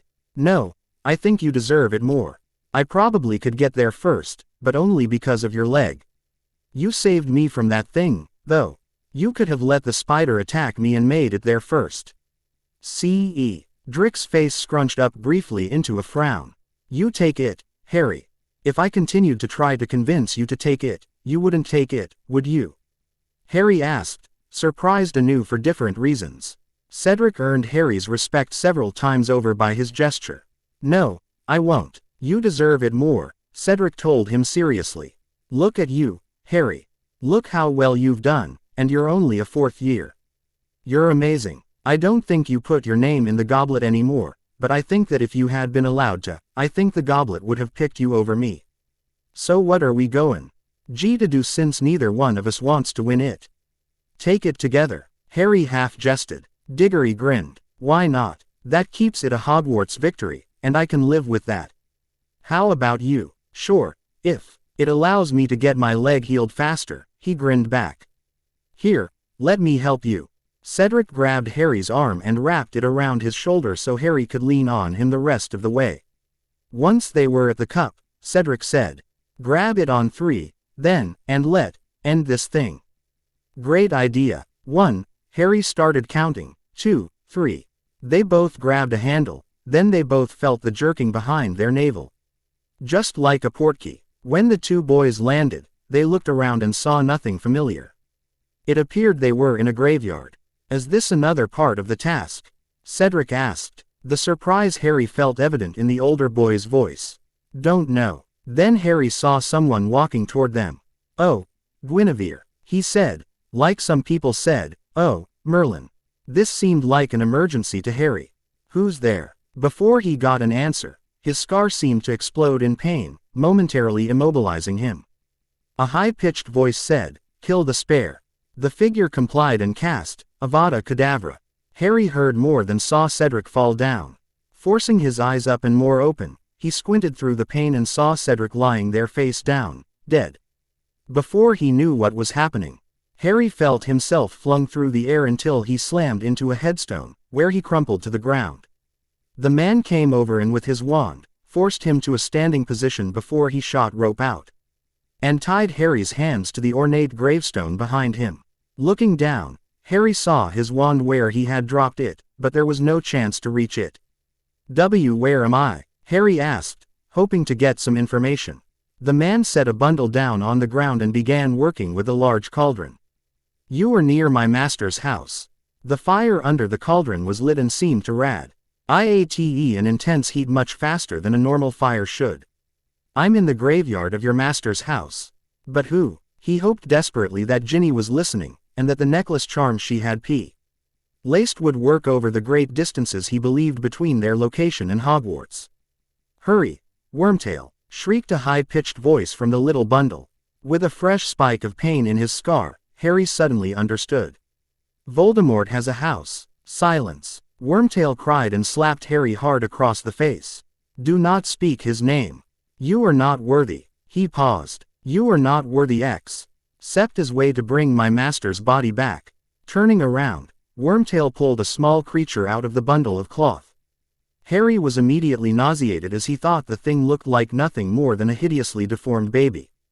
Wormtail slowly lowered the thing into the cauldron, and Harry started praying to any deity who would listen for the thing to drown. Wormtail used a spell to add a bone from Voldemort's father, taken from the grave Harry was standing on.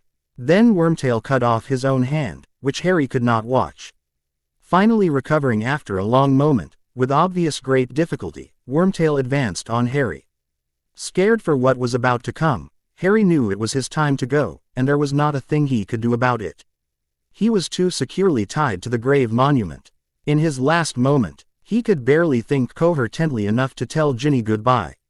"I'm sorry, Ginny," he murmured as Wormtail advanced on him with a knife, not considering his words.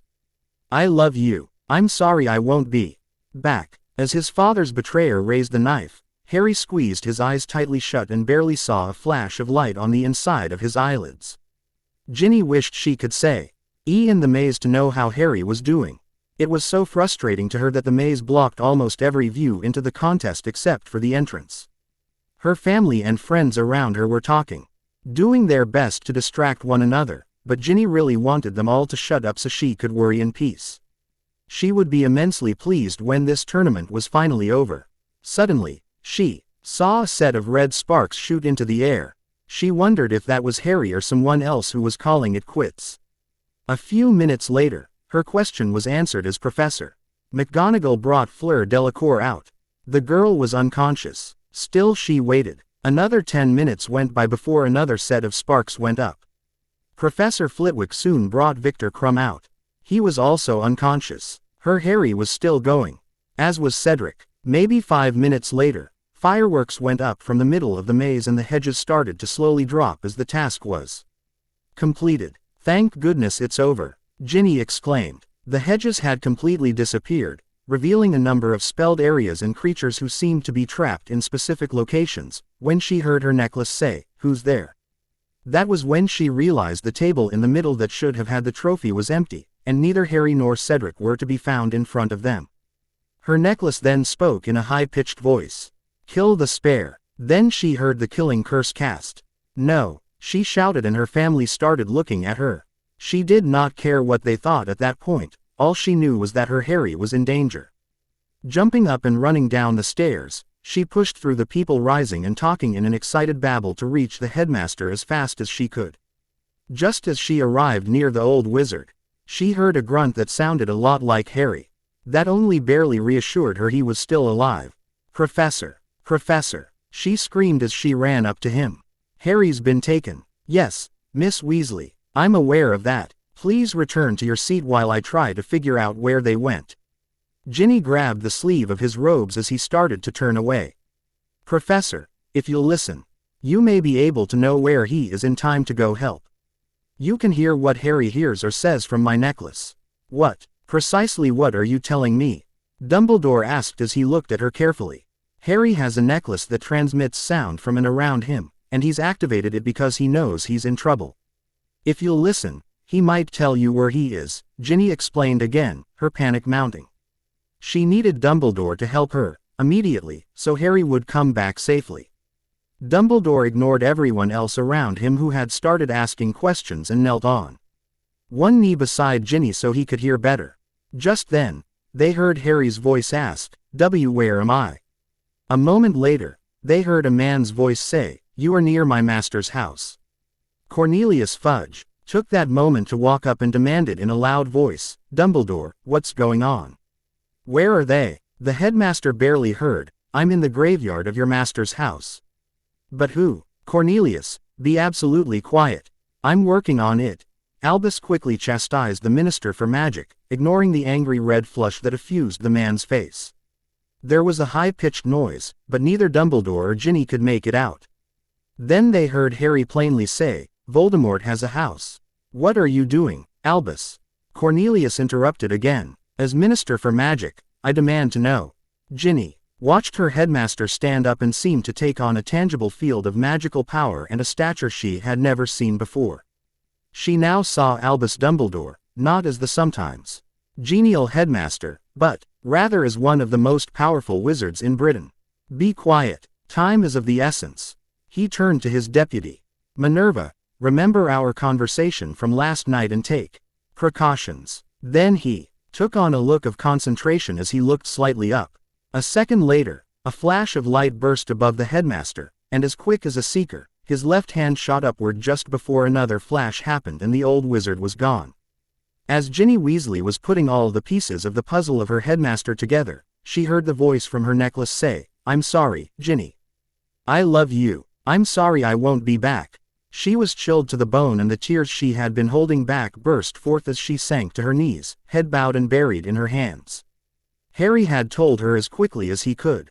But the thought of his death was unbearable.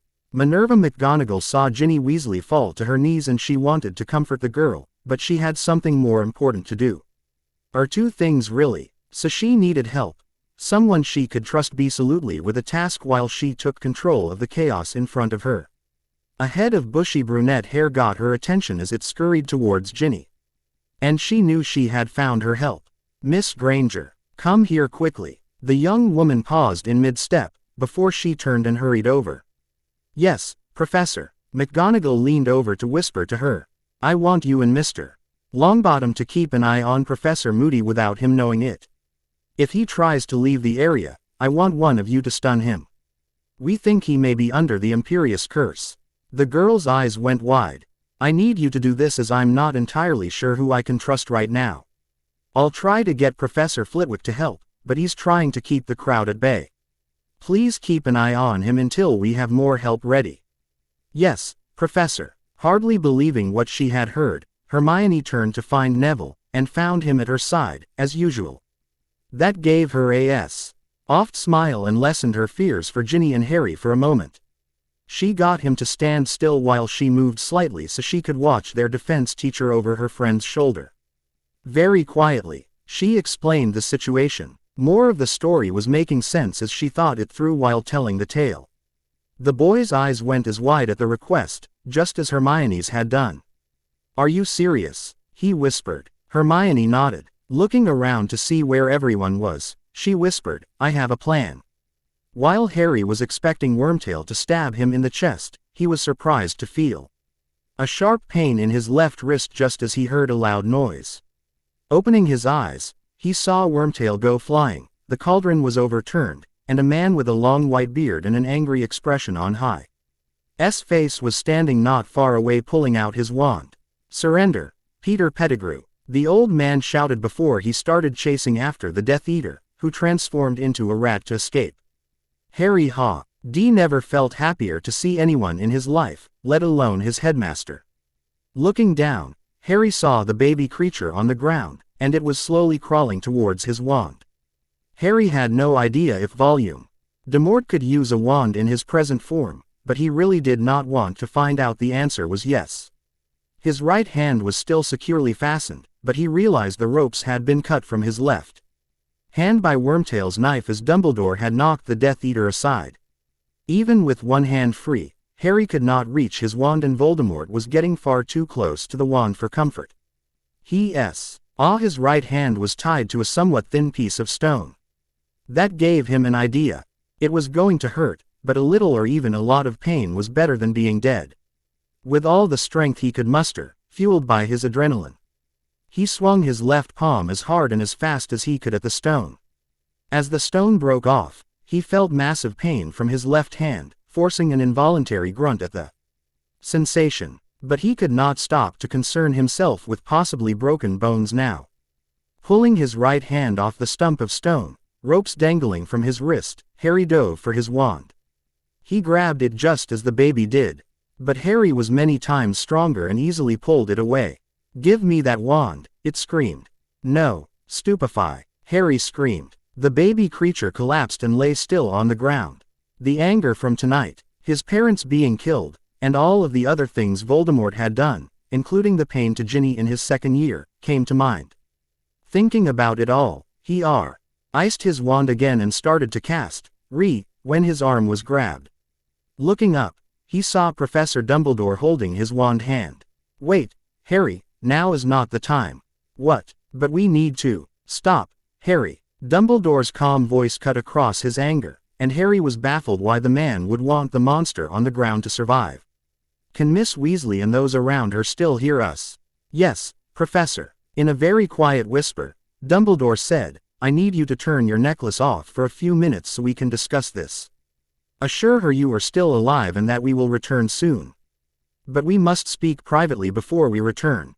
Harry finally nodded, exhaling slowly and faintly realizing that his body was throbbing with pain. Taking a breath, Harry said, I'm okay, Ginny, we're okay. We'll be back in a few minutes. I need to turn this off until then.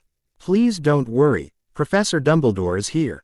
I'll see you soon. Goodbye, Guinevere. He looked up as his headmaster. It's off now, Professor. What's so important that we shouldn't get rid of Voldemort right now? Once and for all, it was immediately apparent that Dumbledore was at a loss for where to start, and Harry understood that this could be a very long conversation. But he also knew it needed to be done quickly, for his body was only going to take so much pain before shutting down. There are many things I could tell you, Harry. But the important ones are that I do not believe the circumstances are right to be able to completely kill Tom Riddle at this time. Do you remember the diary he created in his second year? Yes. Harry had a sinking sensation in the pit of his stomach, and he feared where the headmaster would take this explanation. Tom was trying to make himself immortal when he created that diary. I believe he has created other objects like it. Until we discover the truth, and all potential objects can be found and destroyed, we cannot completely be rid of him. Killing his body right now would only let him flee in spirit form again. Then what do we do? Harry asked, unwilling to just give up. I will transform Tom in his present state into a statue, and then we will hide him very carefully while we search for those objects Tom may have created. That will prevent him from doing anything more until we are ready to deal with him for the last time. When that moment comes, I promise I will let you rid the world of Tom Riddle personally if you wish. No one has more of a right to do so than you do, Harry. Harry had a feeling that the headmaster was omitting details about the situation, but the big picture was clear. As was their lack of an alternative. Harry considered that for a brief moment in silence, his pain growing and the disturbing scenery pressing on his consciousness. Okay, I guess that sounds like the right thing. I really do want to get rid of him. Where will we put him until then? I can't think of anywhere. Safe. Dumbledore smiled and his eyes seemed to twinkle in the low light. I know just the place, Harry, and I'm reasonably certain that only you and I will be able to go there. Let's take care of Tom, and then we can return and take care of the other matters here. He pointed to an unconscious and trussed-up Wormtail. Professor, why did you want me to turn my necklace off? Can't I tell Ginny this? I know she would want Tom dead too, especially after what he did to her. The old man smiled kindly. You may tell Ginny as long as you get her to promise to keep it all to herself. But tell me, Harry, do you trust Minister Fudge? No, nor do I, he was standing near Miss Weasley when I left. Were he to know we had Voldemort captive, he would almost certainly interfere. At the least, he may want to try to kill him, ultimately failing, which would make matters worse than they are now. Come now, let us hurry and no one else will be any wiser, as they will think we just had to fight a Death Eater. Dumbledore turned and with a wave of his wand and a spell Harry had never heard before, the baby creature turned into stone. It was still disturbing to look at, not the least of which was from the sheer ugliness.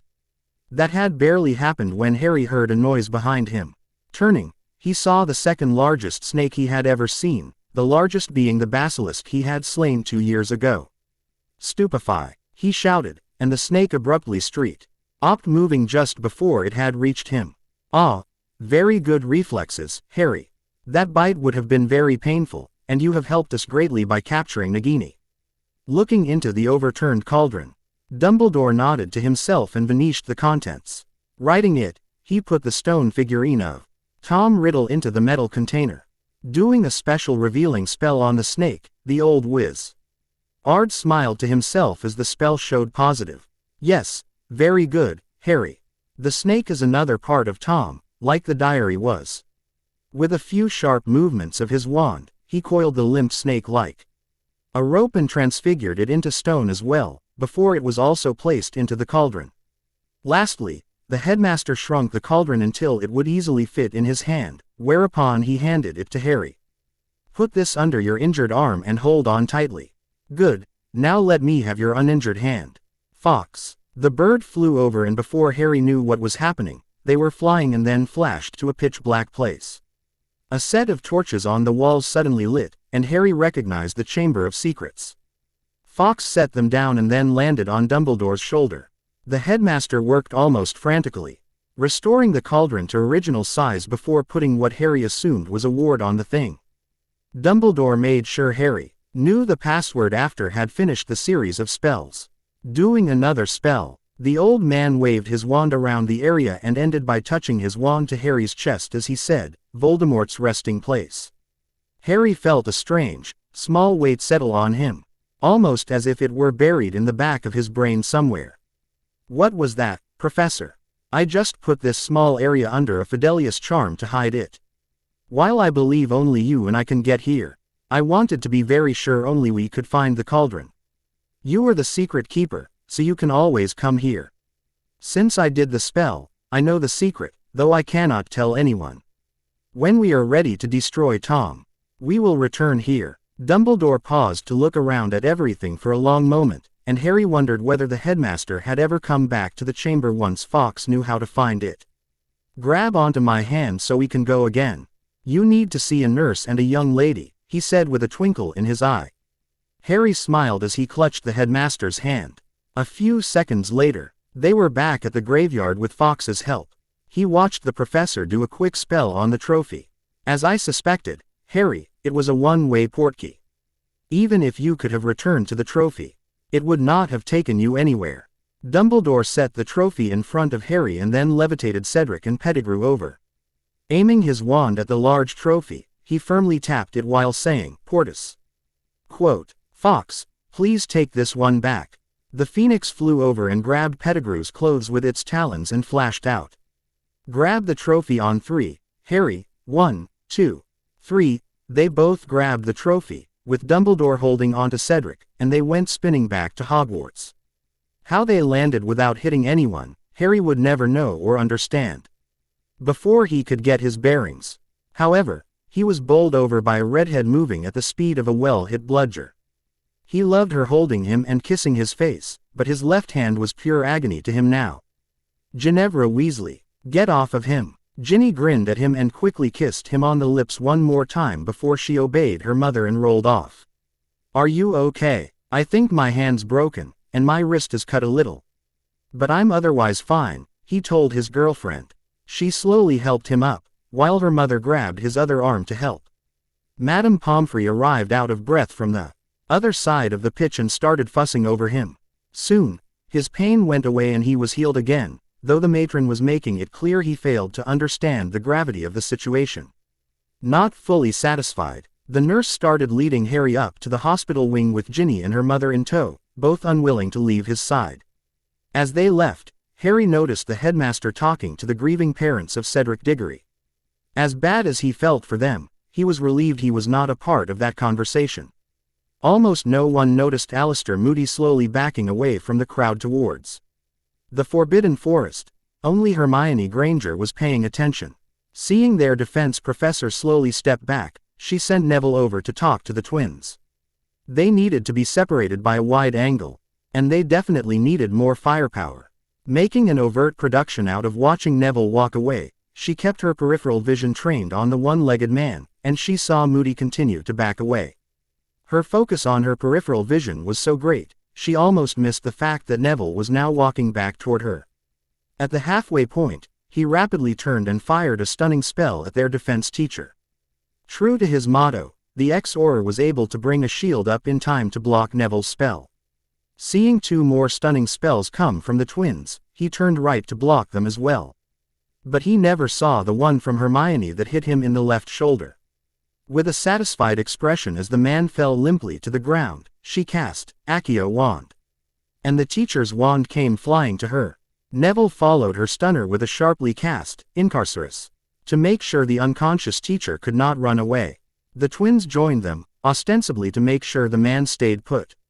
Although Hermione doubted their entire honesty and hoped to curb any excesses they had in mind, To her shock and dismay, a few minutes later the body at their feet started morphing. "Oh my, he's on polyjuice," Hermione exclaimed. She turned and ran towards the headmaster, who was talking with the Minister for Magic and Professor McGonagall. "Professor, come quick, we've caught a spy." A moment later, Barty Crouch Jr. lay on the ground instead of Alistair Moody. Wednesday the 28th of June. Harry lay in bed thinking deeply, having awakened from another nightmare. The sun had just started shining through the window to his dorm. And he guessed that breakfast was not due for another couple of hours. He still needed to pack, but he knew that would not take long. He now had the full story of what had been going on this year with Barty Crouch, both of them. Junior had confessed under Veritaserum before he had been taken away for another trial. Peter Pettigrew had also been taken away for a trial. The Minister for Magic could not deny their existence in front of so many witnesses. That forced the reluctant Ministry to acknowledge that Sirius was innocent of all the charges against him, the ones he never had a trial for. Harry hoped Fudge did not stay in office for long because of that injustice. After a protracted conversation with Sirius and Harry together, Dumbledore had given in and promised Harry that he did not have to return to the Dursleys ever again, though the old wizard still thought it was a good idea. As a compromise, he was going to put Sirius's house under the F. Idolius charm today while Harry was riding the train to London.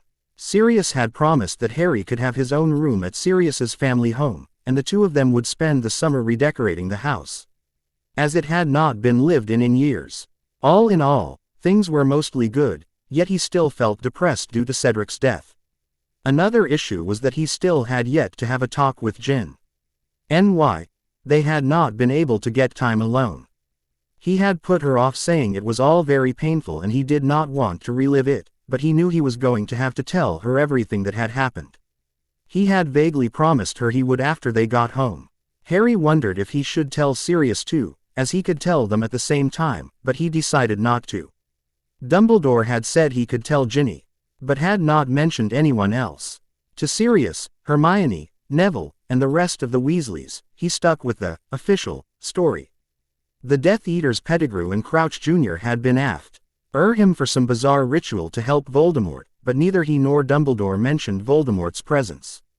Dumbledore had later quietly told him that he would start looking for other cursed objects that held parts of Tom Sue the day after school let out. Not able to find any other reason to delay, Harry got up and took a shower. Since the others were either waking or getting up, he opened his trunk and with a few waves of his wand to summon all of his things, they all jumped inside the trunk, though it was a bit haphazard as his concentration was weak. Grabbing its handle, he took it due WN stairs so it could be taken to the train.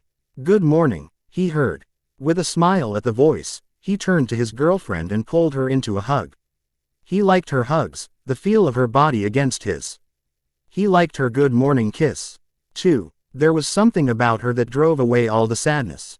The foursome had their own compartment on the train.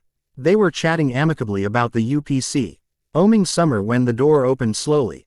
Ron stood there, watching them and shifting slightly from foot to foot.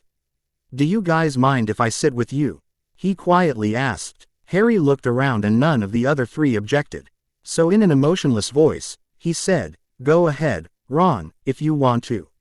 Ron nodded as he closed the door behind him. Not sure that he wanted to sit next to Harry and Ginny just yet, he sat down next to Hermione, who was holding hands with Neville. "When did you two start doing that?" he asked, careful to keep any feelings out of his tone of voice. "I asked her to be my girlfriend yesterday," Neville answered. "I know I'm slow, but I finally realized she likes me too, so I got off my duff and did something about it." "Oh, congratulations then." Ron tried to sound happy for them, and he mostly was. But Ron also felt slightly jealous of Neville. He would have to think about why that might be later, since right now he was focused on other things. After some more uncomfortable silence, Ron looked at his former best mate. Harry, I've been doing a lot of thinking this term. Staying in the 6th year dorm gave me a lot of time to myself." Everyone was silent. "Anyway, I think I see your point now, and I'd like to apologize to you for everything. I was wrong to accuse you of putting your name in the goblet." Ron exhaled for a moment, happy to finally start clearing the air. I also said a lot of, ugly things that weren't true to you as well as a lot of things I didn't really mean. I also acted, well, like a big git. Trying to fight you was pretty stupid too, I had no reason to. Ron consciously tried to relax his hands from gripping the seat too hard, surprised it was so hard to say this directly. Every time this year I've asked Ginny if she's happy, she's said yes. So I reckon you didn't deserve any of my anger there either. For what it's worth, Harry, I'm sorry for it all. Harry said nothing for a moment, although there was one thought running around his brain. Finally, out loud he asked in a plain tone, "Why, Ron? Why'd you do it? And why apologize now?" Ron shrugged. I don't know how to completely answer that. Like I said, I was stupid in not thinking about what I said before I said it. I was also, well, really jealous of you. You seemed to just get everything, you know. I almost apologized after the first task. I could see being in the tournament was no picnic, but something about you winning just made me angrier, and you looked like you had everything under control, which made me envious. I've got a real problem with anger, Harry. I've been having sessions with Madame Pomfrey about it all term. She's helped me understand it better, and I can control it most of the time now, but I still have more work to do there. Is that all? Harry asked, not sure what more he wanted, but also sure there should be something else. Yeah, I want you to know that I'd like to be friends again. I don't know if we can be best friends again or not. But I'd like to, well, to be your friend again. I consider you my friend. Harry looked at Ron, letting the silence stretch out. He had finally admitted to everything that had been bothering Harry, so forgiving him was possible. After a moment, Harry told him, I'll forgive you, Ron. We can be friends again, but it won't be like it was before. I can't go back to that. Actions do have consequences. Harry felt like he had been betrayed by a brother, and that was going to be hard to get over. I know, Ron agreed softly. Thank you, Harry. I really couldn't ask for more after what I did. And I know about consequences now, trust me. I'm still experiencing the consequences from this year, and will for a long time to come. Harry watched Ron turn to the girl next to him. Hermione, I'd like to apologize to you. I said some very mean things that I really had no business saying, and truthfully, did not really mean. I said them out of anger, though I know that does not make them any less hurtful. I won't do that again. I'm sorry, Hermione. Hermione nodded, but she could admit to herself that the hurt was still there. I'll forgive you too, but as with Harry, it won't be like before. That really hurt me. Their big argument still stood out in her mind. He had called her almost every name in the book when she had defended Harry, something she would never have expected from another Gryffindor, let alone one of her best friends. He had acted like Draco Malfoy towards her. That had made her not only drop him from best friend to acquaintance, but she had also purposefully stopped helping him. She refused to help with his homework and she had stopped partnering with him in class immediately after their fight. Of course, I understand, Ron told her. Thank you for giving me a second chance. Neville, I said a few things to you the night I was kicked out of your dorm room. I'm terribly sorry about that. I understand, Ron. Thank you for doing this. The brown-haired boy replied calmly. Lastly, Ron turned to his sister. Ginny, I'm not sure if I hurt you or Harry worse. I know I reacted to him more, but your family and I should never have turned on you or said what I did. I still think I should help to protect you, but I realize I went way overboard. Once you told me you liked Harry, I should have stopped. Will you be able to forgive me? Ginny was actually impressed. Her brother was showing that he was capable of caring about others, and even that he knew how to use his brain. Perhaps it was an overly late start, but he seemed to be trying to make amends for that. Maybe he would grow up after all, she thought. Why did you do it, Ron? Who said you needed to protect me from boys? Ron shrugged. No one, but I'm your big bro. There, and I think that's what all big brothers are supposed to do. And that was your biggest mistake, Ron, Ginny told him. You did not ask me if I needed protection, and then tried to run my life for me. I'll forgive you, Ron. But like Harry and Hermione, I'm going to watch you carefully. And if you hurt Harry or Hermione again like you did before, so help me, you better hope Mum and Dad are there to protect you. Because family or not, I will not let you have the opportunity to do that again." Ginny was further impressed that Ron held her gaze as he quietly told her, "Of course, I would expect nothing less." And Ginny realized he truly had expected exactly that from her. He must have remembered she was passionate about whatever she did. Their past history together should have made it clear that if she loved someone, she would protect them with her last breath. Unfortunately, she admitted to herself, her temper tended to cause her to pursue revenge too, even if it took her last breath. Motion caught everyone's attention, but while Ginny was recognizing who was outside their door, Harry acted just as Draco Malfoy arrived at the door. Whipping out his wand, Harry put a locking spell on the door that he normally would not have learned until his 7th year. Ginny immediately recognized it from their training sessions, and she knew it was a spell that a simple Alohomora would not undo. He had barely finished when Ginny decided to add to it, and she shot an unbreakable charm at the glass. Almost instantly after her spell hit, one from Hermione conjured curtains for the W.I.N.D.O. so they would not have to look at Malfoy's ugly face. "Now why haven't we done that in the past?" Neville asked with a laugh. "Because 4th years should have known only the spell Ginny used. Of course, the locking spell Harry used and the conjuring of the curtains are only learned in Newt level charms class, so most of the school will never learn them," Hermione explained. "But I think we'll start doing this every ride," Harry proclaimed with satisfaction. "The trip seems better already." Ron watched Harry pull his hand out of Ginny's and then put his arm around her shoulders to snuggle her in closer to him. Then they started whispering to each other. He could not hear what they were saying, but he could see smiles on their faces. They looked like normal teenagers and appeared to be genuinely happy together. Looking over, he saw Hermione pull out a book and Neville leaned over so he could read it with her. The little jealous thoughts returned and he recognized them for what they were. As he pondered why he was jealous, which Madame Pomfrey had taught him to do, he realized he was jealous of Neville because he, Ron Weasley, somewhat fancied Hermione. With all the fighting they had engaged in with each other over the years, that was so strange to think about that he almost fell off of the bench. With a sigh, he realized that was yet another boat he had missed this year. Either Neville would change his mind, and Ron could have a chance someday, or else Ron knew he would find someone else he liked. Either way, he could not do anything about it, so he closed his eyes and tried to take a nap. He knew he would be home all too soon, with more music to be faced. As the train pulled into the station at King's Cross, the 5 friends got out to find their parents or guardians with hugs of welcome. Harry was happy to see Sirius there, standing in the open. "Hey, kiddo, Sirius, you made it." Harry let go of Ginny's hand to give his godfather a hug. Harry saw Ginny use that time to hug her mother. As they both took a step back, they seemed to gravitate back to one another, and Harry clasped her hand in his again. "Of course I made it.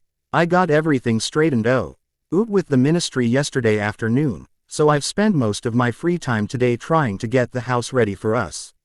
I hope you're up to a lot of work this summer, because it hasn't been lived in 10 years. And there's no telling what we'll find in there as we clean and redecorate." Harry grinned. "Sounds like an adventure." He lowered his voice. "Will I get to use magic?" Sirius smiled and nodded. "The house is unplottable and has so many security wards over it, the ministry can't tell who's doing what in it."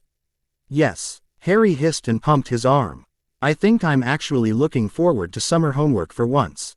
While Sirius laughed, Ginny asked, "I'll get to come over too, won't I?" "Of course," Harry said without thinking. Then realizing how fast he had answered, he looked at his godfather. And he knew his expression had to betray his emotions. The look of mischief on Sirius's face made it clear he was very tempted to say no just to tease him, but Harry was happy that something stopped him. "Of course, Harry, she and all your friends are welcome to come visit you. I'll just need to add them to the access list. However, it might be good to postpone their coming for at least a week. I'm not sure how safe the house is for visitors. I've only managed to make a few rooms ready. Before we go though, silently read and memorize this." He showed his godson a note he had just pulled out of his robes. In Sirius's writing, Harry read, "The most noble house of Black may be found at number 12 Grimmauld Place in London. When Harry had finished, Sirius also showed it to Ginny and Ron, as well as their mother. And finally to Neville too. After all of Harry's friends had seen it, Sirius pulled out his wand and vanished the paper.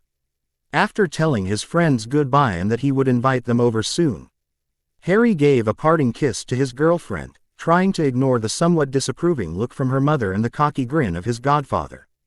After he promised Ginny that he would write her as soon as possible, Harry grabbed his owl cage and trunk.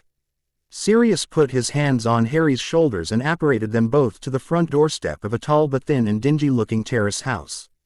After registering Harry's look upon viewing the exterior of the house, Sirius explained while Harry just stared. "It's seen better days, Harry. I think it will take us most of the summer to get it restored. But that could be fun since we get to use magic. Oh, and don't worry about Muggles, since they can't see the house. Now, I meant it when I said it would take at least a week to get more parts safe for guests. There's some scary stuff in there. Get your wand out, Harry, and be ready for anything." Sirius waited until Harry had pulled his wand out, then he opened the door and pulled Harry's trunk inside. Harry followed Sirius, carrying Hedwig in her cage.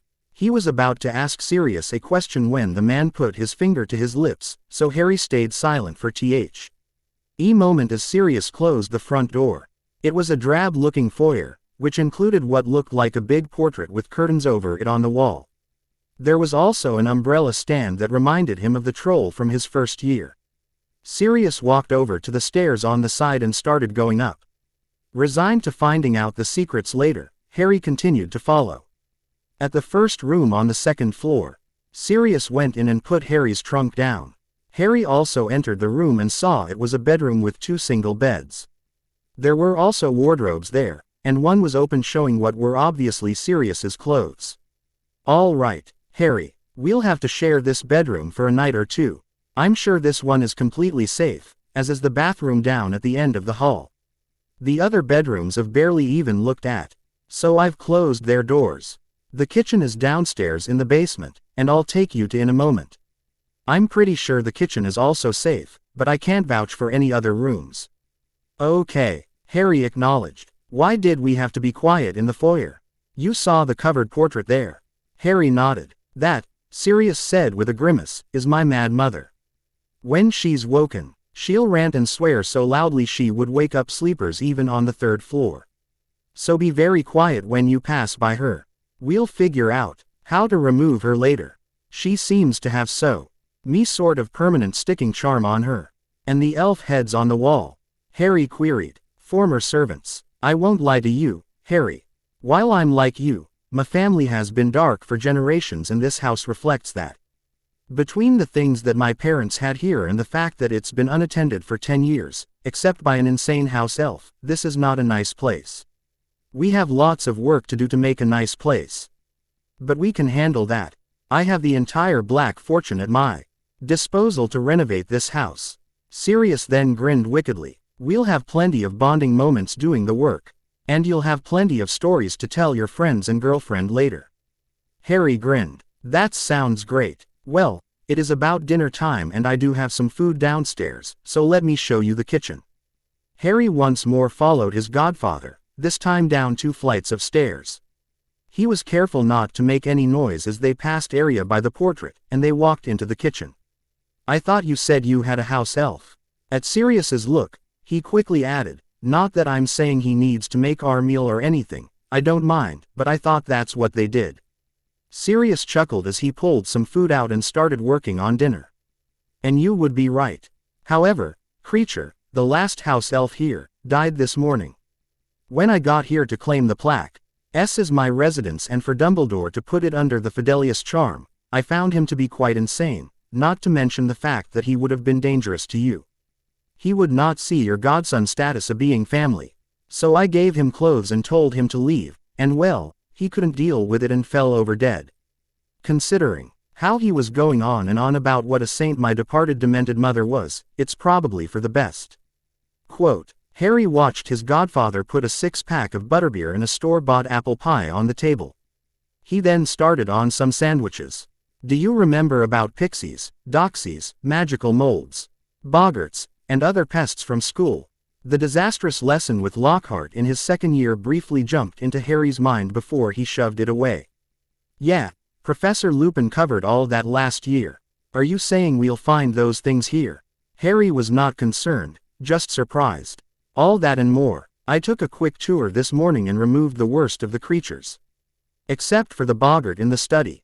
We'll clean the house one room at a time, then after it's all clean and safe, we'll start the redecorating. Sirius moved to the table with the sandwiches, setting the plates down. I can't wait to get rid of all the snake symbols around the house, either. Perhaps we can find some lion handles and other hardware to replace them with. Bon appetit. Harry saw 2 sandwiches that were easily taller than his mouth was going to be able to bite. Harry thought that one of these things was easily equal to 2 at school given how loaded with stuff it was. After dinner, Sirius gave him a short tour, which ended with them starting work on another bedroom. Harry thought that starting was hardly apt, as there was still far more to do by the time they both were tired and went to bed. Thursday the 29th of June. Sirius awoke with a start. Being wakened by screaming was not uncommon while living in Azkaban, but he did not think that should be normal for his godson. No, Harry was screaming again, over and over. Jumping out of bed, he went over and grabbed his godson, not only to wake him, but also to protect himself from Harry's flailing limbs. Harry, he shook him lightly. Harry, the boy's eyes flew open wide as his screaming stopped. As gently as he could, Sirius told him, "It's all right, Harry, you're safe with me." Sirius let go of his godson. As soon as he saw a look of embarrassment come over the boy, Harry turned over and buried his face in his pillow. Looking at the clock, Sirius saw it was nearly 6 in the morning. Deciding it was best if he said nothing at the moment, he went back to sit on his bed, not returning to sleep. He watched Harry lay there, obviously not sleeping either. After a few minutes, Sirius softly asked, "I remember in prison how everyone tended to sleep more or less like that, Harry. Do you want to talk about it?" Harry shook his head, still facing the wall. Sirius decided to just let him be for the moment. But he also resolved to not let it go for long without helping his godson work this out. An hour later, Sirius decided that laying about was not helping and got up, heading to the bathroom. A hot shower helped his frame of mind, and he felt a little more relaxed. When he went back to the bedroom, he saw Harry was still staring at the wall. Digging through his clothes, Sirius pulled out some new jeans and a shirt he had bought yesterday, putting them on. "Harry, if you're not going to sleep, why don't you get up and take a shower? When you're done, I'll have breakfast ready and then we can work on the house for a while. I think if you keep busy, you'll be fine soon." Or so Sirius hoped, as he could easily guess at the source of the nightmare. It took a few minutes, but Harry did get out of bed and headed off to the bathroom. Sirius went downstairs to start breakfast with a sigh, wishing he could make Harry feel better. A full breakfast did not seem to pull Harry out of his funk, which made Sirius a little more concerned. Working on the bedroom they had started cleaning did not help either, and Sirius thought Harry had a bad case of the motes. Sirius was surprised at how unlike yesterday everything was. Then Harry had seemed reasonably normal. They had finished cleaning the bedroom by noon, so Sirius said, "Harry, since this is the largest of the extra bedrooms, why don't you move your stuff in here? I'll stay where we are now until the master bedroom is ready for me. When you finish moving your things, come downstairs and I'll have lunch ready for us, okay?" Harry nodded and silently went across the hall to where he had slept last night. Sirius went downstairs. He had to do something for Harry. He loved the boy too much to let this go on, but he was unsure about what to do. By the time he reached the kitchen, he had an idea of who would know what to do with a moody Harry. Throwing some flow powder in the fireplace, he called out, "The burrow," and stepped in. He came out into the Weasley living room completely covered in soot. He was going to have to get the flow cleaned back at Grimmauld Place, for the ash level was simply disgusting. With a wave of his wand, he was clean again.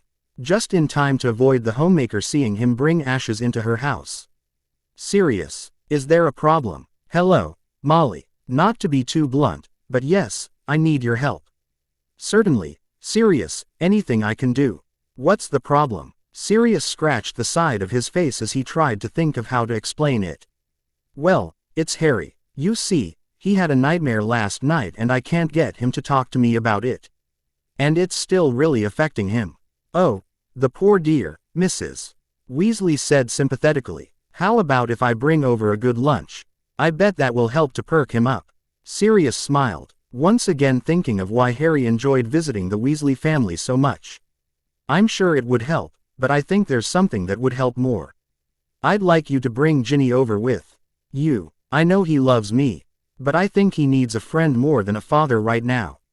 Why don't you bring him over here and have lunch here, instead? They can talk then. Ron's here too, Molly suggested. Thank you, Molly. You have a heart of gold. We'll be over in a few minutes. He turned and left, catching Molly smiling and leaving the room as he stepped into the flow. 10 minutes later, Ginny watched her boyfriend come out of the fireplace. It took all the control she had not to laugh at all the soot and ash on him. Sirius came out right behind him and cleaned them both up. Ha, RRY. She went to him and saw his face brighten. After they finished kissing, she saw that they were alone in the room. Are you okay? Sirius told Mum you weren't feeling well. I'm fine, he told her flatly.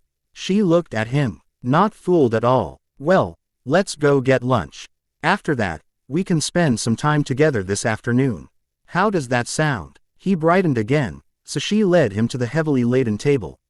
She thought her mum had gone a bit overboard considering there were only 2 guests, and not 10, but then her mum thought everything could be fixed with a hearty meal. Ron and the twins were there at the table, and they all gave chipper greetings to Harry. The conversation was very animated and Harry finally started to look fairly normal to her eye, though she knew he was still upset about something. After they finished a blueberry cobbler, Ginny stood and pulled on his hand. Harry, let's go for a walk in the back garden. You can tell me about your new home with Sirius. He stood to go with her, and she could feel the tension in his hand. As Ginny started to lead Harry from the table, she heard her mother. Ron, do you want to go with them? Ginny was sure her mother did that for a couple of reasons. She was obviously used to Ron being around Harry, knowing the two used to be best friends, and Ron and Harry still appeared to be friends since they had not fought on the platform. In addition, Ginny was almost certain that her mother felt a bit more comfortable with Ron joining them, like a chaperone. No, Mum, I think it needs to be just Harry and I, Ginny said. And pulled her boyfriend out the back door. Molly stared after her daughter, surprised that Ginny would be so pointed and abrupt with her. It's probably best that way, Mum, Ron said into the eye lens. If something is really bothering Harry, he'll probably tell her, but he wouldn't tell me. But Ron, you two used to be such good friends, and I thought you two had worked out whatever was in the way of your friendship. Yeah, we did. It was just too late for us to be good friends, let alone best friends, Mum. We're not either right now. You know what I did. Ron hung his head. I'm not proud of it, and I'm used to this now. It will never be the same with us again. I made too many mistakes that hurt too deeply. Molly looked to the twins, who were serious for once, and received confirmation with identical nods. In the back garden, Ginny led Harry on a meandering course, not really paying attention to their surroundings, focusing primarily on getting Harry to relax a bit.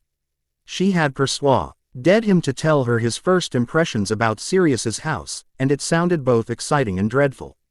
She wondered if she could go over and help, not only to be with her boyfriend, but because he said she could also use magic over there, and that would be fun.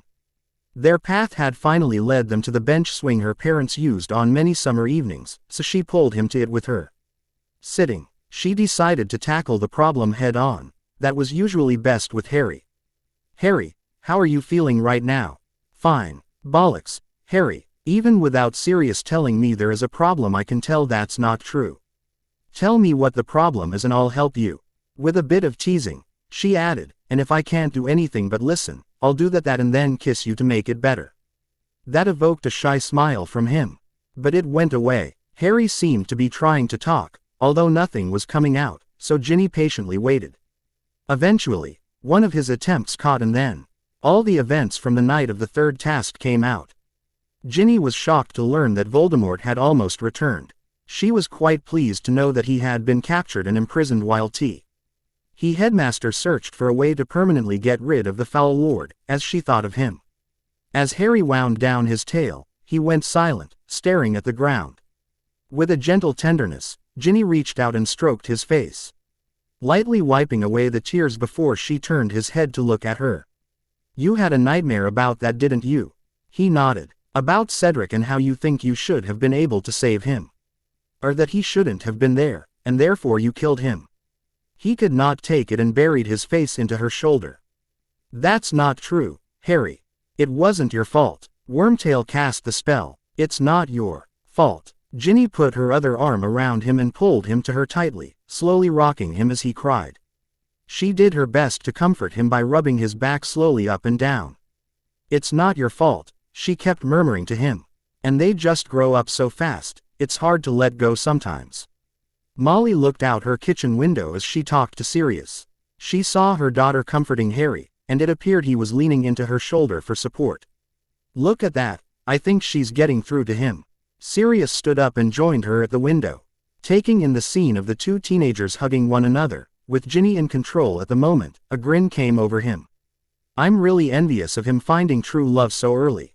Molly almost ate her neck off. She looked at Harry's godfather so quickly. I may not know Harry as well as I'd like yet, Sirius commented, but I recognize the signs. He's just like his father after Lily started going out. James. I'd bet my entire vault that by the time those two finish school, you'll be planning a wedding for them, Molly. It was obvious to her that he was still lost in old memories, unconscio. Usly drifting to the stove and pouring himself another cup of tea before returning to the table. Slowly coming over to join him, Molly also took a seat. Her mind was reeling with that thought Sirius had so casually tossed out. They can't be that serious. She's only about to turn 14. His barking laughter split the air, causing Molly to come back into the present and look at Harry's guardian. Don't worry, Molly, I promise. I'll help to make sure they don't get married before they finish school, but I'm willing to bet they won't date anyone else. Harry has the look, and I don't think old cry on any girl's shoulder unless he was very serious about her. That's a level of comfort that would be very special to him. Ginny kissed his forehead gently and then his lips as Harry got himself under control. Thanks, Ginny, she heard him say, but there's one more thing. Of course, Harry, you don't even need to ask, she promised him. I won't tell anyone, not Neville, or Hermione, or even Ron. Thanks, Ginny. He sat up straighter now and pulled her to him, wrapping an arm around her back. I don't know what I'd do without you. You wouldn't have nearly as much fun, she coyly told him. Which caused him to squeeze her tightly for a brief moment in agreement. Now that you're feeling better, let's go back in and have Sirius take us to your house. I'll go back with you to help you clean. I bet I can come up with some redecorating ideas, too. With a genuine smile on his face, which Ginny was happy to see again, he helped her up and they went back inside. There, they found her mother and his godfather sitting at the table and talking. At their entrance, Sirius asked, feeling better? Harry answered, yeah, thanks to Ginny. Ginny noticed that her mum was looking them a bit differently now. But she was unsure whether it was a good type of different. Harry seemed to pick up on the expression as well, as his voice became very uncertain. Ginny had the idea she could come back with us and help us clean. She said she might give us a few ideas on what to do with the house, too. Is that okay with you? Ginny was not sure who he was directing that question to, but she decided it was probably to both of the adults. Sure, I don't have a problem. We'll all have to stick together, Sirius told them as he got up. Thank you for the tea and conversation, Molly. Anytime, Sirius. Would you mind if I came too? Perhaps my experience could be helpful, Mrs. Weasley suggested. Ginny thought that her mum was probably curious about the house, but it was almost certain that she also wanted to keep an eye on her. Why not? The more the merrier, Sirius agreed as he turned to go. I'll join you in a few minutes. I need to tell Ron and the twins I'll be gone for a few hours. Molly muttered under her breath, I may need to lock Ron's door to protect him, too. A few minutes later, all four of them were working on the living room. It was the first time Ginny Why had ever been allowed to clean with her wand, and she was actually enjoying it, at least compared to cleaning at home. Considering how much mischief the twins had gotten into at home, the girl started to wonder if she could get away with using magic to clean there, too. Considering how much magic the twins' pranks required, maybe at home her spells would not be traced to her because she was in a wizarding house where adults lived. She would have to try it once to see. Even if she was found out, that would be worth a warning to know, just in case she could use magic after all and her parents had purposefully not told her. Over the next 2 weeks, Ginny continued to go over to see Harry after her chores were done at home. To her consternation, she rarely went alone. Normally, her mother sent Ron over too, and occasionally even the twins. The twins and Sirius got along wonderfully, so she and Harry would use those opportunities to their romantic advantage. All in all, it was turning out to be a wonderful summer in Ginny's opinion, and based on Harry's grin whenever she saw him, she was far from alone in that thought. I suspect you can now see why I have not planned to write any other years within this story universe. There is no reason for the Ministry to send Umbridge to Hogwarts. Voldemort is not a problem. The remaining Death Eaters are like they have been for the past 14 years, hiding and or trying to be normal, and there can be no new Death Eaters. In fact, the only real problems Harry will have will be any of his own making, verbal abuse from Snape, and any annoyances Draco Malfoy creates, which are relatively minor in the whole scheme of things. So the other years would be pretty boring emo. When I first wrote this story about 7 months ago, I was so proud of myself for having a unique resolution to the third task. Alas, about a month later, while I was searching for a beta, Intramet published CH17 Alt of Fate's Debt, with a conceptually similar ending. He'll teach me to not to congratulate myself on cleverness ever again. Smiley face. All we have left is an epilogue which I'll use to tie up the loose ends, as well as to jump forward in time a little to show you how life goes on. Epilogue. Chapter 6. Epilogue. Tuesday the 1st of August. Harry was having breakfast with the Weasleys. He had enjoyed a wonderful birthday party at the Burrow last night, and Sirius had let him spend the night. While he might have stayed in Bill or Charlie's old room, he had slept in the same room as Ron for the first time since last December. He was willing to bet it was because Mrs. Weasley felt that was more proper since Ron could keep an eye on him, though she had not used those words. She had said she thought he would be more comfortable there, but he was sure it was for her comfort. He supposed it was the price to be paid for dating her daughter. As they were finishing up an excellent breakfast, 4 owls came in the window and settled on the table. The 4 Weasley teens removed letters from the owls' legs. "Our school letters," Ginny exclaimed, before she looked at Harry. Harry shrugged, not particularly concerned over the lack of a letter. "Mine's probably at home." "Well, go get it. I'll wait," she told him. Laughing at his girlfriend's demand, Harry jumped up and flowed home. When Harry returned less than a minute later, he noticed that the twins had already ripped open their envelopes. But he had expected as much. They had no need or desire to wait on him. Ron waited with his sister, though Harry thought he saw a sad look on Ron's face. It looked like Ginny was also aware of her brother's peculiar expression, and he thought she might be about to ask him about it, but his return interrupted her. Mrs. Weasley was standing there, obviously waiting for the report. "Well?" she asked as Harry sat down. "Sorry, Mum," Fred started. "We're in 7th year next year," George continued the joke. The woman rolled her eyes at their antic and let it go. She looked eagerly to the other 3. Spying Harry's slightly thicker envelope, Ginny urged him, "Well, go on Harry, open it."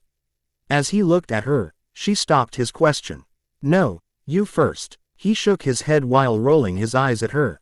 But that got him lightly smacked on the back of the head while he opened his letter. As he pulled the report out, a badge with a large P on it also came out. "I knew it," Ginny squealed and threw her arms around Harry. "Congratulations, Harry." He smiled at the prefect badge, although he was somewhat surprised to see it. The twins started teasing him until their mother glared at the pair. "Congratulations, Harry," she told him. Harry thought that she sounded faintly disappointed that Ron was not picked, but he thought that after the events at Christmas, she probably had not really expected Ron to become prefect. Harry also knew that Ron did not keep his grades up enough, though he tried to hide that fact from everyone.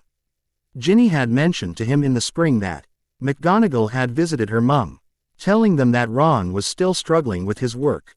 "Your turn, Ginny," Harry told her. Nervously opening the envelope, she said, "I bet Hermione got picked as the girls' prefect. We'll have to owl her and see." Hardly breathing, she pulled out her letter and started reading.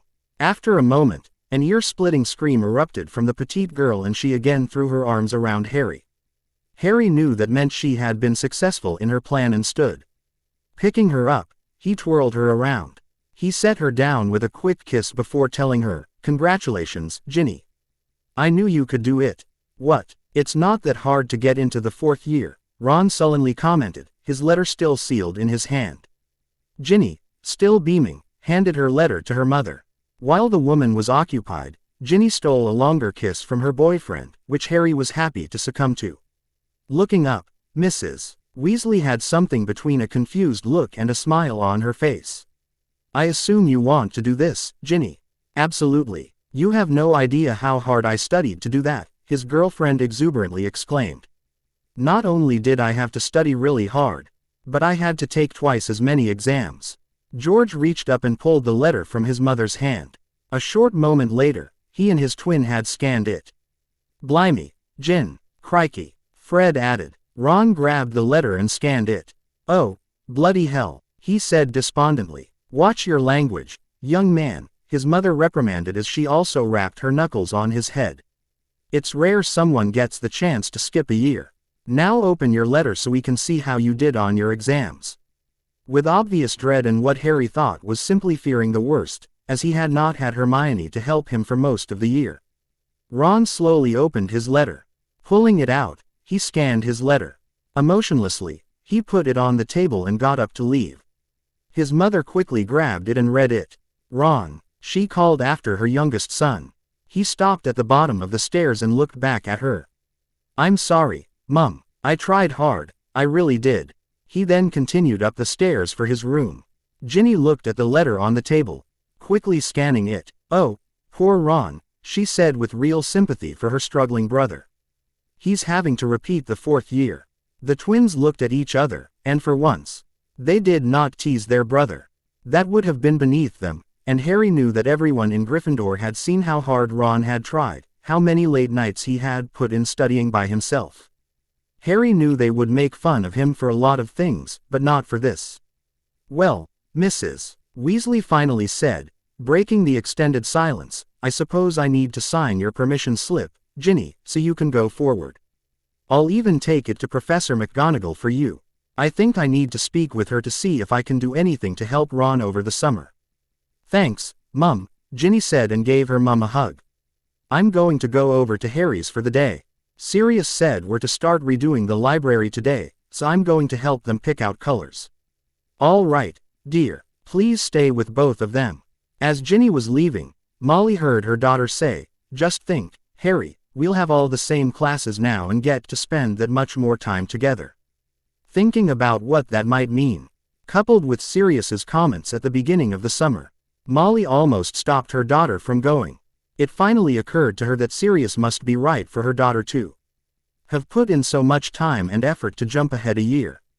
That also meant that she and Harry would be graduating from Hogwarts at the same time, which meant they could easily be married immediately after Ginny's 17th birthday. If that was what her daughter wanted to do, Molly could not decide if that made her happy for her daughter, or sad for herself at possibly losing her daughter so soon. Of course, that would also mean that she would gain Harry as a 7th son, so maybe the situation did have a bright side. Shaking her head, she turned her thoughts back to her youngest son and Wall. Head over to the fireplace to call Minerva. Maybe there was something she could help Ron with this summer so he did not have to repeat the 4th year. Monday the 7th of August. Harry and Ginny were buying their school supplies under Sirius's watchful eye, though it was not nearly as watchful as Mrs. Weasley's would have been. He seemed to be quite blind whenever Harry would pull Ginny behind some bookshelf to snog her briefly but thoroughly. Neville and Hermione had joined them for the day's excursion. To no one's surprise, Hermione was the other Gryffindor 5th-year prefect. Neville held her hand as they walked around. as he also held all of her new purchases. Neville confided quietly to Harry that he was very thankful his gran had let him buy a nearly bottomless bag so he was able to carry Arrow and Hermione's tower of books without too much effort. Ron and the twins had not come to Diagon Alley. Ron stayed behind because he did not need any new books and he was trying to redo his notes from the last year to make the coming year easier. The twins seemed to want to go with their father for some reason unbeknownst to anyone else. Ginny had said she thought her mum was going to interrogate her dad thoroughly about that before she let them go. With a little bit of help from Neville, Harry convinced Hermione to keep Ginny in the bookstore a little longer, while he and Neville went out to take care of some boy stuff. Harry dragged Neville a few shops down and they went into the Quidditch supply store. As fast as he could, Harry bought the new Nimbus 3000 and arranged for it to be delivered to Ginny on the 11th of August. He knew there probably would not be a chaser position open this coming year, but he hoped he could talk this year's captain, Angelina he assumed, into letting Ginny be a reserve player and at least get in on the practice sessions. He was already anticipating Ginny's reaction to the gift, let alone the chance at being on Quidditch team in any capacity. That done, Harry and Neville hurried back to the bookstore with no extra bags to give Harry away. Ginny appeared to be none the wiser about what had happened, and Harry hoped she thought they had just nay to another section of the bookstore while she and Hermione had looked at romance novels. Friday, September 1st. After the usual enthusiastic greeting from Ginny when he met her on platform 9 3/4, the five friends found a compartment together. The train started moving promptly at 11, whereupon Hermione dragged Harry forward to the prefect's meeting. Harry had made Ginny lock the compartment door, in case Malfoy came by, so they would have a few extra seconds to draw their wands if they needed to. He was sure that if they had their wands out, Ginny and Neville could protect themselves handily. Ron's presence would give some extra security, as that would make it 3-on-3. Harry thought it was a very boring meeting with Trey Yancey, the head boy, conducting most of it. Harry was pleased that Malfoy was not in attendance, although he was rather surprised Snape had not made Malfoy a prefect. The fifth-year Slytherin prefects were Blaise Zabini and Daphne Greengrass. Not seeing Malfoy in the compartment made Harry even happier. He had badgered Ginny into locking their compartment door. That made Harry think about Snape, and his desire to do something about the man this year. In talking with Sirius about it, his godfather gave him advice that he had not expected, telling him not to worry about the greasy git. Strangely, Sirius would not say anything more. In addition, when Harry asked the man what he would be doing now that the house was mostly livable and happy, thanks to a lot of help from Ginny, Sirius had only said that he had something lined up. The rather large mischievous in on his godfather's face left Harry dubious about whatever harebrained scheme was the latest pet project in development, but no matter what Harry tried, he could not worm the information out of Sirius. Still, all in all, it had been the best summer of Harry's life in his own opinion. There were no Dursleys, and for once Harry had felt a little like he was a normal teenager. Once he got over his nightmares at the beginning of the summer, with Ginny's help, he had had a lot of fun. He had enjoyed having Ginny, Hermione, and Neville visit for a sleepover a few times, something the Dursleys would never have even considered letting him do. In some ways, Harry had felt sad for Ron. Not only was Ron having to repeat a grade, but he was more like a distant friend than anything to Harry. Ron's requirement to repeat the fourth year was only going to make it harder to try to overcome the distance between them. They were becoming friends again, but it was definitely a slow process. On the other hand, Harry thought Ron's sister had made up for that spectacularly. He could not imagine a better girlfriend. After the promise she had whispered in his ear at her birthday party, about how she'd add a gift for him later, and that was before she had even received her new broom and given him several very happy looks. He was very much looking forward to finding a secluded place at school soon. As Harry and Hermione stood outside their compartment so they could watch the hallway, part of their required patrolling of the rail car, the end door opened and there stood Draco Malfoy, flanked by Crabbe and Goyle as usual. Harry looked at his fellow prefect as he drew his wand and held it by his side. "You'd think he'd learn to stop doing this, wouldn't you?" Hermione raised her voice slightly, I don't think he can learn from his mistakes, Harry. He's not intelligent enough. You know how small a brain ferrets have. He's doomed to keep coming to bother us, just as he's doomed to keep getting hexed. Why, you filthy mudblood. Malfoy started off, obviously not hearing the door behind him open, since he did not stop his tirade. The only thing you're good for is to practice spells on. I'll bet you're not even any good in bed, though maybe I'd do you if you paid me. Hermione did not bother to retort, she just smiled, and Harry knew she was enjoying the thought of what was about to happen, just as he was. On the walk back, she had quietly agreed that the head boy was a bit boring, but she had immediately followed that with how he was very nice for a Hufflepuff. Mr. Malfoy, T.R.E.Y. Yancey said coldly from behind the Slytherin trio, I've heard about your feud with Potter and his friends here, but I really don't understand how you can be so stupid as to antagonize them. Have you forgotten that Potter won the Triwizard Tournament last year against 3 seventh-year students? And Miss Granger, who I just heard you insult, is at the top of your class for a good reason. So you really don't want to be on her bad side. Now, return to your compartment immediately and I'll make sure to talk to your head of house so you get only 1 week of detention to think about all that. You don't scare me, Malfoy sneered. Foolishly in Harry's opinion, Snape won't do a thing to me. As you wish, you can have 2 weeks detention, the head boy said as if he was discussing the weather, though he also drew his wand. Now, are you going to leave and stay in your car, or do I get to make you? The look on his face seemed to indicate he would have preferred Malfoy not to go quietly. Unfortunately, in Harry's opinion, Malfoy strode past the head boy, back into his own rail car with his 2 goons following him. Yancey looked at the Gryffindors. Well, no promises, as I can't be everywhere at once. But I'll try to help you out with him this year. I'm so tired of his supremacy attitude and how he treats others. The head boy then chuckled to himself. He's going to be in for such a surprise. See you later, Potter. Granger. The tall 7th year turned and went in the direction Malfoy had gone, still chuckling to himself. That was interesting, Ginny said, apparently having eared it all through the open compartment door.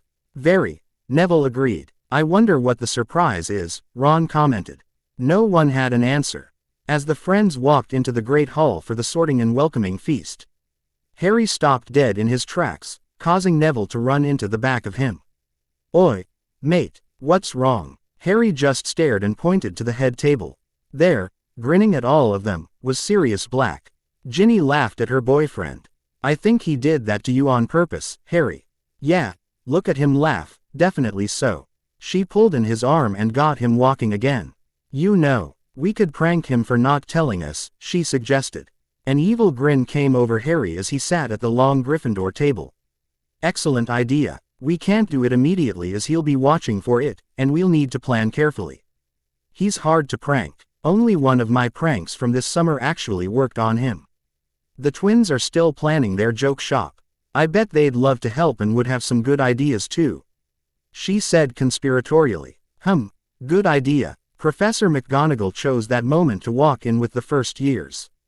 The Sorting Hat sang about unity, though it indicated that friendships could come from unusual places. The new students were divided up, almost equally between the houses. During the sorting, Harry noticed something else unusual about the head table. On E of the other usual professors was missing. Harry assumed he had been called away, but it was nice not to have to deal with the stares and sneers. The headmaster stood as the last firstee took her place. Ace and Professor McGonagall walked up to the head table. Welcome everyone to Hogwarts, whether you are a returning student or a new student. Although I have several announcements, I shall save them for later. Except for 2 very short but important ones to help you with your dining discussion. That caused a slight buzz among the student population. I would like to make 2 introductions. First, for the recently exonerated and new defense against the dark arts teacher, please welcome Professor Sirius Black. The students clapped, especially the Gryffindors. Second, due to a job swap, Professor Severus Snape is now at a research company, and from that same company comes our new potions teacher and the new head of Slytherin House. Please welcome Professor Joffrey Tallman. The welcoming applause from the students was almost deafening, greater than what was normally heard at the awarding of House Cup. About half of the Slytherin table was being half-hearted about it, and Harry thought. The other half seemed to be silently cursing their bad fortune. Everyone else in the hall, including many of the professors, were clapping as loudly as they could. The new professor shyly waved, Will. Harry laughed aloud at the almost universal dislike of the former potions professor and spy. Albus looked at all the cheering and yelling students, and let out a long sigh. When Albus had told Severus that Voldemort had been quietly apprehended and imprisoned in such a way that he would not be escaping, the hook-nosed professor had danced a jig and turned in his resignation on the spot. He had then promised Albus to find his own replacement, and in less than 48 hours, the very impressive resume of Geoffrey Tallman was on the headmaster's desk. When he went to ask Severus about the application, he was dismayed to find that Severus had moved out of the castle completely, and surmised he had packed and left while the ink was drying on his letter of resignation. While the man was not his favorite person to be around, Albus was still a bit sad at the change of life. As everyone finally quieted down, Dumbledore raised his voice and commanded, "Tuck in." When the headmaster dismissed them to go to their respective houses, Harry thought he had ill luck at the misfortune to be near Malfoy as he tried to exit the Great Hall at the same time. "You know, Potter," the Slytherin started, clearly trying something to get Harry into trouble too, after Draco's problem on the train. "It's too bad you can't really fulfill the little Weaselet. I, on the other hand, could show her everything you're not." Malfoy smirked at him and turned to his two sidekicks for them to chuckle with him. As Harry was trying to quickly decide whether to hit or hex the blonde Slytherin git, Ginny whispered something in his ear as Malfoy was not paying attention. He had no idea why she wanted that, but he would give it to her. "I really don't think you could do that, Malfoy," Harry said far too loudly, so as many students as possible would hear him. The Slytherin finally turned back to look at him, with an expression of disdain on his face. "You know, the more I think about it, the more I think you're always having those two boys with you means something." Malfoy's look changed to one of confusion for just an instant, which was all his girlfriend needed to verbally pounce. Ginny loudly gasped, "Oh my, Harry, you're absolutely right. There's no other explanation. Draco's gay." What? The boy in question sputtered.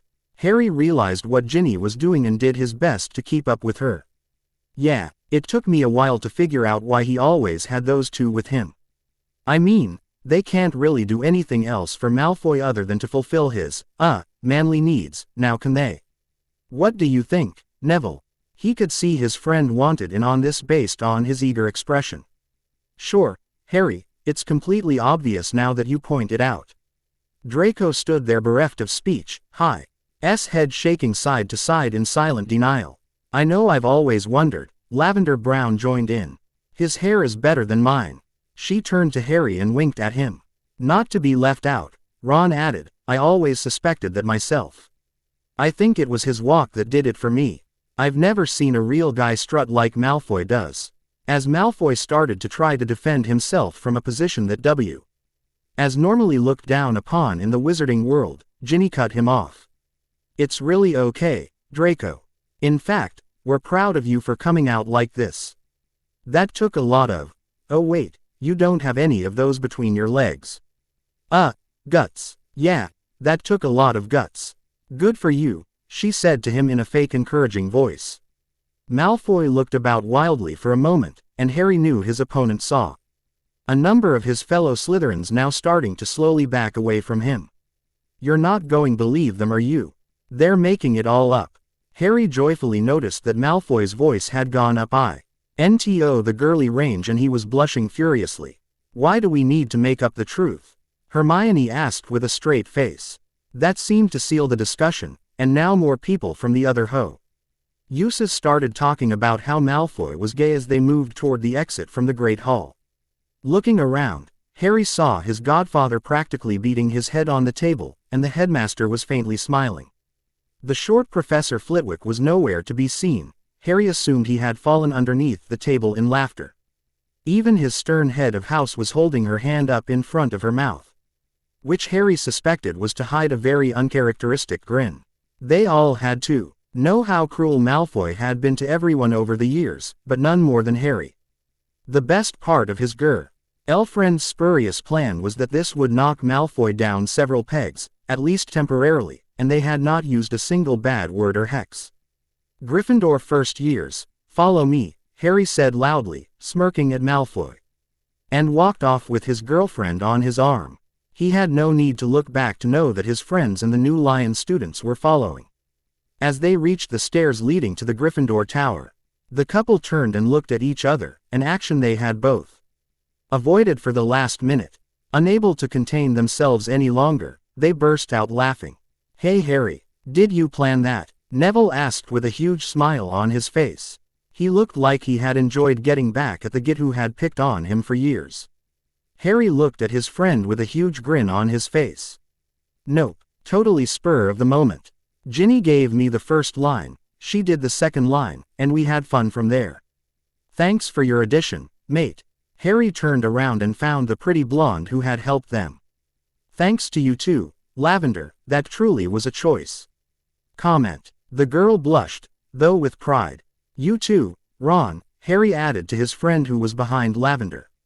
Turning the other way, he found the other prefect. "Hermione, I can't believe you did that, but good on you, too. I almost didn't, but then I considered how many times he's called me a mudblood and I found I couldn't help myself. It was strangely satisfying." They all laughed, even Hermione. Harry and Hermione helped the first years into the tower and gave them a basic explanation of the things they needed to know for the first day or two. With his responsibilities for the evening over with, he returned to the common room to find his girlfriend. Since they had nearly an hour until curfew, he grabbed her hand and pulled a giggling Ginny up from her chair by the fire. "Come on, let's go for a walk." Hermione rolled her eyes at them, to which Harry stuck his tongue out at his friend, while Neville just smiled and patted the couch beside him for Hermione to join him. With a wave, Harry left them by themselves, wondering briefly if Ron was up in the fourth-year dorm room getting to know Colin Creevey and the other boys from that year. Finding a secret passage the map had told him of, Harry pulled his favorite girl into it. As he pulled her close, she surprised him by throwing her arms around his neck and jumping up so she could wrap her legs around his waist. Without thinking about what he was doing, Harry reached down under her to help hold her up. He decided immediately that he liked this. "You, Miss Weasley, have a very nice bum. Did you know that?" he asked and wiggled his eyebrows suggestively. She laughed and started snogging him. "I do try," she said eventually. "And Harry, that is your new limit." He squeezed what he was holding. "This, She nibbled at his lower lip before starting to kiss him again. Managing to get his lips away from hers, he started trailing kisses up and down her throat, causing her to moan. "If I knew," he started between kisses, "that I'd get to do this," he nibbled some more, "for buying you a broom," he found her ear, "I'd have bought you a broom a long time ago." He lightly laughed in her ear making her squeal. "I'm glad I know you're teasing me," she told him, "or I'd think you thought I could be bought." He stopped kissing on her and playfully asked her, "Are you saying that the broom had absolutely no bearing on me getting to touch you a little more?" The teasing smile was still on his face. Her grin widened. "Nope." At his questioning look, she added, "Okay. Maybe it made me feel better about the time frame a little, but the fact that you specifically gave me a broom really didn't change my mind." "So what made you change your mind? Or what was it that led to this, if you like that better?" he honestly inquired. He pulled her up a bit and repositioned his hands as they had slipped a little. He still liked what he felt. "I was ready for a little more anyway, first of all. Secondly, it's not the broom per se, but what it represents. I know it's expensive, but that doesn't really matter, even though it's nice to get an expensive present. It's that you knew that would make me happy, and you arranged to get it for me without me knowing about it. At my party, you didn't make a big deal out it. I could tell that. You gave it to me just because you wanted to make me happy, because you like me. Sorry Jin, but if you want me to be honest, I'd have to say I didn't give it to you because I like you." Harry could tell Ginny almost lost her grip around his neck as his words registered. "It's taken me a long time to figure this out, but I gave the broom to you because I love you and want you to be happy. There's something about you that seems to fit with me, like we were made for each other. You love me." Harry was surprised she had asked that, Yes, I thought you felt the same way. Ginny pulled herself closer and kissed him again. A long, lingering, soulful kiss with plenty of moving lips and tongue, which Harry gladly returned in kind. After she had to come up for air, she rested her forehead against his. I've loved you for a long time, Harry. I've just been waiting for you to admit it. You could have told me, he good-naturedly complained. That would have sped all this up. She gave him a tender smile. No, I didn't want you to feel pressured. I wanted the love to be real. I had you as a boyfriend, so I didn't mind being patient, letting you discover it on your own. I'm sorry, Jin, but I've never really known love before I met your family. It took me a while to figure this out. You do realize that this is not the first time you told me that you love me, don't you? She asked with an impish grin. Harry felt confused and struggled to remember any other time he had uttered those words. Coming up empty, he could only shake his head and wonder what she was referring to. A very serious look came over Ginny. It was during the third task last year, just as Wormtail was about to attack you. You don't remember, do you? Again, Harry shook his head. I remember trying to tell you goodbye. But I don't remember what I said. I was so scared. She nodded, apparently understanding. I thought as much, she finally told him. Still, even if you were under a lot of stress, and not fully aware of what you were saying, I knew that you cared for me and that too helped me to be patient and wait for you to truly realize how you felt about me. I love you, Harry, and I know that somehow, someway, we'll find way to be happy together. I know we will, Jin. I also know that the reason I'll be happy is because I have you. He gently kissed her as if to seal his feelings. Ginny enjoyed the emotionally intimate moment immensely. We have 3 years to wait, she thought to herself, though she knew she could not say that. It's all right, Harry. We're both in love now and that's good. We also have time to work things out. Deciding words were no longer important for the moment, she pulled herself closer again and started snogging him. They barely made it back in time before curfew started. Ginny felt it was going to be a wonderful year, despite it being there all year. Monday, the 1st of September 1997. Harry, Sirius called from the doorway. This is your last warning. If you don't get up now, you will be sorry. Right, the boy who lived mumbled in response. You and whose army? He rolled over and saw 2 fuzzy forms in the doorway to his room, one of which had a lot of red on it. He's all yours, sweetheart. The voice said and started to walk away. Before either of the figures could react, Harry pulled his wand out from under his pillow and cast, Accio Ginny. The G.I.R.L. shrieked as she was pulled through the air and landed on the bed. Morning, gorgeous, he said before he kissed her. Ew, morning breath, she said although she did not back away. It's 10 o'clock, Harry. We're supposed to be leaving in half an hour. So get your lazy ass up out of bed. Why just me? Look where you are. In bed, and my bed at that, he teased her. Since she was by the wall, she reacted by using the wall for support and shoving him out of bed. He landed with a thump on the floor in only his boxers, ivory with maroon lions on them. There's just no pleasing some people, he said as if to himself while he found his glasses and put them on. Oh, I don't know, I'm pretty pleased right now. You took a shower last night.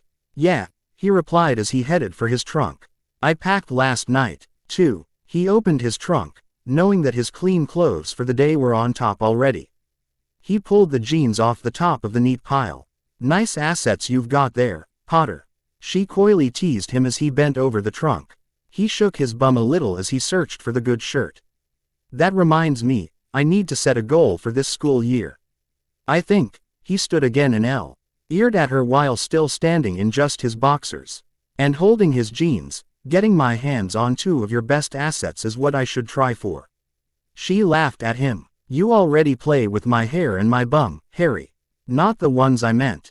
He looked up and down her 16-year-old body, his gaze stopping on her chest. She blushed prettily for him. They're all yours a year from now, Harry.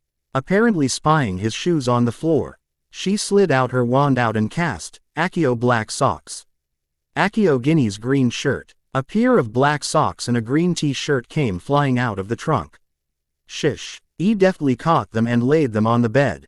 She grabbed his reading book off of the nightstand and tossed it in his trunk as she got up.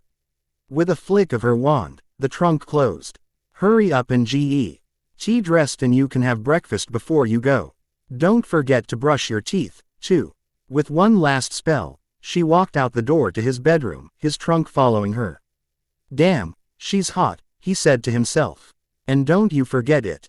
He heard from the hallway, followed by a laugh. Harry quickly got dressed with the clothes she had left him and then visited the bathroom for his morning ritual there. With 25 minutes to spare, he hustled 2 floors down to the kitchen. Harry had barely walked into the room when he heard his godfather's voice. Stop, let me see that shirt. This must be another Ginny Weasley special. Harry stood there because he knew he was not going to get out of this.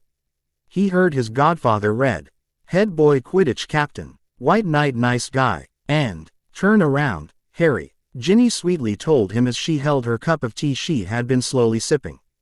The cup tried and failed to hide the huge grin on her face. Rolling his eyes, he obeyed, as he knew he was not going to get out of this part either. Property of Ginny since the 1st of September 1991. There were 3 loud laughs and a blown kiss from the 4th person. Shaking his head, he grabbed a plate to get some food. Technically, he's only been yours for 3 weeks, Ginny dear, Mrs. Weasley said as she put her tea down and reached for a small pastry. Harry watched Ginny look at her new engagement ring on her left hand, which he had given her on her birthday 3 weeks ago. Legally, that's true, but I think I can claim him from the first time I saw him. He was mine then even if he didn't know it yet. That led to another round of laughter at Harry's expense. Besides, he'll really be mine to do whatever I want in about 350 days. She grinned evilly at Harry, and he was happy to blow her a kiss in response. Sirius grinned and Molly dropped her head and shook it, probably afraid for his future, Harry surmised. Is that the secret shirt you wouldn't let us see when she gave it to you for your birthday last month? Ron asked. Yeah, this is the one. I guess I just thought I was going to hide it. It's so pretentious. And you're so modest, his fiancée quipped. Ron groaned. It's going to be a long year. Maybe, his sister said, but next year will be worse for you when you're there alone. Harry saw Ron look at his sister, who was going to be in the 7th year this year with Ron's old friends, while Ron was going to only be in 6th. Harry thought it was rather ironic for their positions to be reversed. You have a point, Ron conceded, but at least I'll have friends and won't be home alone. Am I that bad, Mrs. Weasley asked pointedly. For it to be 18-year-old boy next year, yeah.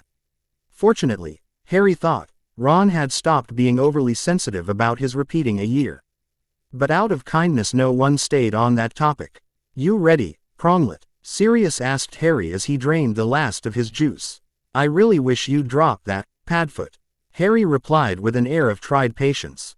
That's your generation. I'm just Harry, all-around nice guy, and so forth, just like it says on the shirt.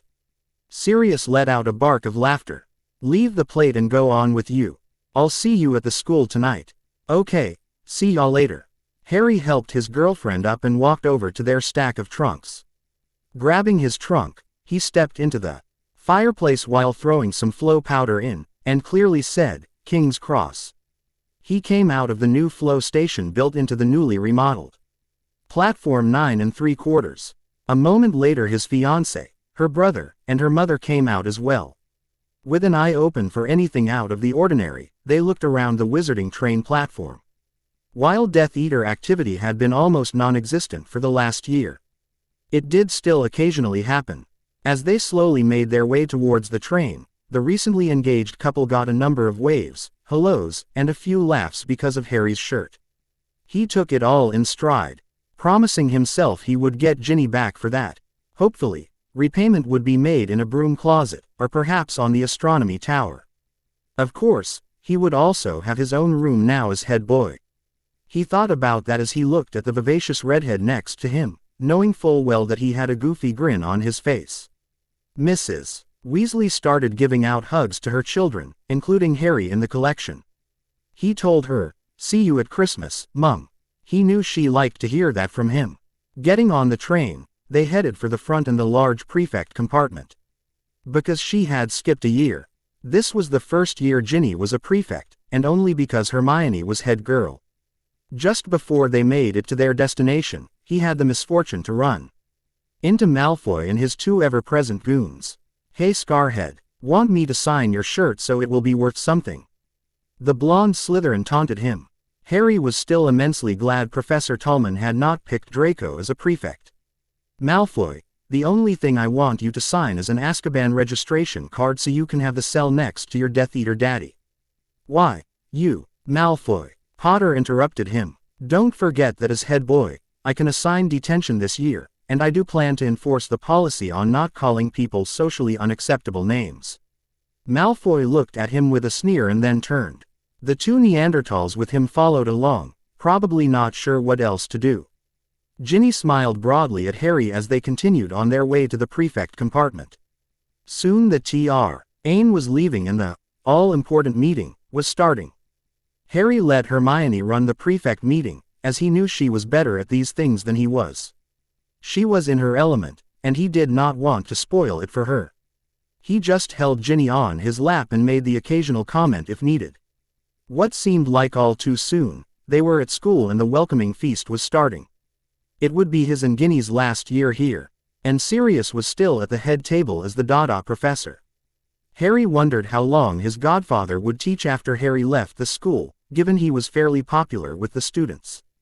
Of course, Harry also wondered how long Dumbledore would still be headmaster, as he was getting up there in age.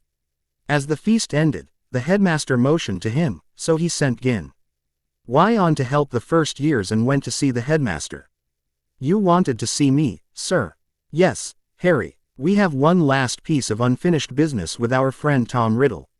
I'd like to take care of that tomorrow afternoon, if you don't mind." That surprised Harry and pulled him away from the world of normalcy that he had enjoyed for the last 2 years. He knew the final action with Voldemort had been postponed and that it would have to happen, but he was surprised for it to come now. "You have everything ready?" "Yes, Harry. Meet me in my office after breakfast tomorrow, at 9. There are some things we need to discuss in private beforehand. You may bring Miss Weasley with you if you like. The actual task will not be until the afternoon. You may also invite Miss Granger and Mr. Longbottom, but if so, they should not join us in my office until 1. Please tell Miss Granger that classes will be excused as needed. Have a good evening." Harry nodded and left for Gryffindor Tower. He put the thought of tomorrow afternoon off until then. There was no use worrying about it, as he trusted the headmaster to have done what he said needed to be prepared before Voldemort could be forever destroyed. Instead, he much preferred thinking about his new room, and checking it out with his fiancée in hand. There would be no need for uncomfortable broom closets for snogging, unless they were out somewhere and just could not wait. Tuesday the 2nd of September. Harry had purposefully sat himself and his 3 best friends at the end of the table for breakfast. After they had their new timetables, Harry pulled out his wand and created a privacy area around only them. Hermione's eyebrows almost disappeared, they raised so high at that action. "Hermione, Neville, this afternoon, we are going to destroy Tom Riddle forever," Harry solemnly announced. Neville's and Ginny's eyes went wide as they mutely stared at him. Hermione's eyes went wide too, but she also screamed, "What?"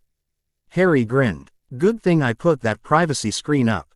Professor Dumbledore told me last night that the ceremony would be this afternoon. Since you two know about him and his secrets, as well as helped research how to find the parts of him, we thought you might like to be there." "I would. Where is it going to be done?" she asked. "I don't know, but you two need to be at the headmaster's office at 1 sharp if you want to take part. Your classes for the afternoon are excused," Harry explained. "What about me?" Ginny asked. He grabbed her hand and held onto it. "You and I are to go up there after breakfast. Apparently he has some other things to tell us.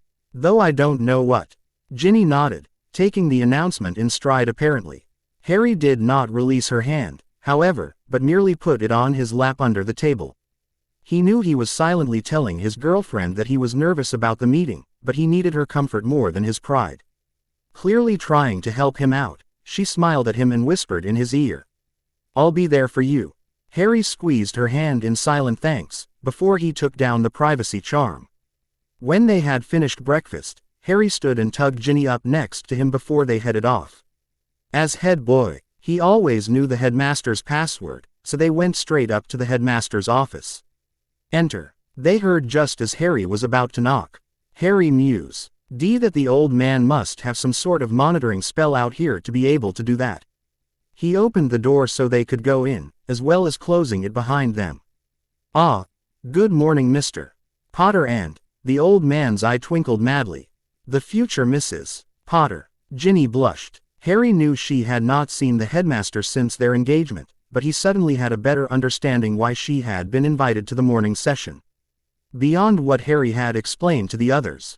Thank you, Professor. The old wizard pushed a tea service tray towards them. Please, help yourselves as you desire. I have several things to discuss with you, things that are probably best kept private, though some of it may get out eventually. Alas, I felt you needed to know everything before this afternoon, Harry. Harry nodded as he handed his intended a cup of tea and took one for himself. Dumbledore leaned back in his chair, steepled his fingers, and let a thoughtful look come across his face as he began his story. I suppose I should start this time with a confession. Harry, if you remember, at the end of your first year, you asked me a question as you lay in the hospital. You asked me why Voldemort had come after you. That question has been echoed several times since, and I have resisted answering it each time. I will now confess to you that I do know the answer. What? Harry shouted, almost spilling the tea in his hand. A few portraits on the wall protested his reaction, but Harry ignored them. The problem I faced was when to tell you the truth, for the moment I told you the answer, it would effectively have ended your childhood. So when was the right time? Sir, I could easily point out that I've never had a childhood, at least as long as I can remember. The headmaster sighed for a moment. In one sense, I can understand that logic, and yet, at least while you were here at school, you had something like a childhood. So when was I to rob you of that somewhat carefree life, and replace it with the weight of the world? By the time your fourth year had started and you were mysteriously entered into the Triwizard Tournament, I purposed in my heart to tell you sometime in your fifth year. I could see the tournament maturing you faster than normal, and my conscience was reminding me you did need to know the answer to your question. To do my training, you mean? Yes. For once I answered your question. You would do nothing but training and ignoring a normal life, or so I feared. However, at the end of your fourth year, an event happened that precluded the need for me to answer your question. And because I had avoided the issue, you had also stopped asking the question. You mean the capture of Voldemort? Yes, Harry. By his being imprisoned, the time constraints were removed. There was no longer any need to hurry to answer the question. I could attempt to let you have your desire, to be normal while I took care of other matters for you. So what is the answer? Harry waited slightly impatiently. The build-up fueled his desire to know. A few months before you were born, a prophecy was made. Dumbledore quoted the prophecy, and the two teens were in shock. Ginny came to her senses first and put her arms around Harry. Harry realized this was another reason she was here. Patiently, the headmaster continued his explanations. Your scar is of course the mark, Harry. All of the prophecy has been fulfilled, except for one part. But, Professor, Ginny objected, couldn't we say that it was fulfilled at the end of Harry's fourth year? Harry nodded, still unable to speak. But he thought it was a good question. The headmaster smiled. Yes, it is an interesting question that I have pondered over many evenings and several bottles of most potent beverages. Alas, we really don't know. So my point in telling you this is to prepare you for the fact that you may have to do the last deed, Harry. I will attempt to handle it, to relieve you of the burden, but I may not be allowed to. Or something may go wrong. I want you to be prepared to handle the situation, but only if it's required. Harry finally found his voice. What is the plan? It's quite simple. Shortly after the capture of Tom, I introduced a law into the Wizengamot that condemned Tom to death. It allowed for his capture dead or alive, and if brought in alive, allowed for his immediate execution with no penalty to the executioner. Some might say I did that for myself, but actually I did that for you, Harry. I was preparing for this day. Okay, so what do we do? You remember the discussion about the cursed objects that stored parts of Tom's soul? Harry nodded as he answered, yes. Did he use the artifacts you had us research about the founders? The headmaster smiled. Good deductive work, Harry. Well, I have tracked them all down over the last 2 years. They are in that box over there. Dumbledore pointed. There is an artifact in the Ministry called the Veil of Death. Anyone that passes through it will die. Therefore, we merely need to push the objects through the veil, and then Tom at the end. Rather simple and quite painless for everyone, even Tom. I believe that will also be the easiest thing, conscience-wise, for whichever one of us has to push him through. Harry thought about that for a moment. But doesn't that still make one of us a murderer? An interesting moral question. Dumbledore agreed. Leaning forward, he poured himself a cup of tea. After a long sip, he fixed Harry with a stare. While arguing from analogy is always fraught with peril, Harry, would you say that a person that puts a rabid animal out of its misery is a murderer? Or is that someone actually helping the animal along, helping it out of its pain, and protecting society such that no one else becomes infected? Quote, Harry thought about that for a moment. Ignoring the obvious answer, he said, I'd say it depends on whether we enjoy it. That's not the real issue, though. We're not talking about an animal, sir, but another human being. Dumbledore smiled. Ah, you have found the peril. Nevertheless, that aside, how would you answer the question? After more thinking, Harry finally answered. It's helping the animal along for the greater good and protection of everyone. Exactly, and that's how I would like you to think of it if you must do this task. If you wish a different answer, I would say the root question is one of intent, as you suggested earlier. A murderer intends evil. Someone, like an Auror, who is protecting others may have to kill, but there is no evil intent, therefore it is not murder. Checking his 12-handed watch, Dumbledore smiled.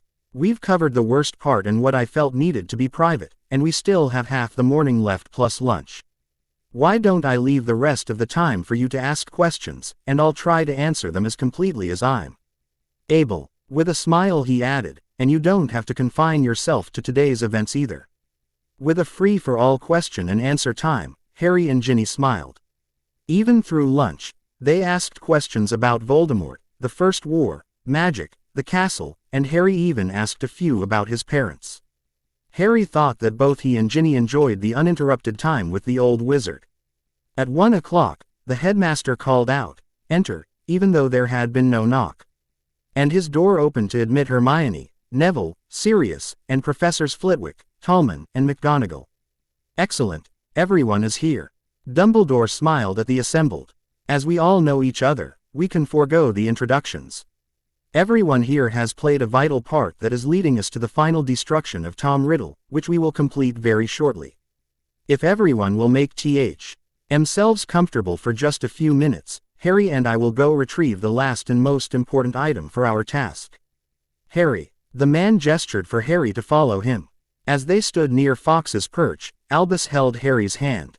And when Fawkes took off and flew over the headmaster's head, the man grabbed a tail feather and the three of them flashed out. As before, they reappeared in a completely dark place, which soon lit itself as the headmaster flicked his wand about repeatedly. Dumbledore walked over to the cauldron and looked in, where Harry joined him. The two stone pieces were still there as before. Harry stood back a bit as the headmaster removed the protection ward on the cauldron, before he shrunk it down to be hand-sized and gave it to Harry. Harry then watched the removal of the Fidelius charm on the area. With a smile, Dumbledore grabbed Harry's hand again and Fawkes flashed them back to the headmaster's office. When they returned, Dumbledore looked at Sirius. Please grab that box over there and bring that with you. The headmaster went over and picked up a muggle broom that was in the corner and cast Portus on it. Everyone put a hand on the broom, please. When they did so, Dumbledore tapped his wand on it and said, activate. Harry felt the pull behind his navel and then he was spinning through space and landed in the atrium of the Ministry of Magic. In front of them was Madame Amelia Bones, head of the MLE, along with 4 Aurors. The head of the MLE welcomed them. Good afternoon, everyone. Albus, do you have everything you discussed? Yes, Amelia, I do. Shall we get on with it? This way, please. Madame Bones walked next to the headmaster. There is a small complication, she quietly told him while they walked. Harry and Ginny were walking behind the two leaders and overheard the conversation. Oh, Dumbledore did not seem either surprised or bothered. Somehow, Cornelius found out about this event and has insisted on being present. If I were to guess, I would say that he heard about the use of the room and hopes to reap political hay from the deed, Bones explained. Unfortunate, Dumbledore responded, but not necessarily bad. We'll need to get the word out that the deed is done, and I suppose we could let him be the mouthpiece. As long as the proper people get credit for their work, I don't care who tells the public. The older woman chuckled as they came to a locked door. The only thing I'm sure about with Cornelius is that he will want some credit. 2. She opened the door to a long hallway that led to a round room with many doors. She expertly opened the correct door and continued to lead the party. Finally, they came to a room with stairs that lead to an empty floor. A dais with an arch on it was in the middle of the room. The arch had curtains covering the opening. The Minister for Magic and a few other people were standing on the floor near the dais. Amelia, what's this? Cornelius asked. I thought this was to get rid of some criminal. But you've brought half of Hogwarts with you. Minister, Dumbledore greeted the rotund man in his most congenial voice. We do have a criminal contained in a box here. I merely invited those who were most instrumental in his capture to witness his departure. You might say it's a victory party of sorts. But children, Dumbledore, the minister protested. Harry bristled at that, as he was now 17.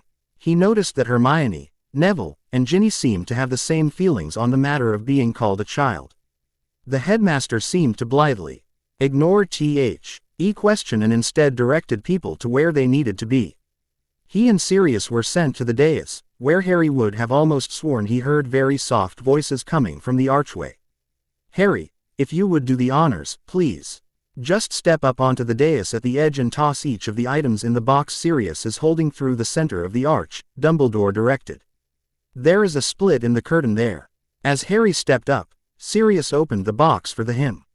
Harry first picked up an old diary. This too, Professor. Certainly, Harry. Just to be safe, you understand. What is this? Fudge asked. And who are you putting to death? I haven't seen any issuant from the Wizengamot lately. We just have a few cursed objects to get rid of first, Cornelius. As for the person, here's a copy of the decree.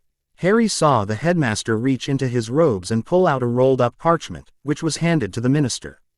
Harry continued to toss item after item through the curtain in the veil. Emptying the box, he enlarged the cauldron and levitated the snake out. Dumbledore stopped him. Harry, put it near the curtain and set it down. I will reanimate it before you banish it through. I think that will be best. Harry followed the directions, and the headmaster turned the stone back into the snake. It immediately started looking around, but Harry levitated it and then banished the snake through the curtain. There was only the final piece left. Wait, Fudge cried. Are you sure this is he who must not be named? Positive, Dumbledore answered. Harry, same procedure for the last piece. I don't know, Dumbledore. Fudge rolled the parchment back up.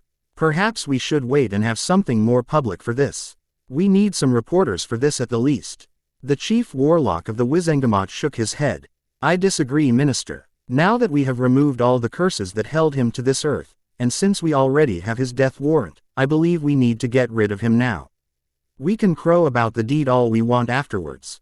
Harry gestured to regain the headmaster's attention, and pointed to the stone baby near the curtain with Harry at the ready. But how do we know that thing is really you-know-who? It doesn't look like the way he was described, Fudge protested.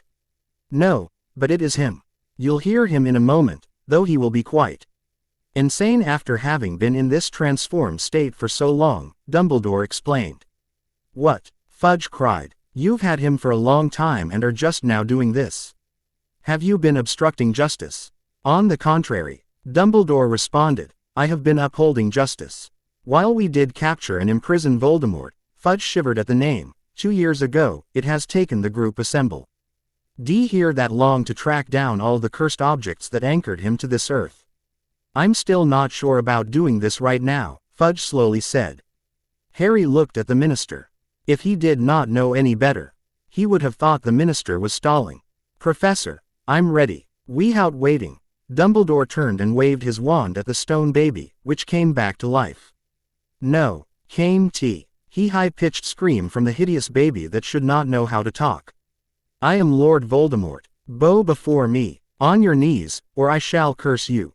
Give me your wand and bow. It continued screaming to be worshipped. Silencio. Dumbledore cast, quieting the screaming. No, Fudge called out. As Minister for Magic, I command you not to do this. Harry, do it, Dumbledore ordered as he trained his wand on the minister, while also keeping an eye on the assistants. You may not countermand the Wizengame's decree, Minister. Turning back around, Harry levitated the silenced, but still screaming, baby. Fudge screamed, no, don't do it, he's human too. Harry saw Fudge start to move forward before Dumbledore stepped in the way. Now, Harry, it has to be you while I guard your back, the headmaster said. And Harry thought he could hear a hint of sadness in the voice. Send in. Harry watched the baby go straight through the crack in the curtain and disappear forever. Minister Fudge screamed and grabbed his left arm just before he collapsed to the floor. He lay completely still, not even breathing. Everyone was in shock. Dumbledore sighed. I was afraid of that. He moved over and raised the left sleeve of the minister's robes to reveal a bare arm with a black snake head plainly visible. I'll assume he had a glamour or something covering that. It explains a great many of his more questionable actions and decisions. Bones started then stopped, still clearly trying to process it all. I'll have to issue a press release for Voldemort's death, as well as explain that all the Death Eaters have died, including our Minister for Magic. She looked at the visitors. Thank you, all of you, for your service, especially you two, Albus, Harry. She swallowed hard as her gaze returned to the recently deceased minister, disbelief still written on her face. Certainly, Amelia, Dumbledore replied smoothly. As always, I'm at the service of the Wizengamot. Please let me know when it meets and I shall be there to help with the election of the next minister. He looked to the people he had brought with him. Shall we return to Hogwarts? He did not wait for an answer, but turned and started back for the atrium. The others followed him, and Harry felt Ginny take his hand, offering silent support and comfort for what he had just done. They took the flow back to the headmaster's office. As they returned, Harry saw the headmaster suddenly lose all spring in his step and his face went very sad. Oh bugger, Severus, he exclaimed as he heavily dropped into his chair. A tear was already starting to go down the old man's face, Harry noticed. He decided the old wizard would probably desire some privacy, so he led the other students quietly out. When they reached the bottom of the steps, Harry found that all the professors had indeed stayed in the headmaster's office. Knowing he and his friends could do nothing to help, he continued to lead them back to their tower. Wednesday, the 3rd of September. As Harry and Ginny joined Neville and Hermione in the Great Hall for breakfast, Hermione saw her friend was not quite his normally cheerful self. Harry, are you all right? The two newcomers sat and looked at their friends. Neville was working through a stack of pancakes, while Hermione had a bowl of fruit she was picking at and reading the Daily Prophet. There were a lot of smiles and laughs going around the school as everyone else read about Voldemort's quiet demise yesterday, except for at the Slytherin table. Draco Malfoy was now an orphan as both of his parents been Death Eaters and a handful of other Slytherins had lost their fathers. Mostly, Harry replied. The raised eyebrow from Hermione let him know she expected him to say more. It's like I told you last night. I don't feel too bad about having to get rid of Tom Riddle and all the Death Eaters, but there is some guilt there. You seemed normal last night though, she retorted. I think I was street ill feeling the good news about removing all the evil people. But now, Harry paused to gather his thoughts. Now, I feel I understand what I did a little more. Yes, I helped to rid the world of evil. But even evil people have families and friends who did nothing wrong, people who will miss those who died yesterday when all the Death Eaters died. Those are the ones I'm concerned about. Hermione considered that. I think I understand. You should remember, though, that those people made a choice to become a Death Eater knowing it could affect their family, but perhaps this will help you more. She handed over her newspaper. Be sure to read the whole thing. There are numerous articles about the Death Eaters not being here to terrorize the world anymore, and people are happy. They're saying that they can now live without the fear. They can go do fun things with their families in public. There are a lot of good things that can happen now, and it's all because of yesterday. Everyone has hope again. And it's because of what you did. Harry took the paper from her and started reading. He was not sure he liked seeing himself being billed as a hero, as he did not consider himself as such, but Hermione was right. There were a lot of people, normal people on the street and some at the ministry, who expressed hope. Between that and a hug from Ginny, Harry began feeling a bit better. It'd probably be quite some time before he was at peace with it all, but he felt better now than when he got up this morning. Come, love, Ginny told him when they had finished breakfast. Let's go to class and enjoy the school year. We can have fun. I'm sure we'll have many Hogsmeade weekends, and this is our last year here. Once we're done with school, we'll have each other forever come August. Thanks, Gin. Harry put his arm around his intended and walked her to class. He decided that in a way, she was exactly correct. He would rather focus on her and their future, rather than the past. Saturday the 15th of August 1998. Harry danced with Ginny, happily lost in the feeling of being together. He was having the time of his life with his new bride, at least until that evening. He had not quite accomplished the goal he had set for himself a year ago, but he had come very close a couple of times when he had caught her in just her bra and knickers before she could cover up. Walking into her room without knocking had been fun and rather educational, at least as long as he left before she could pick up her wand. Neville was dancing with Hermione, and Harry was happy for his friends almost as much as he was for himself. They were recently engaged, though Hermione was in no hurry to have the ceremony. She had confided to Harry that she was thinking about advanced schooling. Neville had a job lined up with the largest nursery in England for magical plants. It was an entry-level position, but he thought he might transition into research and development there, trying to create new plants. He was quite excited about his job prospects, and Harry thought he had every chance of success. Due to the Potter fortune, Harry was in no real bind to get a high-paying job, so he and Ginny decided to start their own company. They thought it could be fun to do the opposite of what Bill did, so they would create wards with layered curses, and otherwise set up security for people. His name had already generated interest from many potential clients. Ron looks like he's enjoying himself with Mandy, Ginny commented. She continued to watch her old roommate dance with her brother, so Harry glanced over at them. I guess the question is, will they be able to stay together? Harry smiled at his wife, marveling that she was now his. Well, they've been together for the last 6 months, which is the best he's ever done. My question to you is, how long do you think we'll last, Mrs. Potter? Ginny pulled him closer so he had to stop moving for a moment, and that let her kiss him quickly. That's easy, Mr. Potter. We'll be together until death do us part. He reminisced a few minutes more before he told her, I'm glad you stopped to talk to me in my 4th year, when I was having so much trouble. If you hadn't done that, I'm not sure we would have been together like this. A chuckle escaped her. Sure we would, Harry. It just would have taken longer for you to discover me. I knew I was going to end up with you the whole time. Really? Ginny pulled him in for another kiss.